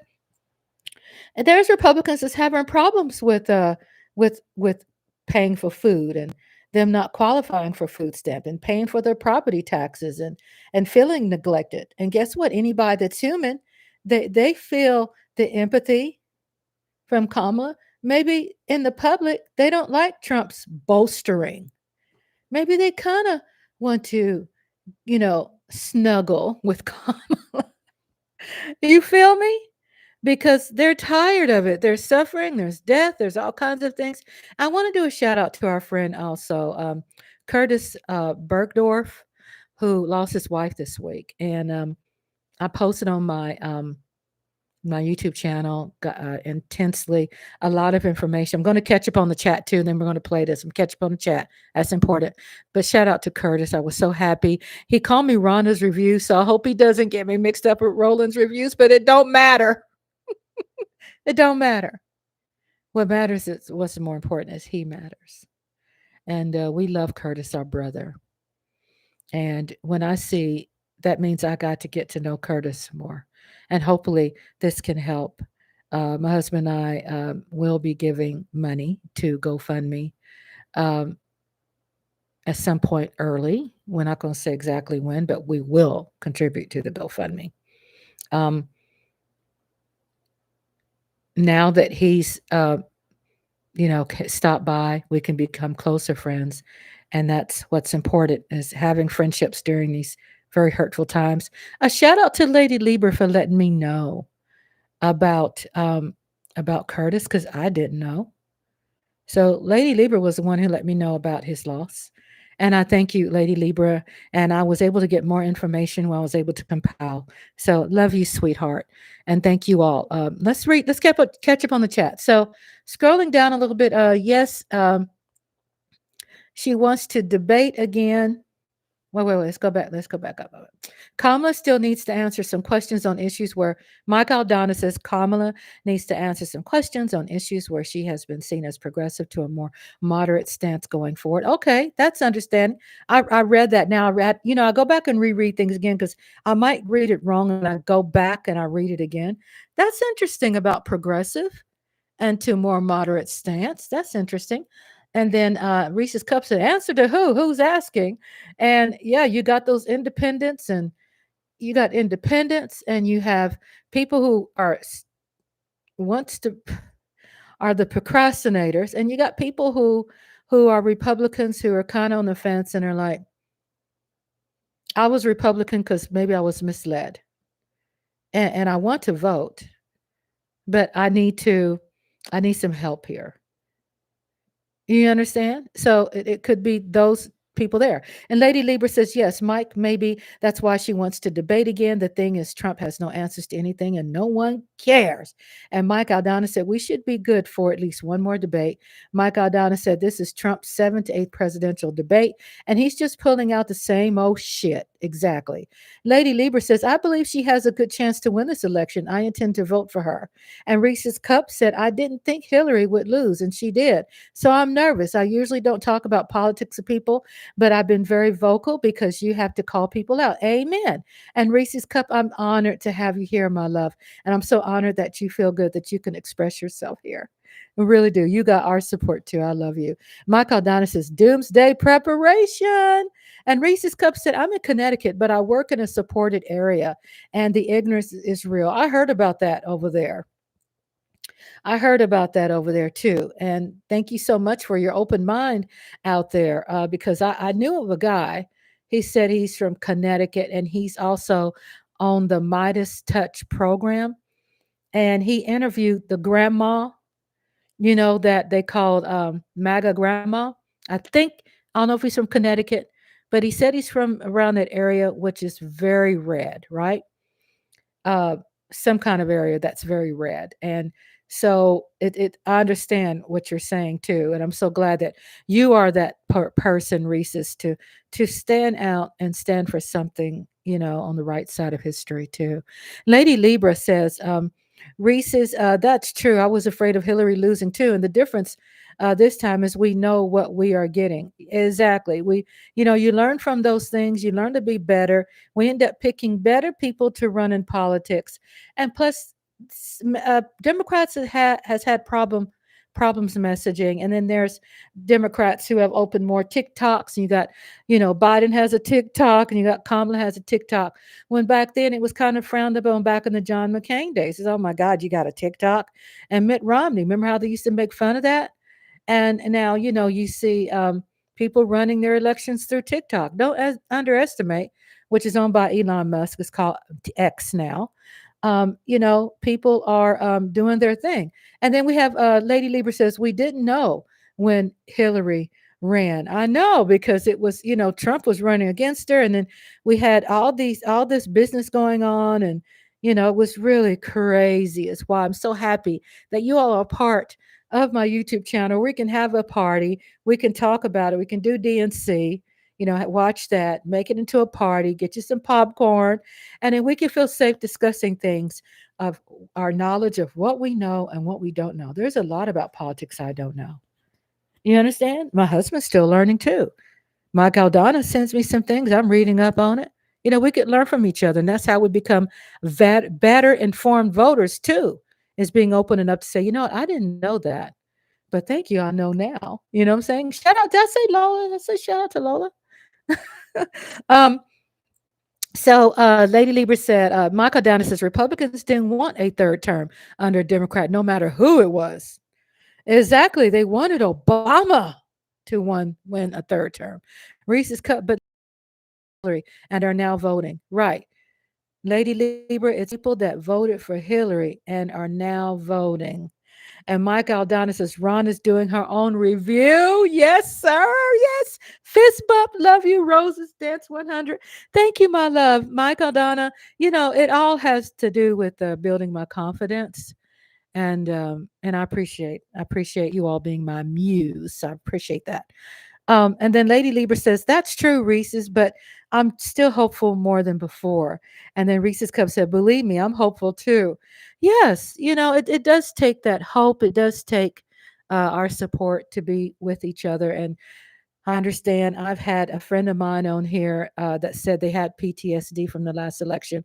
You're not alone. That's why I also was so happy to open up a channel that we can come together and we could talk about it. You know, we could talk about it. And then Reese's Cup said, Lady Lieber did a beautiful blue heart. And she says, we are here for each other. We are here for each other. Okay? It's true. We are here for each other. Thank you, Lady Lieber, because you know I need you. And Reese's Cup said the state is blue. We have pockets of yeah, I saw canals. That's why I had to kind of backtrack because I'm going to say red. But there's some areas that this guy is from over there, and I'll find it. Probably talk about later. Well, we did talk about MAGA grandma, and she was MAGA. We had a show about it, and it's from an area that's way on the East Coast. That particular area that she's at. And then Reese's Cup says the state is blue. We have pockets of very uneducated people and scared of their own shadow and backwoods types. Exactly. The chat is off the chain. I'm going to be reading your chat while we play this. So continue chatting. I love you all. Thank you all for your support. We're going to get into some a deep dive before I sign off. We're 4 hours and 26 minutes. We're going to do a deeper dive into doing a total collective of everything that we received, right? We received the debate. We received some comedy. We received where the origins of a lot of this is coming from, and getting the facts from people. And from Republican and Democrats and independents, and getting their opinion. And I studied that today. I was up last night, was working on James Earl Jones, and I plan to air that as a watch party next Tuesday. So you all tune into that. Keep in touch with the community tab, and then also shout out to also the members that we're keeping y'all update separately on some more crucial board member things that are going on with the group. So I love you all. Thank you so much. We got some birthdays coming up too. Got some birthdays on the 16th. Love you all. And let's start this again, and then which is exciting.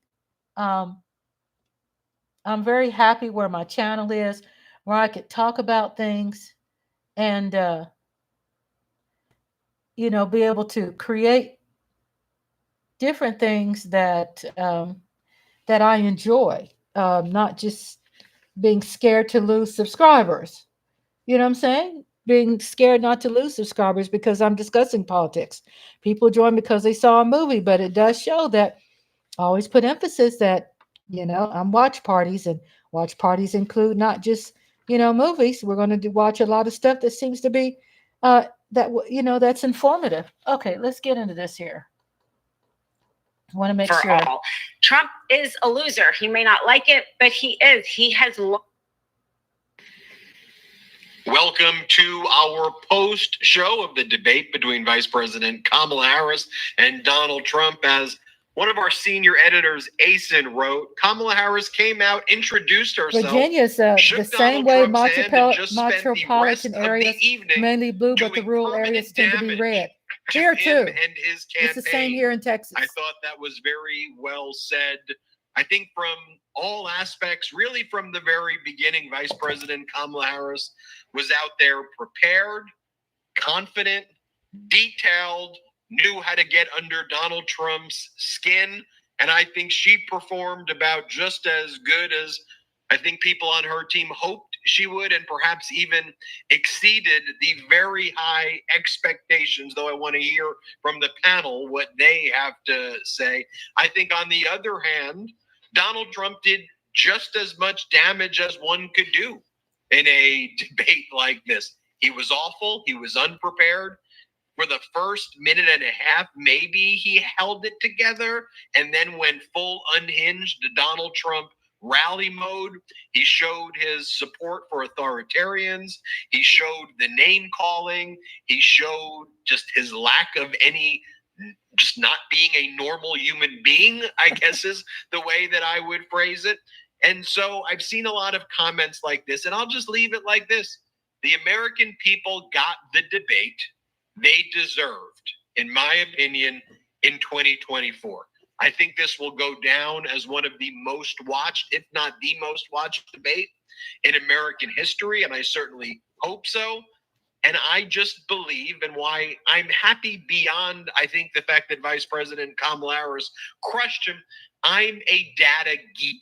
I'm all about admissible evidence, right? I'm about letting the jury see the admissible evidence, or in this case, the American people, and to another extent the world, but the American voters see the contrast and make an informed decision.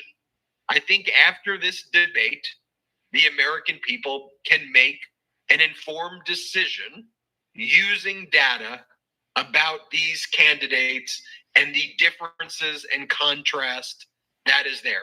I think we can be critical of certain points, of course, that, I thought the moderators by and large did a good job. There were points where they cut her off, but let Donald Trump ramble, right. And I think we can be a little, but I think overall they did a much better job than CNN in fact checking, and letting, the true facts come out, but they let the candidates speak relatively freely. For Donald Trump, that means lie after lie after lie, and she was tethered to reality. There was even an example where they allowed Donald Trump to take the frame of climate change, which Vice President Kamala Harris correctly pointed out. Donald Trump doesn't believe climate change is real, and they let him kind of spew lies versus just ask him the basic question: do you view that it's a hoax? But even if you look right now on Fox, I mean, people like Brit Hume and others are saying,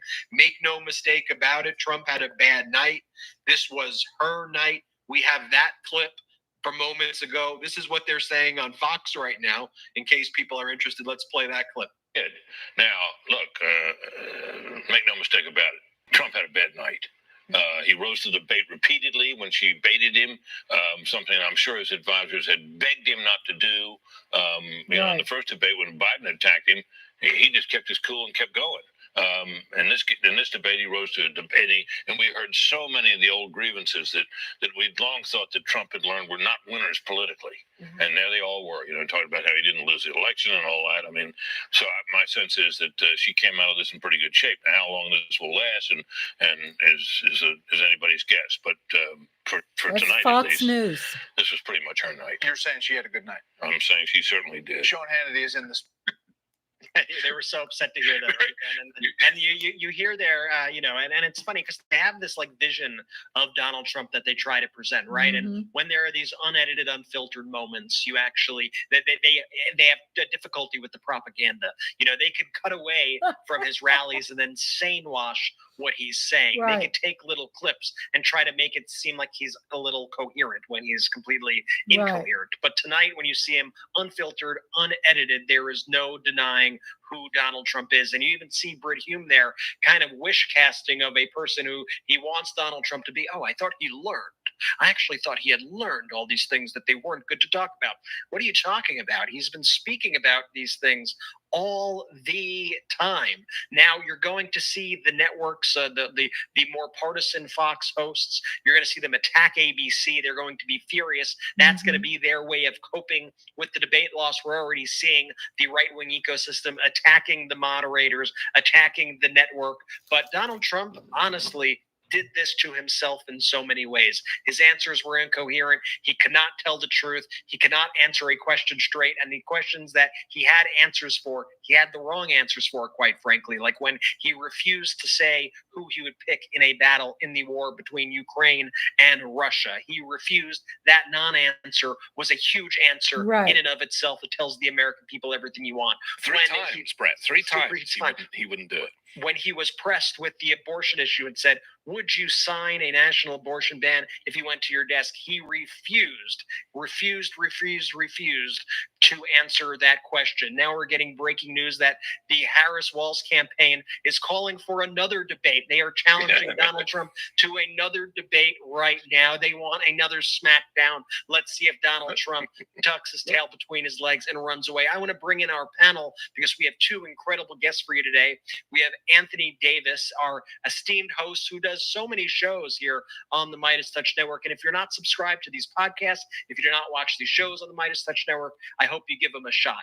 Anthony Davis does 5-minute news, which is exactly what it sounds like, folks. 5 minutes of daily news every single day. Just the facts, just the straight news. Make sure you subscribe to 5-minute news. Every weekend on Sundays, you can catch Anthony on the Weekend Show, where he has incredible guests, incredible conversations, thought-provoking, truly an incredible show. And every Wednesday, Anthony hosts a show with our editor-in-chief, Ron Philip Kelsey, called Uncovered, where they dig into the underbelly of MAGA. We also have, of course, the fan favorite, Michael Popak, national trial attorney and host of your favorite Legal AF.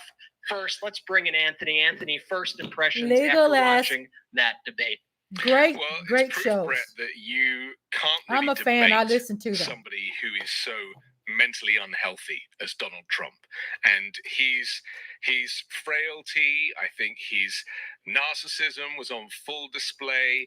But this personality disorder that we always talk about, I think he gets shielded from a lot of the stuff, and Kamala Harris just gave it to him, and he doesn't really get told to his face enough quite what a terrible person he is, how he's ruined the country, and she really didn't hold back in that regard. So it was very nice to watch him squirm. I noticed a very elaborate comb over, which was I couldn't take my eyes off of that thing. It was like magic. But ultimately, what we saw was the difference between the America of the future and the America of the past. And I think that her phrase, "we're not going back," she kept going back to that, and I was very pleased that she did. She goaded him. She highlighted his insecurities and inadequacies. I love the fact when he responded to the crowd size issue and the fact that she said, people leave your rallies because they're bored. I mean, you could see him, like, physically, he could not handle that because he's shielded from this type of data. And so it was just great to kind of see him hung out to dry in that way. I was a little frustrated at times because I felt that Donald Trump was using his white male privilege to get the vision mixer to cut to him. And even though they said mics would be muted, of course, whenever Donald Trump spoke when he wasn't supposed to, they turned his mic on.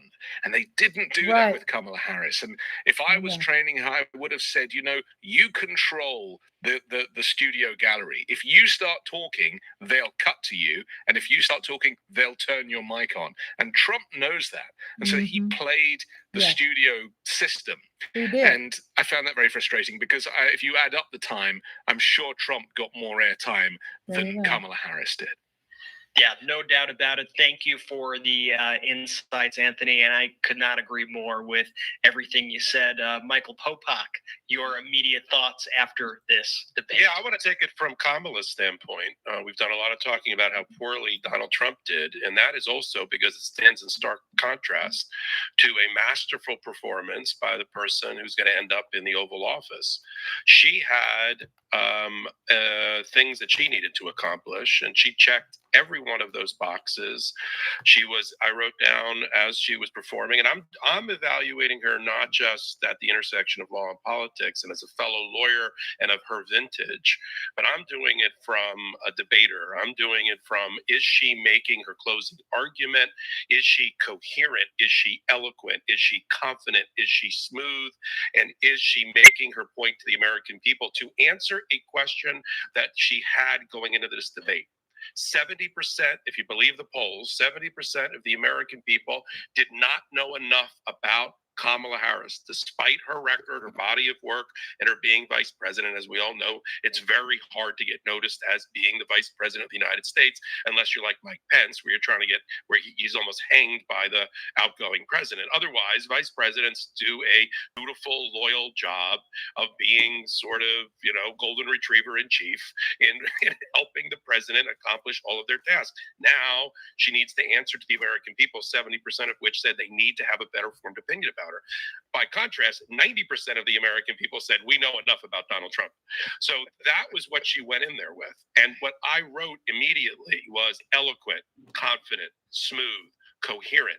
First 10 minutes, I thought she was finding her way. I thought she wasn't counterpunching as quickly as she could have, and she wasn't answering directly David Muir's question.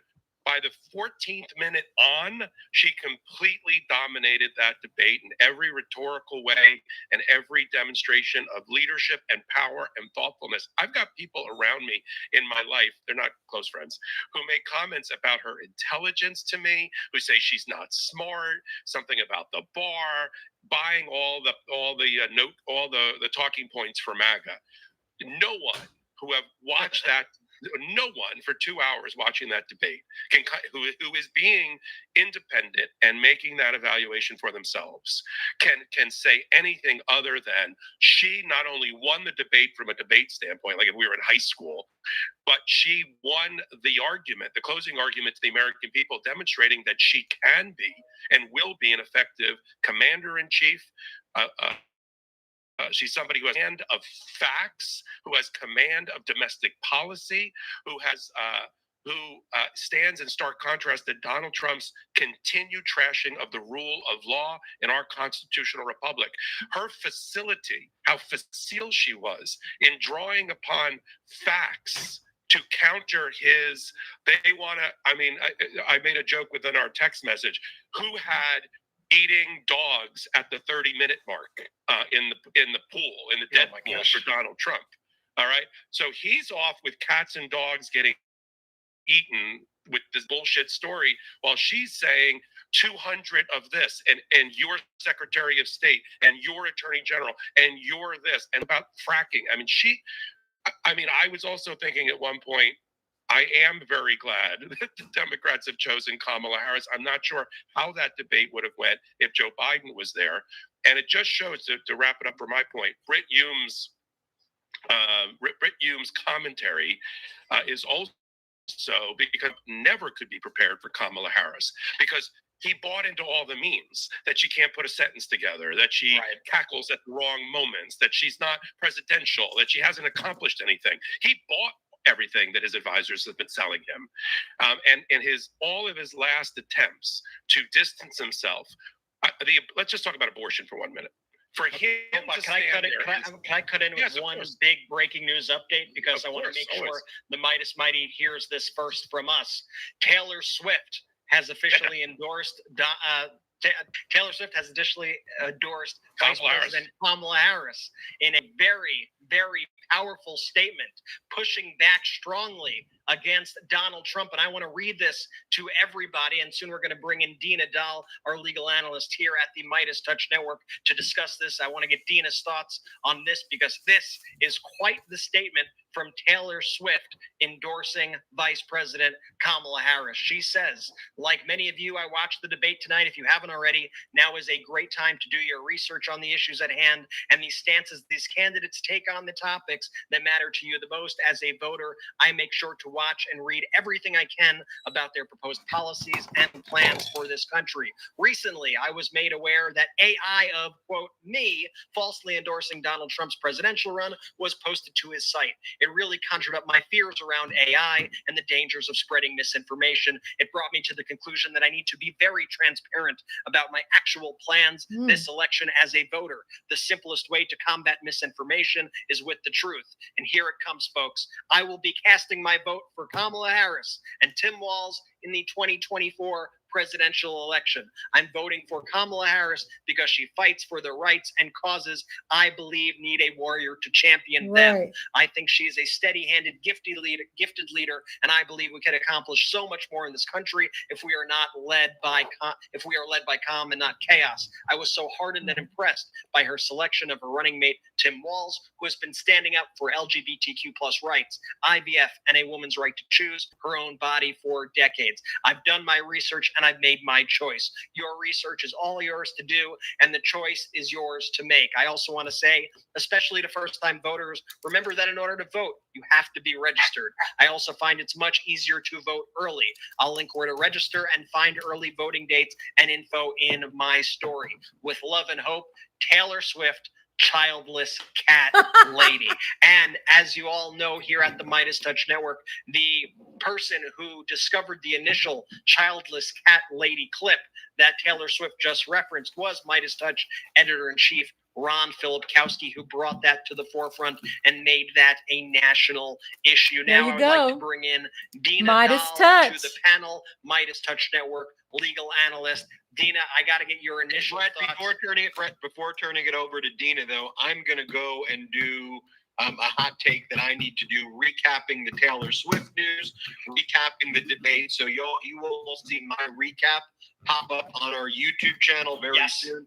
And before tossing it to Dina, though, I just want to make one plug. Brett, you mentioned that it was our editorial team that dug up the clip on childless cat lady, and that's thanks to everybody's contribution at patreon.com/MeidasTouch, patreon.com/MeidasTouch. And this evening, he's very thorough. He wants to make sure people get their credit. Worked out well. We did a live stream of the debate on our Patreon, where you and I were on the screen the entire time. So for those just joining, we don't have any outside investors here at the Meidas Touch Network at all. There's 81,000 people watching this. We're like one of the most watched YouTube channels right now, and about 20 to 30 million people watch this channel every 48 hours. That's more than Fox. That's more than CNN. That's more than MSNBC. In going forward, it's time that we reclaim the narrative of being unapologetically pro-democracy. And together, we need to build an entirely new media platform that's focused on our democracy, that does not both sides the issues. And so we grow here through those emojis that you see in the chat. We have pro-democracy sponsors and our Patreon. Also, there's store.meidastouch.com to get all the Meidas Touch gear. Patreon.com/MeidasTouch. One more time, Patreon.com/MeidasTouch. And I say that because I want to keep on growing this thing together. Dina, sorry to interject. I'm going to toss it to you, but I wanted to make that plug because otherwise Jordy would be very upset at me. Dina, welcome. That was great listening to you, Ben. So, yeah, a major endorsement and well-timed. I mean, she is the true businesswoman, right? Trump always claims he is, but she truly is. And it's not a coincidence that she did it after such a powerful debate, because people have to earn their votes. And Vice President Harris clearly showed that she was earning people's votes.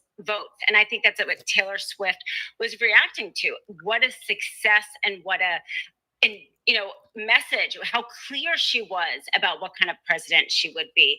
And also how clear she was in her answer regarding reproductive rights. I thought that was maybe one of the best answers Vice President Harris gave all night. It was, you could tell it was emotional. And this idea that what it actually means when they say it should be states' rights. It is that woman who has two jobs having to get on a plane with a stranger to go do it. And that's reality. And speaking, that is why so many people in this country believe in that freedom. as is Taylor Swift, as she mentioned in that endorsement. So I think Vice President Harris clearly winning the debate, showing why people should vote for her, doing it so well. That's why Taylor Swift chose that moment to endorse, because she had earned at that point the endorsement. A powerful moment, a well-earned endorsement by Vice President Kamala Harris, and a really powerful statement, I thought, by Taylor Swift. I want to tell all the viewers here also to make sure that you go ahead and no matter what podcast app you use, remember to subscribe to the Meidas Touch podcast. The Meidas Touch podcast, we do daily hot takes throughout the day. You get all your breaking news at the Meidas Touch podcast. It is free to add the show, whether you use Apple Podcasts or Spotify. Also, remember to give it a 5-star review. That would be much appreciated, and it helps because pro-democracy has been under attack. I'm sure a lot of you saw the Meidas Touch TikTok account was banned over the weekend because MAGA trolls took us down by mass reporting us. We got it back up thanks to you. But that's why it's important that we need to fight back, and we need to all be coalescing around these various platforms, whether it's the Meidas Touch podcast, our TikTok, Instagram, wherever. We need to be getting our message out entirely. Dina, moving on from Taylor Swift, which is, of course, historic news, what were your first impressions of seeing Vice President Kamala Harris up there tonight at the debate, going toe-to-toe with Donald Trump in this historic moment? I mean, I think the biggest overarching takeaway was that she had so many specific details in her answers. Like even when she was talking about her economic plan, she referenced Goldman Sachs and the Wharton Business School, the specific number of Nobel laureates who had endorsed her plan. The level of detail in her answer, this was her moment, not only to debate Donald Trump, but to introduce herself to a lot of Americans who are maybe not like this community, not as clued in, haven't heard from her or seen from her before. I think she did such a good job completely dispelling any notion that she was not qualified or informed enough to do the job. Her level of detail was so impressive, to be quite honest, so impressive, and the delivery of it sounding so unrehearsed. It sounded very unrehearsed in her command of the facts. And then you had Donald Trump, who, we've seen him over the years, and like she said, it's like a tired shtick. It's become really obvious, although I'm sure he was always like this, how much he speaks in generalities and really says nothing. The number of answers that he gave that was like, the people I'm going to talk to, and we're going to raise it by 400. And it was all a lot of like general statements.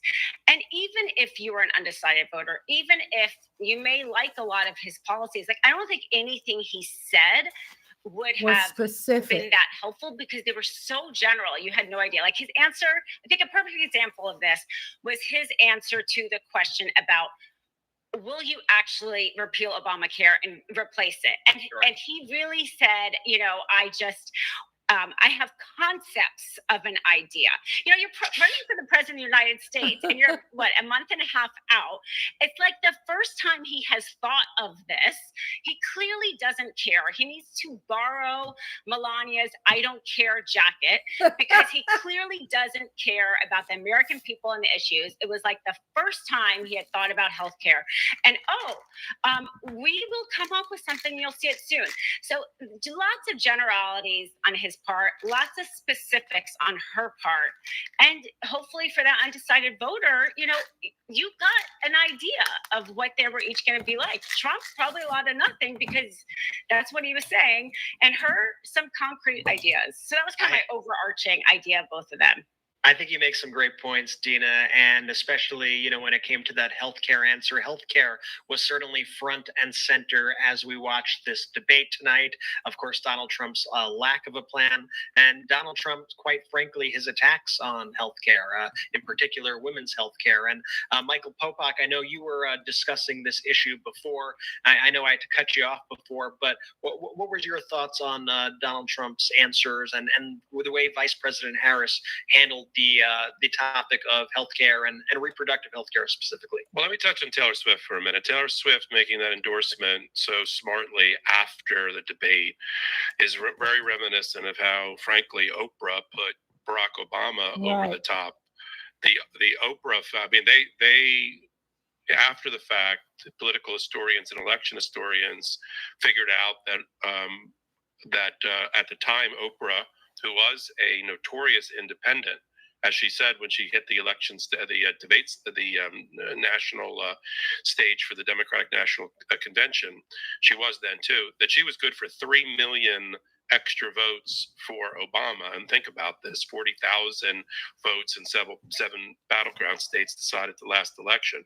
So we'll have to see what the Taylor Swift effect is going to be on her voting age people. We're not talking about the under 12-year-olds. We need the parents and the 18 and over to be impacted by. Well, let me tell you, as a Swiftie myself, Michael Popok, that the Swifties are not just 12-year-olds. I have to say, and I would argue My that the husband's Taylor a Swift Swiftie. audience is actually more of a millennial audience, who's now an older audience, who has grown up with her and are now very much of voting age, my age and older. And so I think Taylor Swift actually does have a strong mobilized group of voters. We saw this with the Swifties for Trump call the other day, and we see that every time also Taylor Swift, just as she did tonight, posting links to register to vote. Her fan base, they listen to her, they go, they vote, and I think it was so just an interesting thing to see that she pointed out the AI aspect of it all, because when I saw Donald Trump do that, I immediately thought that's going to backfire in a big way. Like, you do not mess with you do not mess with any human being like that. You certainly do not mess with Taylor Swift like that, and you certainly do not mess with her fan base like that by posting a phony endorsement. Like, what the hell do you think is going to happen when you do that? And she struck back with a vengeance, and did it at such a powerful moment that probably had perhaps the most impact of any night imaginable, seeing that and seeing her statement. So what should happen then, if based on that, the millennials should do what the Oprah voters did and help put Kamala over the top. And it sounds like, based on that analysis, that they will. Let me just talk about abortion, because that was really the biggest issue for me for the night, to show the contrast between these two individuals. You've got Donald Trump lying to the American people that everyone, and I wrote it down, he said all law professors, all judges, all Democrats, all Republicans wanted to overturn Roe versus Wade, take away a constitutional right of a woman to choose that had been enshrined for 50 years plus, and turn it over to the states because it was dividing this country. That is a complete and absolute lie. Everybody in this network knows that, and hopefully the independent voter knows that as well. Nobody thought it was a good idea to divide this country in a way that we did during the Civil War, to make red and blue states where women are second-class citizens in red states that are criminalized along with the people in their lives if they try to exercise bodily autonomy. And the fact that that was his best argument, that he did a courageous thing, and so did his Supreme Court justices, to rip away a woman's right to choose, is what he's going. That is on the ballot. That is literally on the ballot in some of the battleground states, in state constitutional amendments to enshrine that right in their states. He made a nonsensical argument about what he would do about a national ban, and versus what Kamala Harris will do when she's in office, to ensure that if the Supreme Court doesn't find a constitutional right, that it end up with a federal law. He just said that's nonsense because she'll never get the votes. He's not properly speaking to the American voter, the woman voter, the person that supports the woman voter in America, to restore her to first-class citizenship. And for me, that was the most compelling argument that she made tonight. I thought she did everything else she needed to do, including what Anthony said earlier, which is to trigger Donald Trump. He took the bait, as Britt Hume said, time and time again, because he wasn't prepared. He wasn't prepared to debate her. He wanted to debate Joe Biden. That didn't happen. He's known that for almost a month and a half to 2 months now. And yet still that contrast was so stark. So finally, she did exactly what she needed to do, to answer to the 70% of the American people who said they don't have a clear image of what she would be like as president. Now they do. Exactly. And, hearing Vice President Harris call that out, you're not debating Joe Biden, you're debating me, but pointing that out to people. And quite frankly, Donald Trump didn't know how to handle it. He was still stuck in this rut. He hadn't done any prep. I mean, it was pretty clear that she had spent the last few days really working on this. Well, Anthony, he was with Laura Loomer and Matt Gaetz and that whole crew. But we know he doesn't listen to anybody. He might have said, okay, this meeting is a prep meeting and invited them in and they had some snacks. But there's absolutely no way that they said stuff that he was going to ingest and therefore present on the night. He was completely unprepared. So he relied on the old tropes from the rallies, the stuff that we knew. So most of us predicted exactly what Donald Trump was going to say. And he did exactly what we had predicted. So that was great. There was a few times he was walking on the cracks of the pavement as opposed to on the paving stones themselves. And I thought that was interesting, where he was giving away quite how little knowledge he has about the way the world works, about American policy, about NATO, and his constant references of, well, Viktor Orban said that I was great. Viktor Orban said that everything that I had come up with was brilliant. And I had wished that Kamala Harris had said, you do know that Viktor Orban is like one of the worst leaders on the planet and considered to be the type of dictator that you associate with regarding Russia, North Korea, and China. So it's just very interesting that we had a little window on Donald Trump's world outside of rally Trump and outside of interview Trump. We got a few more bits of the kind of crazy cogs inside that small brain. I wish he'd have said unhinged. I wanted to hear more about his insanity because, and at one point, and tell me if I'm wrong, panel, please, but I was hoping she was going to do this. whenever it cut to her, because you have to learn to use the camera. How about when he said it? Well, I wrote it down because I had to write it down. At one point, he said that the Biden-Harris administration was taking people out of insane asylums and out of jails and giving them jobs that would have went to Black and brown people. He literally said that during the debate. He also said they were doing transgender operations. I mean, on prisoners. Yeah, what about eating cats and dogs? I mean, should we not mention that one? Because we got to mention that one. And that, to me, is the perfect example of, like you said, Anthony, Donald Trump taking the bait. Yeah. This was a conspiracy theory that was spouted in the MAGA ecosystem. And it's one of those other examples of them getting high on their own supply, so to speak, where they spread this lie. It gets thoroughly debunked. But Donald Trump, like I was joking about, but I was serious about before, Donald Trump was spending his time on the plane with conspiracy theorists like Laura Loomer leading up to this debate, somebody who was spreading this very lie. Donald Trump spouts this lie about something that is not, in fact, happening at all in Springfield, Ohio, or anywhere, about Haitian immigrants eating people's pets, not happening. Donald Trump appears, because he is, to be a complete unhinged lunatic, shouting about immigrants eating cats and dogs, just totally looking like a xenophobic bigot who has no grasp on reality. I saw Alexandria Ocasio-Cortez, that congresswoman, she said something along the lines of, he's like a guy, ranting on the corner of 32nd Street, in New York. And that's really what he came out with. There were all these reports beforehand that the Trump campaign was hoping that Donald Trump would be happy Trump tonight. They didn't want to see sad or angry Trump. They wanted to see happy Trump.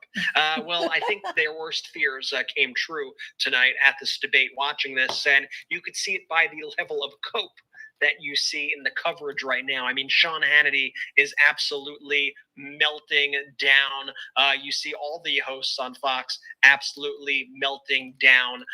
Michael Popak just had to cut out. It was great having him on the show. I want to show you Tim Walz's reaction to the Taylor Swift news.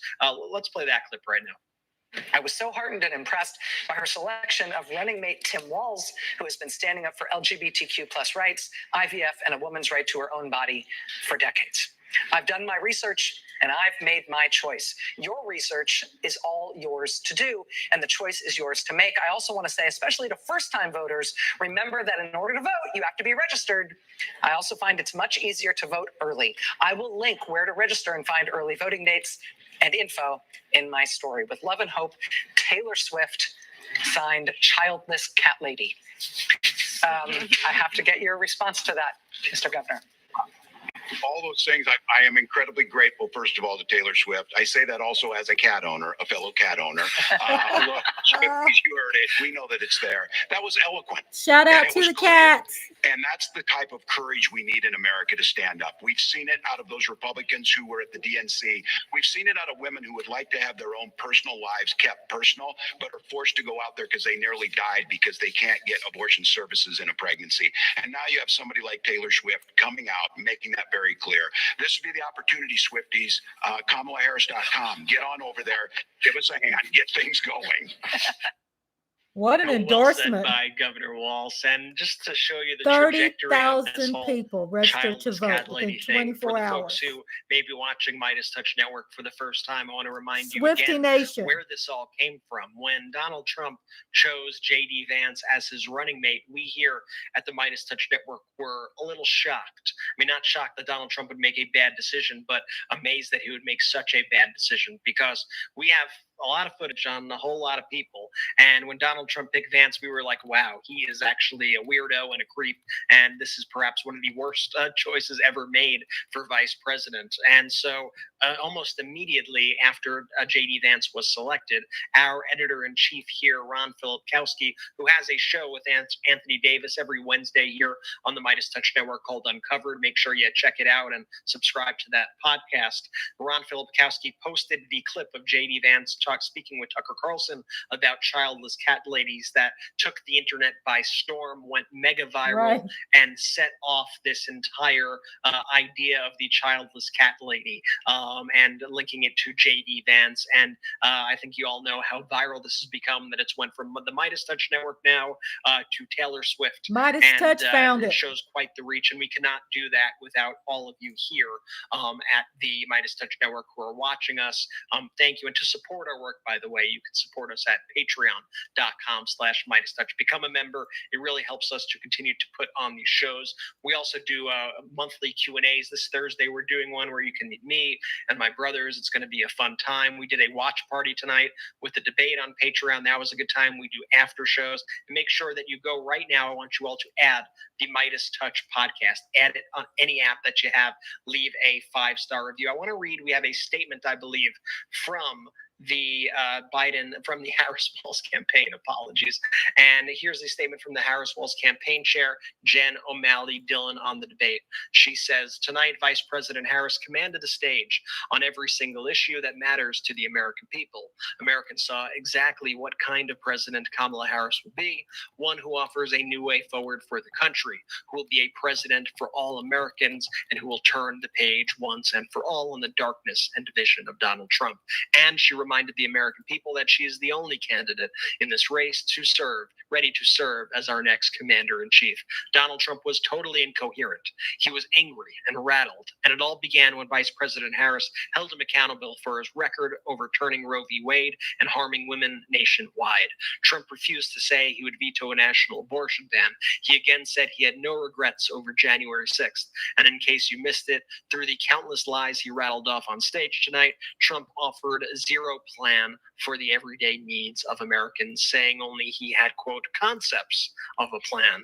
That's because the only actual plan Trump has is That's Project what you said, 2025, Reese's. which would raise And you costs say for you the middle said class concept? and take America backwards. That's all he got. Under the bright lights the American people got to see the choice they will face this fall at the ballot box between moving forward with Kamala Harris or going backwards with Trump.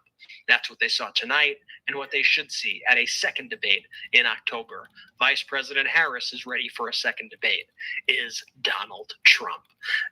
There you have the Harris-Walz campaign throwing down the gauntlet for a second debate. Sorry to block your face there, Dina, for a moment with that graphic, but didn't need to do that. But we do have the childless cat lady merch over at store.meidastouch.com. We can put it up now. We won't be blocking Dina now.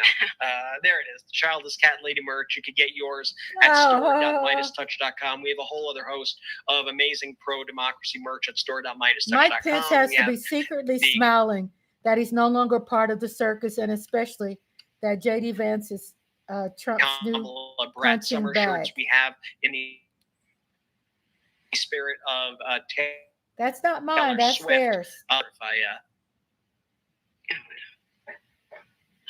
I think you still got me. I think I might have froze for a second. You froze. You got caught. See, in the those things happens to everybody. I got caught. And in the they have a Wi-Fi. We have all production this great crew. merch at store.meidastouch.com. In the spirit of Taylor Swift, we also have sort of like those friendship bracelets that you pass out at different events and things. We got the "We're Not Going Back." We got the "Mind Your Own Damn Business" tees with Tim Walz. And speaking of Tim Walz, I hear that Tim Walz was just ripping Donald Trump as well in one of his post-debate interviews. If we have that clip, let's play that. Folks like my mom, who's been a poll watcher for years, folks that are on the Republican, Democrats, independents, who do the hard work of democracy for no money, they're being put at risk by the recklessness of Donald Trump, because he can't, at nearly 80 years old, do something that my fourth graders, when I taught them, did. When you lose a game, you go shake hands and you congratulate the other person and you move on. We're in this together. This guy cares nothing about the democracy. He cares nothing about the American people. He cares about himself and himself only. So it empowers Putin, it empowers dictators. But again, one example, he was asked for one world leader who was with him, and it's Orban. My God, that's all you need to know. You've got a leader in Kamala Harris that understands the importance of these alliances. She understands what it truly means to stand up for the Western democracies, and she truly means to talk about others. Donald Trump talked about himself 99% of the time, and if he wasn't talking about that, he was talking about Orban. So it was couldn't have been clearer. Couldn't have been clearer. And I just like to say, if I can make my plug, she did her job. Americans need to do theirs. Get engaged. Get the facts. Go to KAMALAHARRIS.com. Go down and do some door knocking. Talk to your neighbor. Talk to your relatives. It was clear tonight that there is only one person on that stage that should be president of the United States, and that was Kamala Harris. Anthony, it was like he was just listening to you here on the show, huh? I really like that guy. You know, isn't it funny that none of us really knew anything about him just a few weeks ago? And now he's been catapulted into the I never heard of Watts before. News. The thing I found most interesting was because, you know, I'm obsessed with the mental health aspect and the psychological aspect of Donald Trump. And do you remember when Kamala Harris said, you know, I grew up in a middle-class family. I wasn't given $400 million by my father and then had 6 bankruptcies. And again, I don't think anybody's really said this to Donald Trump directly before. And you could watch him, you know, physically a little more like a tangerine with a wig on. Tangerine. Handle. So it was that plus the references to people leaving his rallies because they're bored. That's all he really wanted to talk about. And given enough rope, he probably would have just talked about crowd size, which is ironic because Obama was ribbing him about that at the DNC. And everybody knows that this is Donald Trump's Achilles heel. So focusing on his insecurities as an individual exposes exactly why he is an unsuitable candidate for president, because he, you know, and the rhetoric that you often hear from him is that, you know, women are not capable because they're emotionally unstable, right? Look at tonight as an example. Look how completely unstable and unhinged and insecure Donald Trump was, and how completely together, capable, and on top of everything Kamala Harris was. And it's about time America moved on from this misogynistic view of women in leadership. I mean, where I'm from, we had our female prime minister first in 1979. You know, that was a while ago. And the US needs to catch up. And this year is going to be the year that changes. Dina, as I'm sure you've heard people say in the past, maybe Donald Trump should try smiling more. I know. His expression, you know, speaking kind of what we were talking about a little bit earlier about the conspiracy theories, how he's in such an echo chamber, he doesn't even realize what he's saying is so crazy. I have to say, when he started talking about how the liberals are actually not even wanting to executing babies after they're born, and the moderator had to fact check him that executing babies after they're born is illegal throughout the country. Crazy, I mean, that alone, you know, that shows to me like that bubble that he's in, because any actual voter who's undecided, you could see Bubbles he is an of unserious lies. person looking for a serious job. And he, you know, that itself I thought should be disqualifying, right? Like if that that exchange had happened 8 years ago or 10 years ago, that alone, we would have been like, that person, shouldn't be qualified to be president when you're talking about executing babies. This is where his extremism is, though. And I thought she did an excellent job at pointing out his extremism, just saying that word a few times. And she did an excellent job of not being diverted by his things that he was trying to throw at her. She didn't get diverted at all. Whereas he did, as you said, Anthony, he went into the crowd size and all that kind of stuff. But she didn't get diverted by that.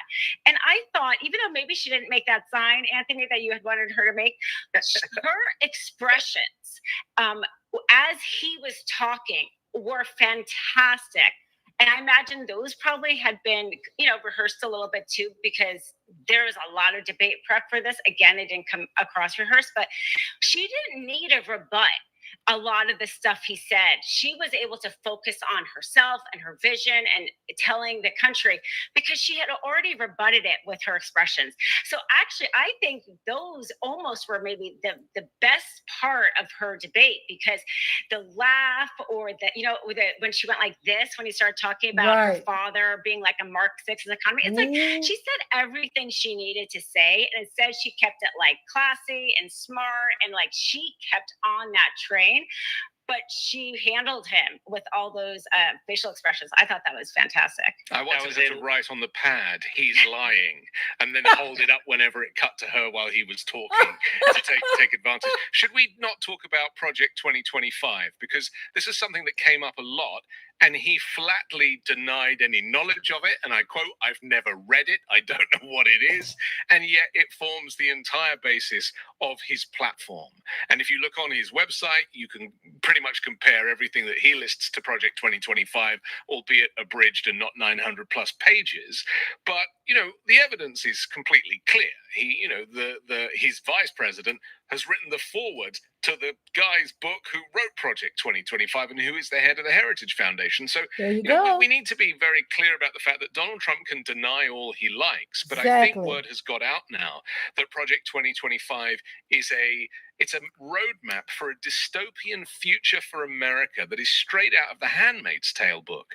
And yet he seems to think that it's the kind of thing he can just brush aside. And people are taking this very seriously. What did you guys think about whether or not he successfully distanced himself from this publication, or whether or not people would have seen straight through it? I think, I'm sorry, Dina, why don't you? Oh, no, go ahead. I was just going to say, I think Vice President Harris did a great job nailing him down on that issue. And Project 2025 has become such a huge topic and something that people are really speaking about when you ask about this election. And Donald Trump is just so intrinsically tied to Project 2025. I mean, it's something like, 80% of the people or something in Project 2025 were literally his former aides and staffers. They describe it literally as the means to implement Trumpism. That's like their description of Project 2025. And you saw Donald Trump try to play this card. Well, maybe they say some good things. Maybe they say some bad things. I don't know what they say.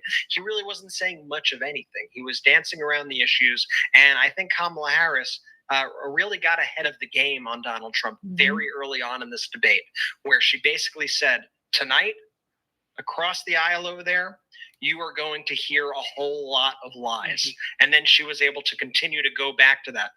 As I said, I told you were going to hear a lot of lies. That's another one. That's another one. That's another one. And it was just that endless barrage and her ability to call it out, but also not get in the mud with Donald Trump.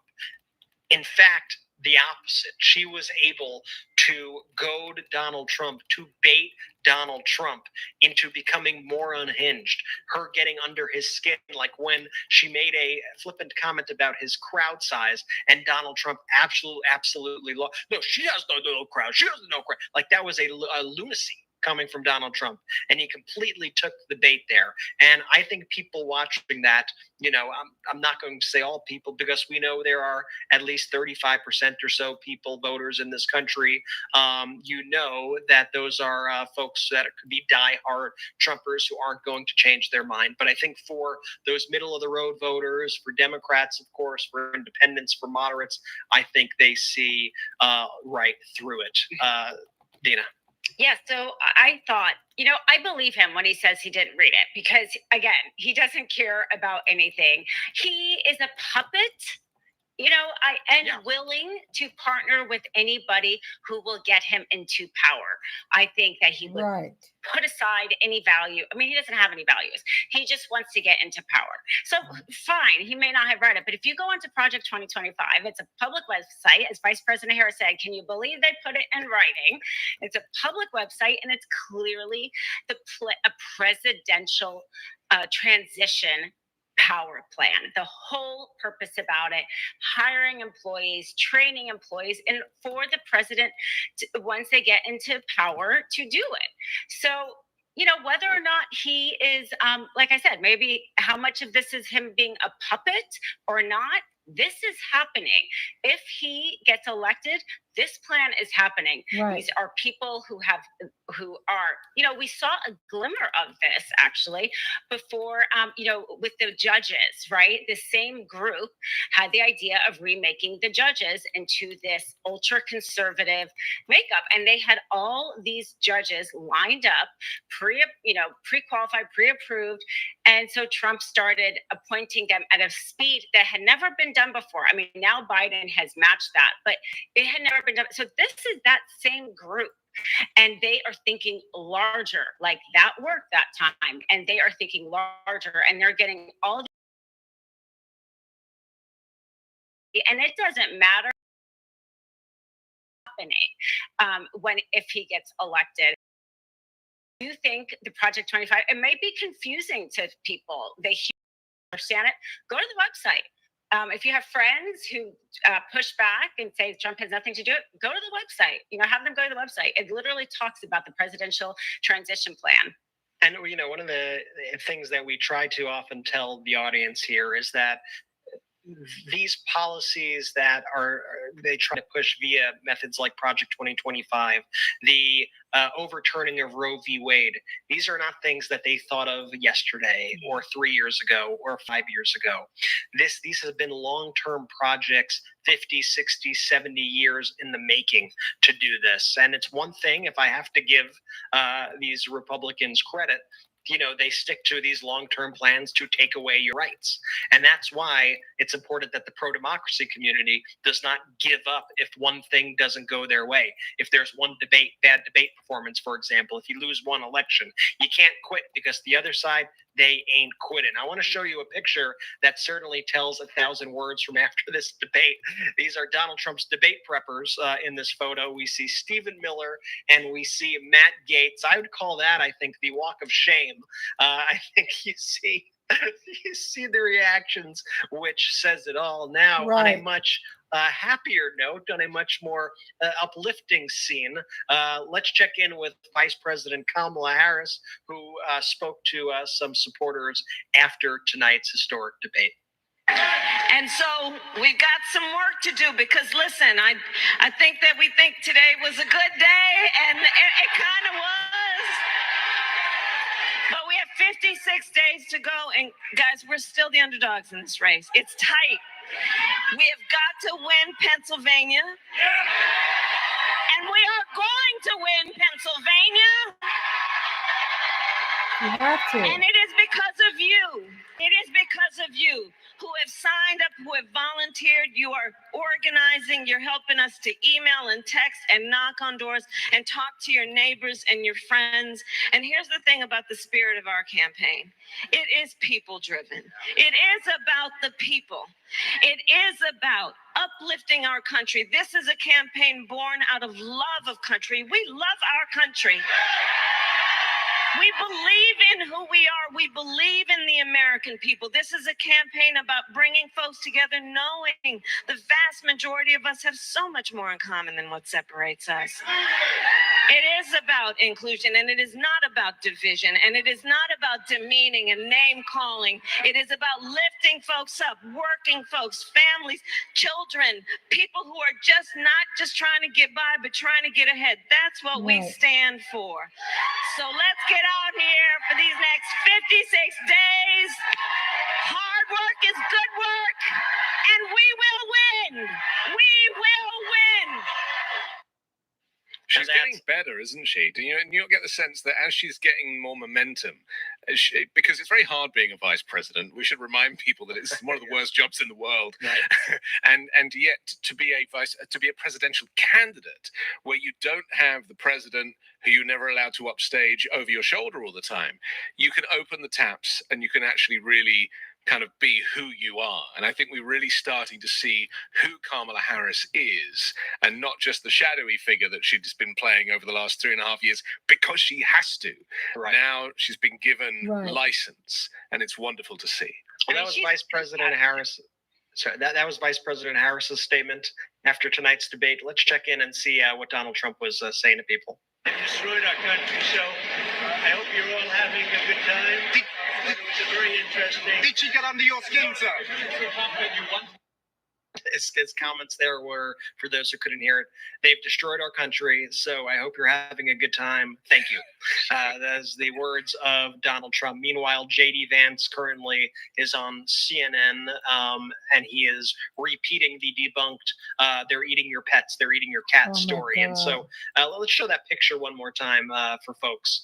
Of Stephen Miller and Matt Gaetz. Once again, I think this says it all. The mood right here of the Trump campaign. They were prepping Donald Trump for this debate, apparently. Adina, your thoughts? Yeah, I mean, I agree. I mean, with Anthony, she's fantastic. I mean, I think that she showed her how well she is in front of the stage when she was a senator grilling Justice Kavanaugh. I mean, it was that moment, right? We all still remember that moment. I mean, she has always been good, and we're all able to finally see it. But the other important thing that she talked about was the work that needs to be done. And, the first thing we need to do is make sure we all are registered to vote, right? Check online, make sure you're registered, find out, do you have mail-in ballots? Do you have early voting? Just like make a plan early, make it fun, offer to bring your friends, your neighbors, make it an event, and volunteer. And I was talking to somebody who never had volunteered before, and they need phone banking. Most campaigns need phone banking. And if you think that's not enough of a way to help, it's a huge way to help. And the person I was talking to said, well, I don't want to be arguing with people on the phone. Usually campaigns have you call likely voters. It's more about getting out the vote. You're not going to have to argue with a Trump supporter. Usually it's really about calling the person and asking them if they've had a plan to vote, or have they already turned in the mail-in ballots, right? As it gets closer to the election. That kind of phone banking is so crucial. And you don't have to make a commitment for a certain amount of time. They train you, they make it super easy. They give you a script and you do what you can. If we each did an hour even, it's more than they wouldn't have. So just, to kind of amplify what she was saying. This is too close of a race for somebody as bad as Trump. It is too close of a race. And it is going to take us all, doing more, let's say, than we did the last election. If you just voted the last time, great. But this time, maybe volunteer. And if you volunteered phone banking, but you didn't canvass, try the canvassing. We're going to have to kind of step it up a little bit. She needs our help. Unfortunately, for whatever reason, I don't understand, the race is still really close. Yeah, and as Michelle Obama said during the DNC, there are going to be good days, there are going to be bad days. There are going to be days where you feel great about things, which is probably right now, I would assume. There are going to be days where you don't feel as great, like maybe when the New York Times poll came out 2 days ago and everybody thought the sky was falling. But that's what happens in elections, right? You're going to get good news, you're going to get bad news. This is going to be a close race to the finish. And that's why I think that Vice President Harris frequently emphasizes, we are the underdogs, do not take anything for granted. And to Dina's note, I want to say a campaign will never make you do anything you're not comfortable with. So if you're I'd like to get involved, but I'm not sure I'm comfortable speaking on the phone. They'll find Right. something for you to do. They'll have you text, there will always be something for you to do. But the best thing that you could do is to take democracy into your own hands rather than let other people do the work for you. It's the most important thing. And I'd almost rather you think in that mindset on the happy days than the bad days when you're doing it, thinking that, the survival of the world depends on it. You let the good stuff encourage you as well. Don't just be motivated by fear, but be motivated by hope. I want to remind everybody, make sure that you are subscribed to the Meidas Touch YouTube channel. We got our incredible panel here. We have such great shows here.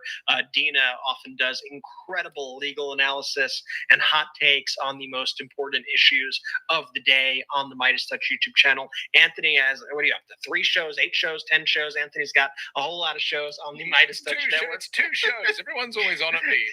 It's just 2 shows. Well, I just always want more Anthony. You're welcome to it.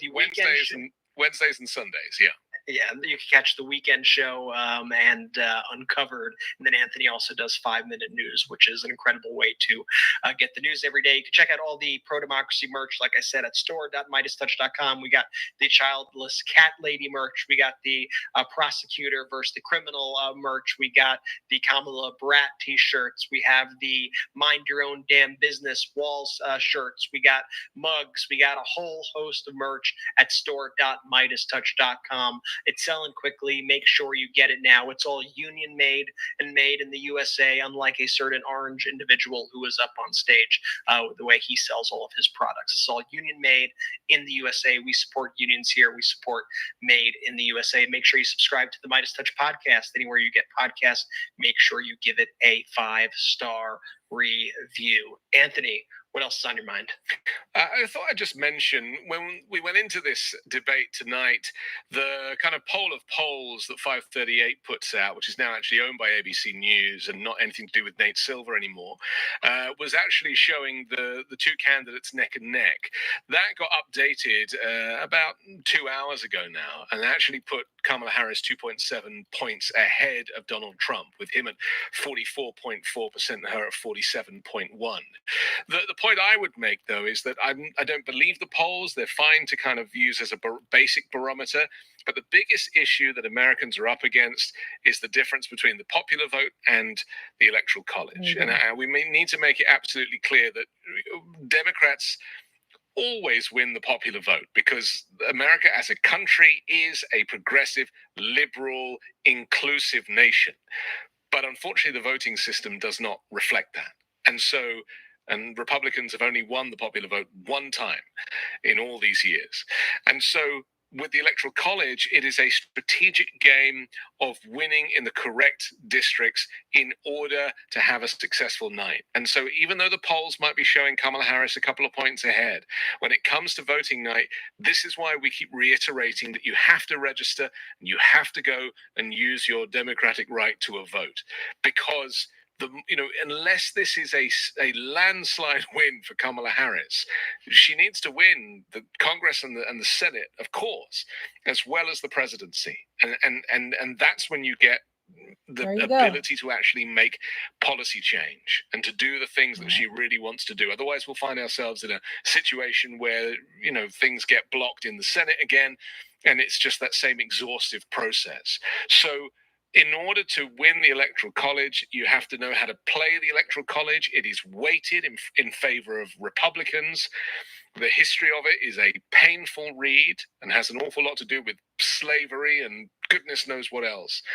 But to get ahead of the Electoral College system, which is weighted in favor of Republicans, there needs to be an absolutely huge turnout. And I should remind people that the turnout last time was only around 65%. It's not enough people. Right. Yeah, it's a great point. And, I think it's often worth reminding Americans of just the basic civics of the country, because I think a lot of times the frustration that people have with our government comes from a place of, why isn't XYZ getting done? Right. I think you hear that a lot with President Biden. You hear that a lot with any president, quite frankly. And it usually comes down to exactly what Anthony was just getting at, which is, well, you need the numbers elsewhere also. The president is not a dictator, and that's a good thing. That's a good thing, okay?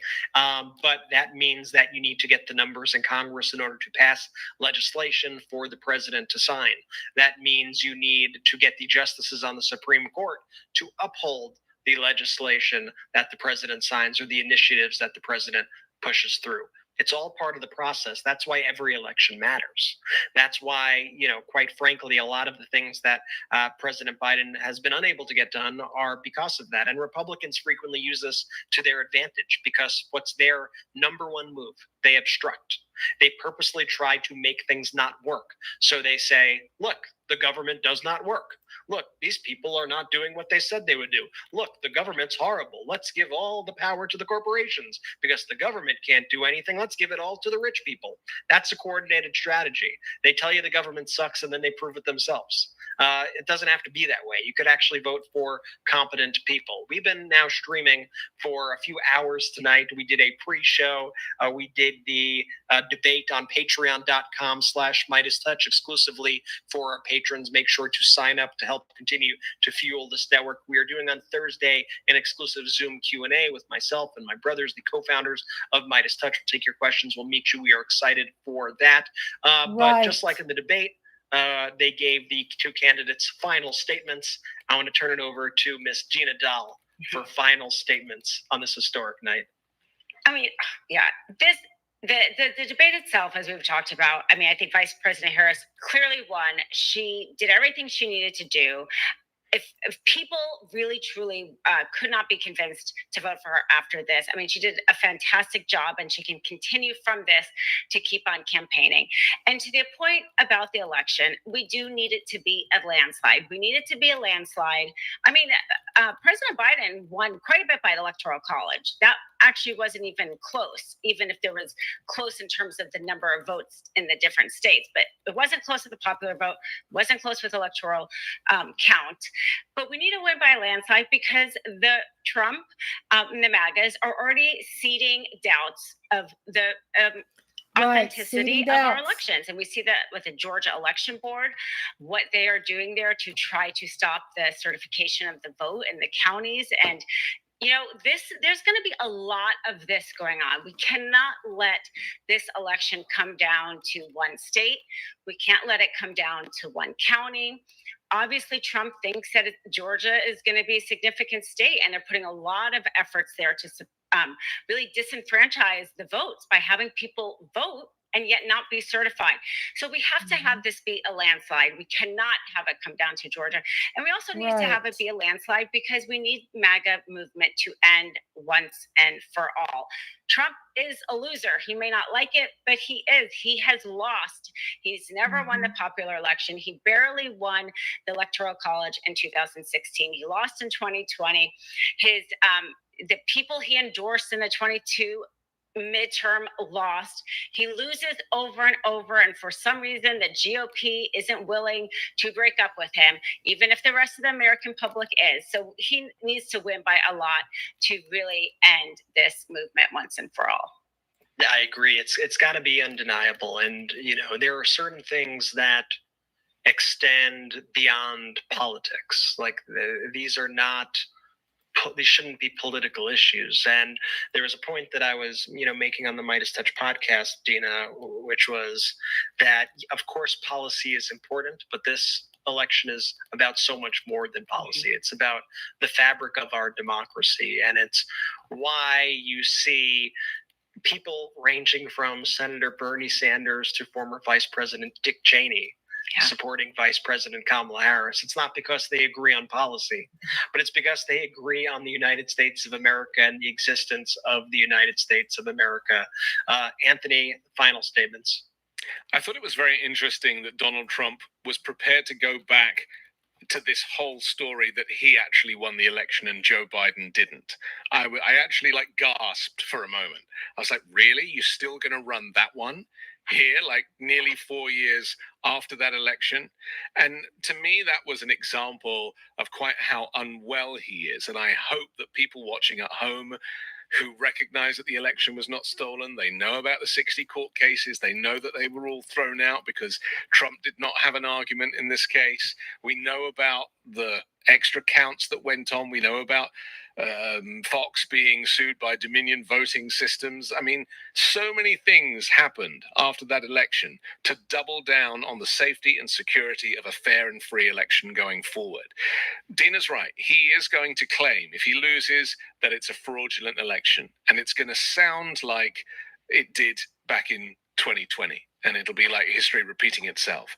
I fear that we will see another type of insurrection. And I think this time the plan is more about the Project 2025 people, i.e. the Heritage Foundation and these fake legislatures or people who are election deniers working in these legislatures who refuse to certify the election.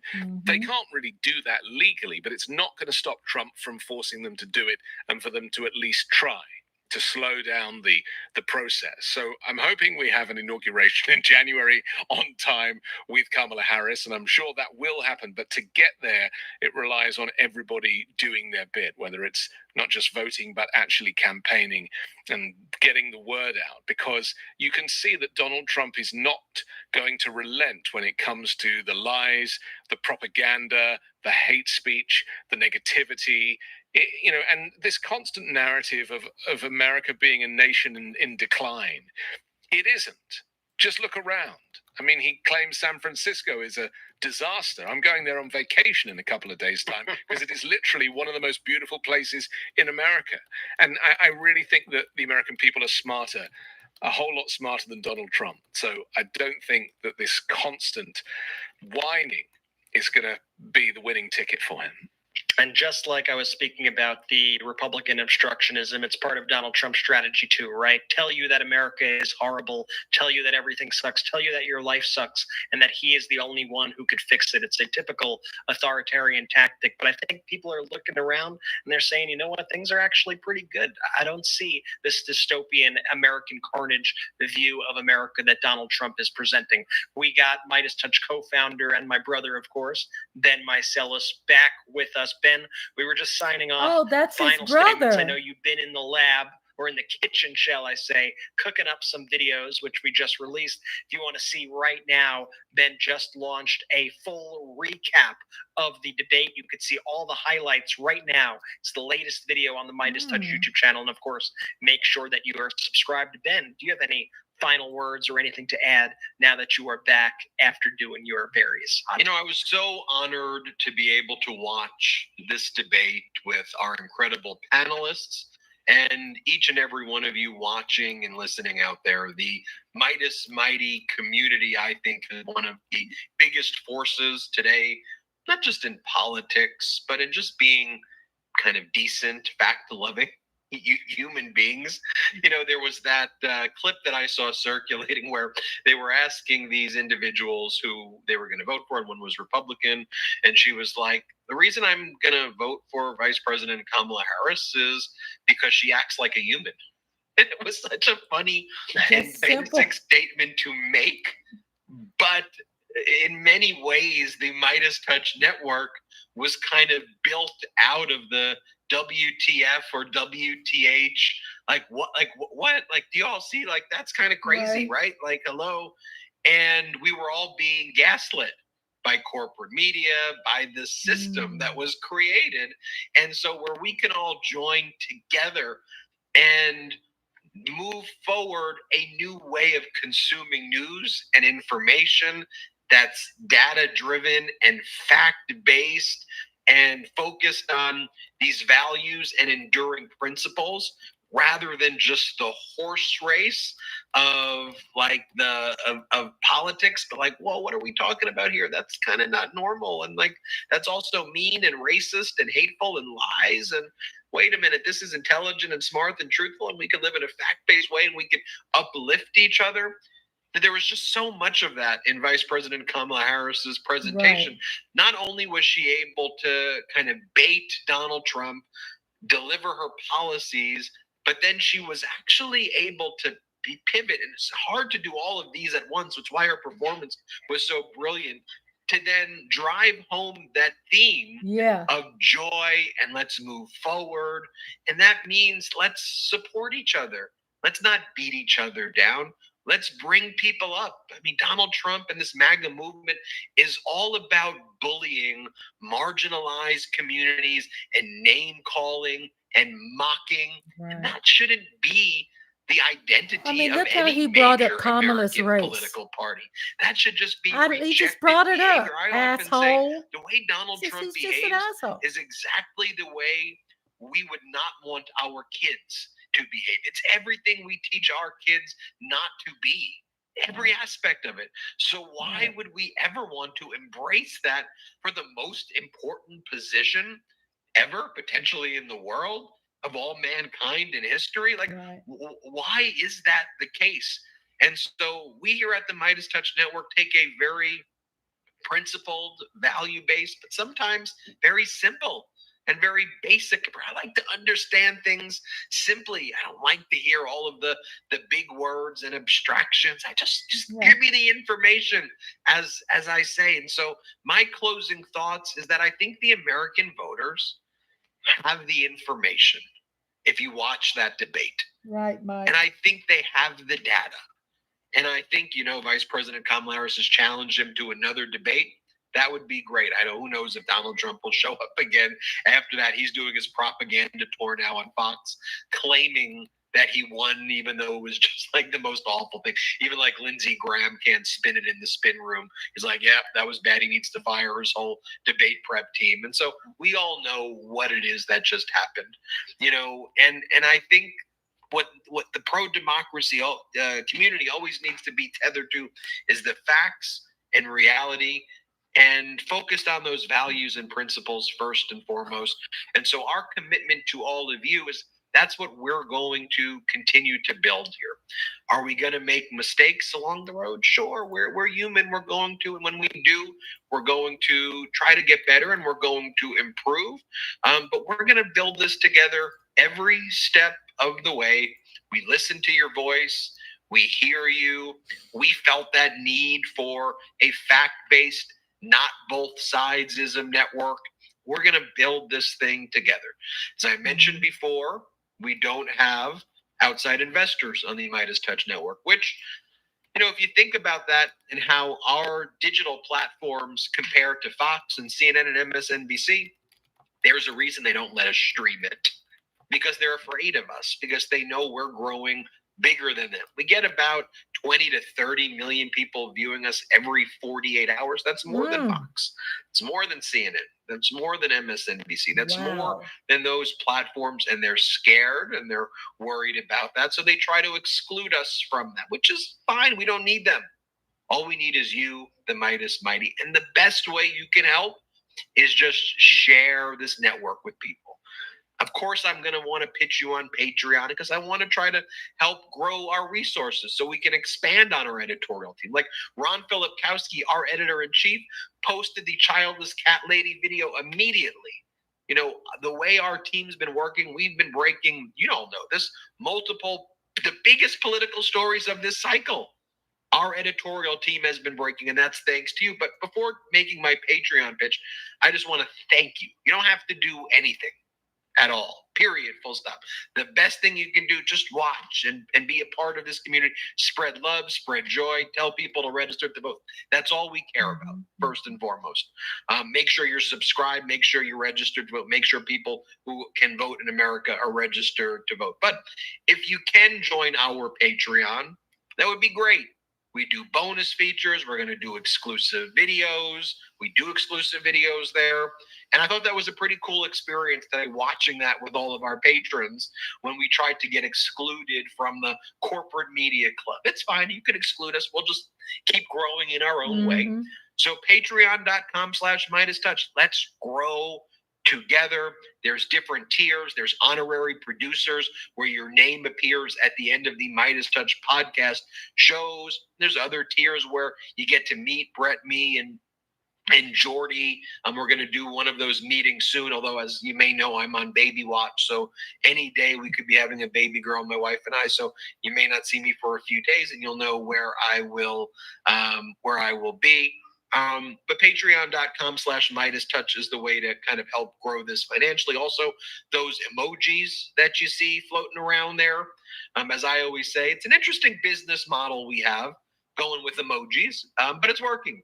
You know, we don't have the deca billionaire and billionaire shareholders and investors that Fox and MSNBC does that. But you know what? Why do we need that? We've got you, the Meidas Mighty. So get those emojis, share those emojis. We have fun with the emojis.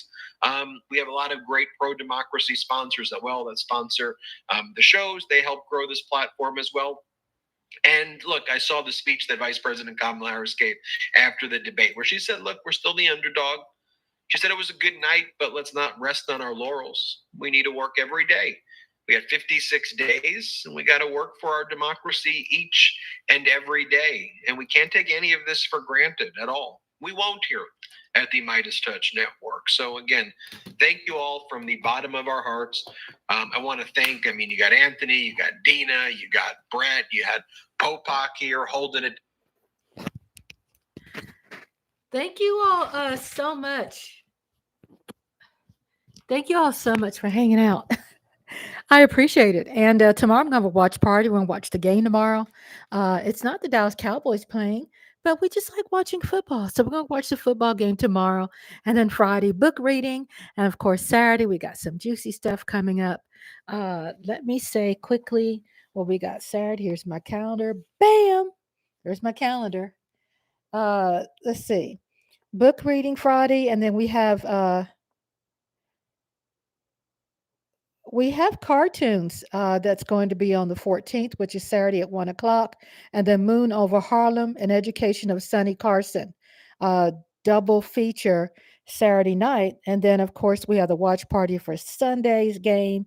Sunday is Saints and Cowboys on Sunday, and Giants and Commanders, and, of course, some other games. We're looking at 12 noon for Sunday. And then, of course, we have some birthdays on the 16th with Nodulista and Daydream 1990 and Nodulista 90s. Next Tuesday, we'll have James Earl Jones viewing a movie that I'm putting together, autobiography. And it looks like, well, let's back up a little bit. 16th is the Falcons and Eagles. That's on Monday. So, yeah, we got a lot of things going on with the channel here with Rhonda's Lovely Sparks. Again, thank you. Shout out to everybody who came. Lola, Reese's Cup, Mike Aldana, Lady Libra, Mark Holmes, Daydream 1990s. I know I had some more people. Coyote was here. Did I say Michael Aldana? Yeah. And I don't want to forget anybody. Just love you all so much. Thank you all for stopping by. And then I will be back, and I'll see you soon. And thank you.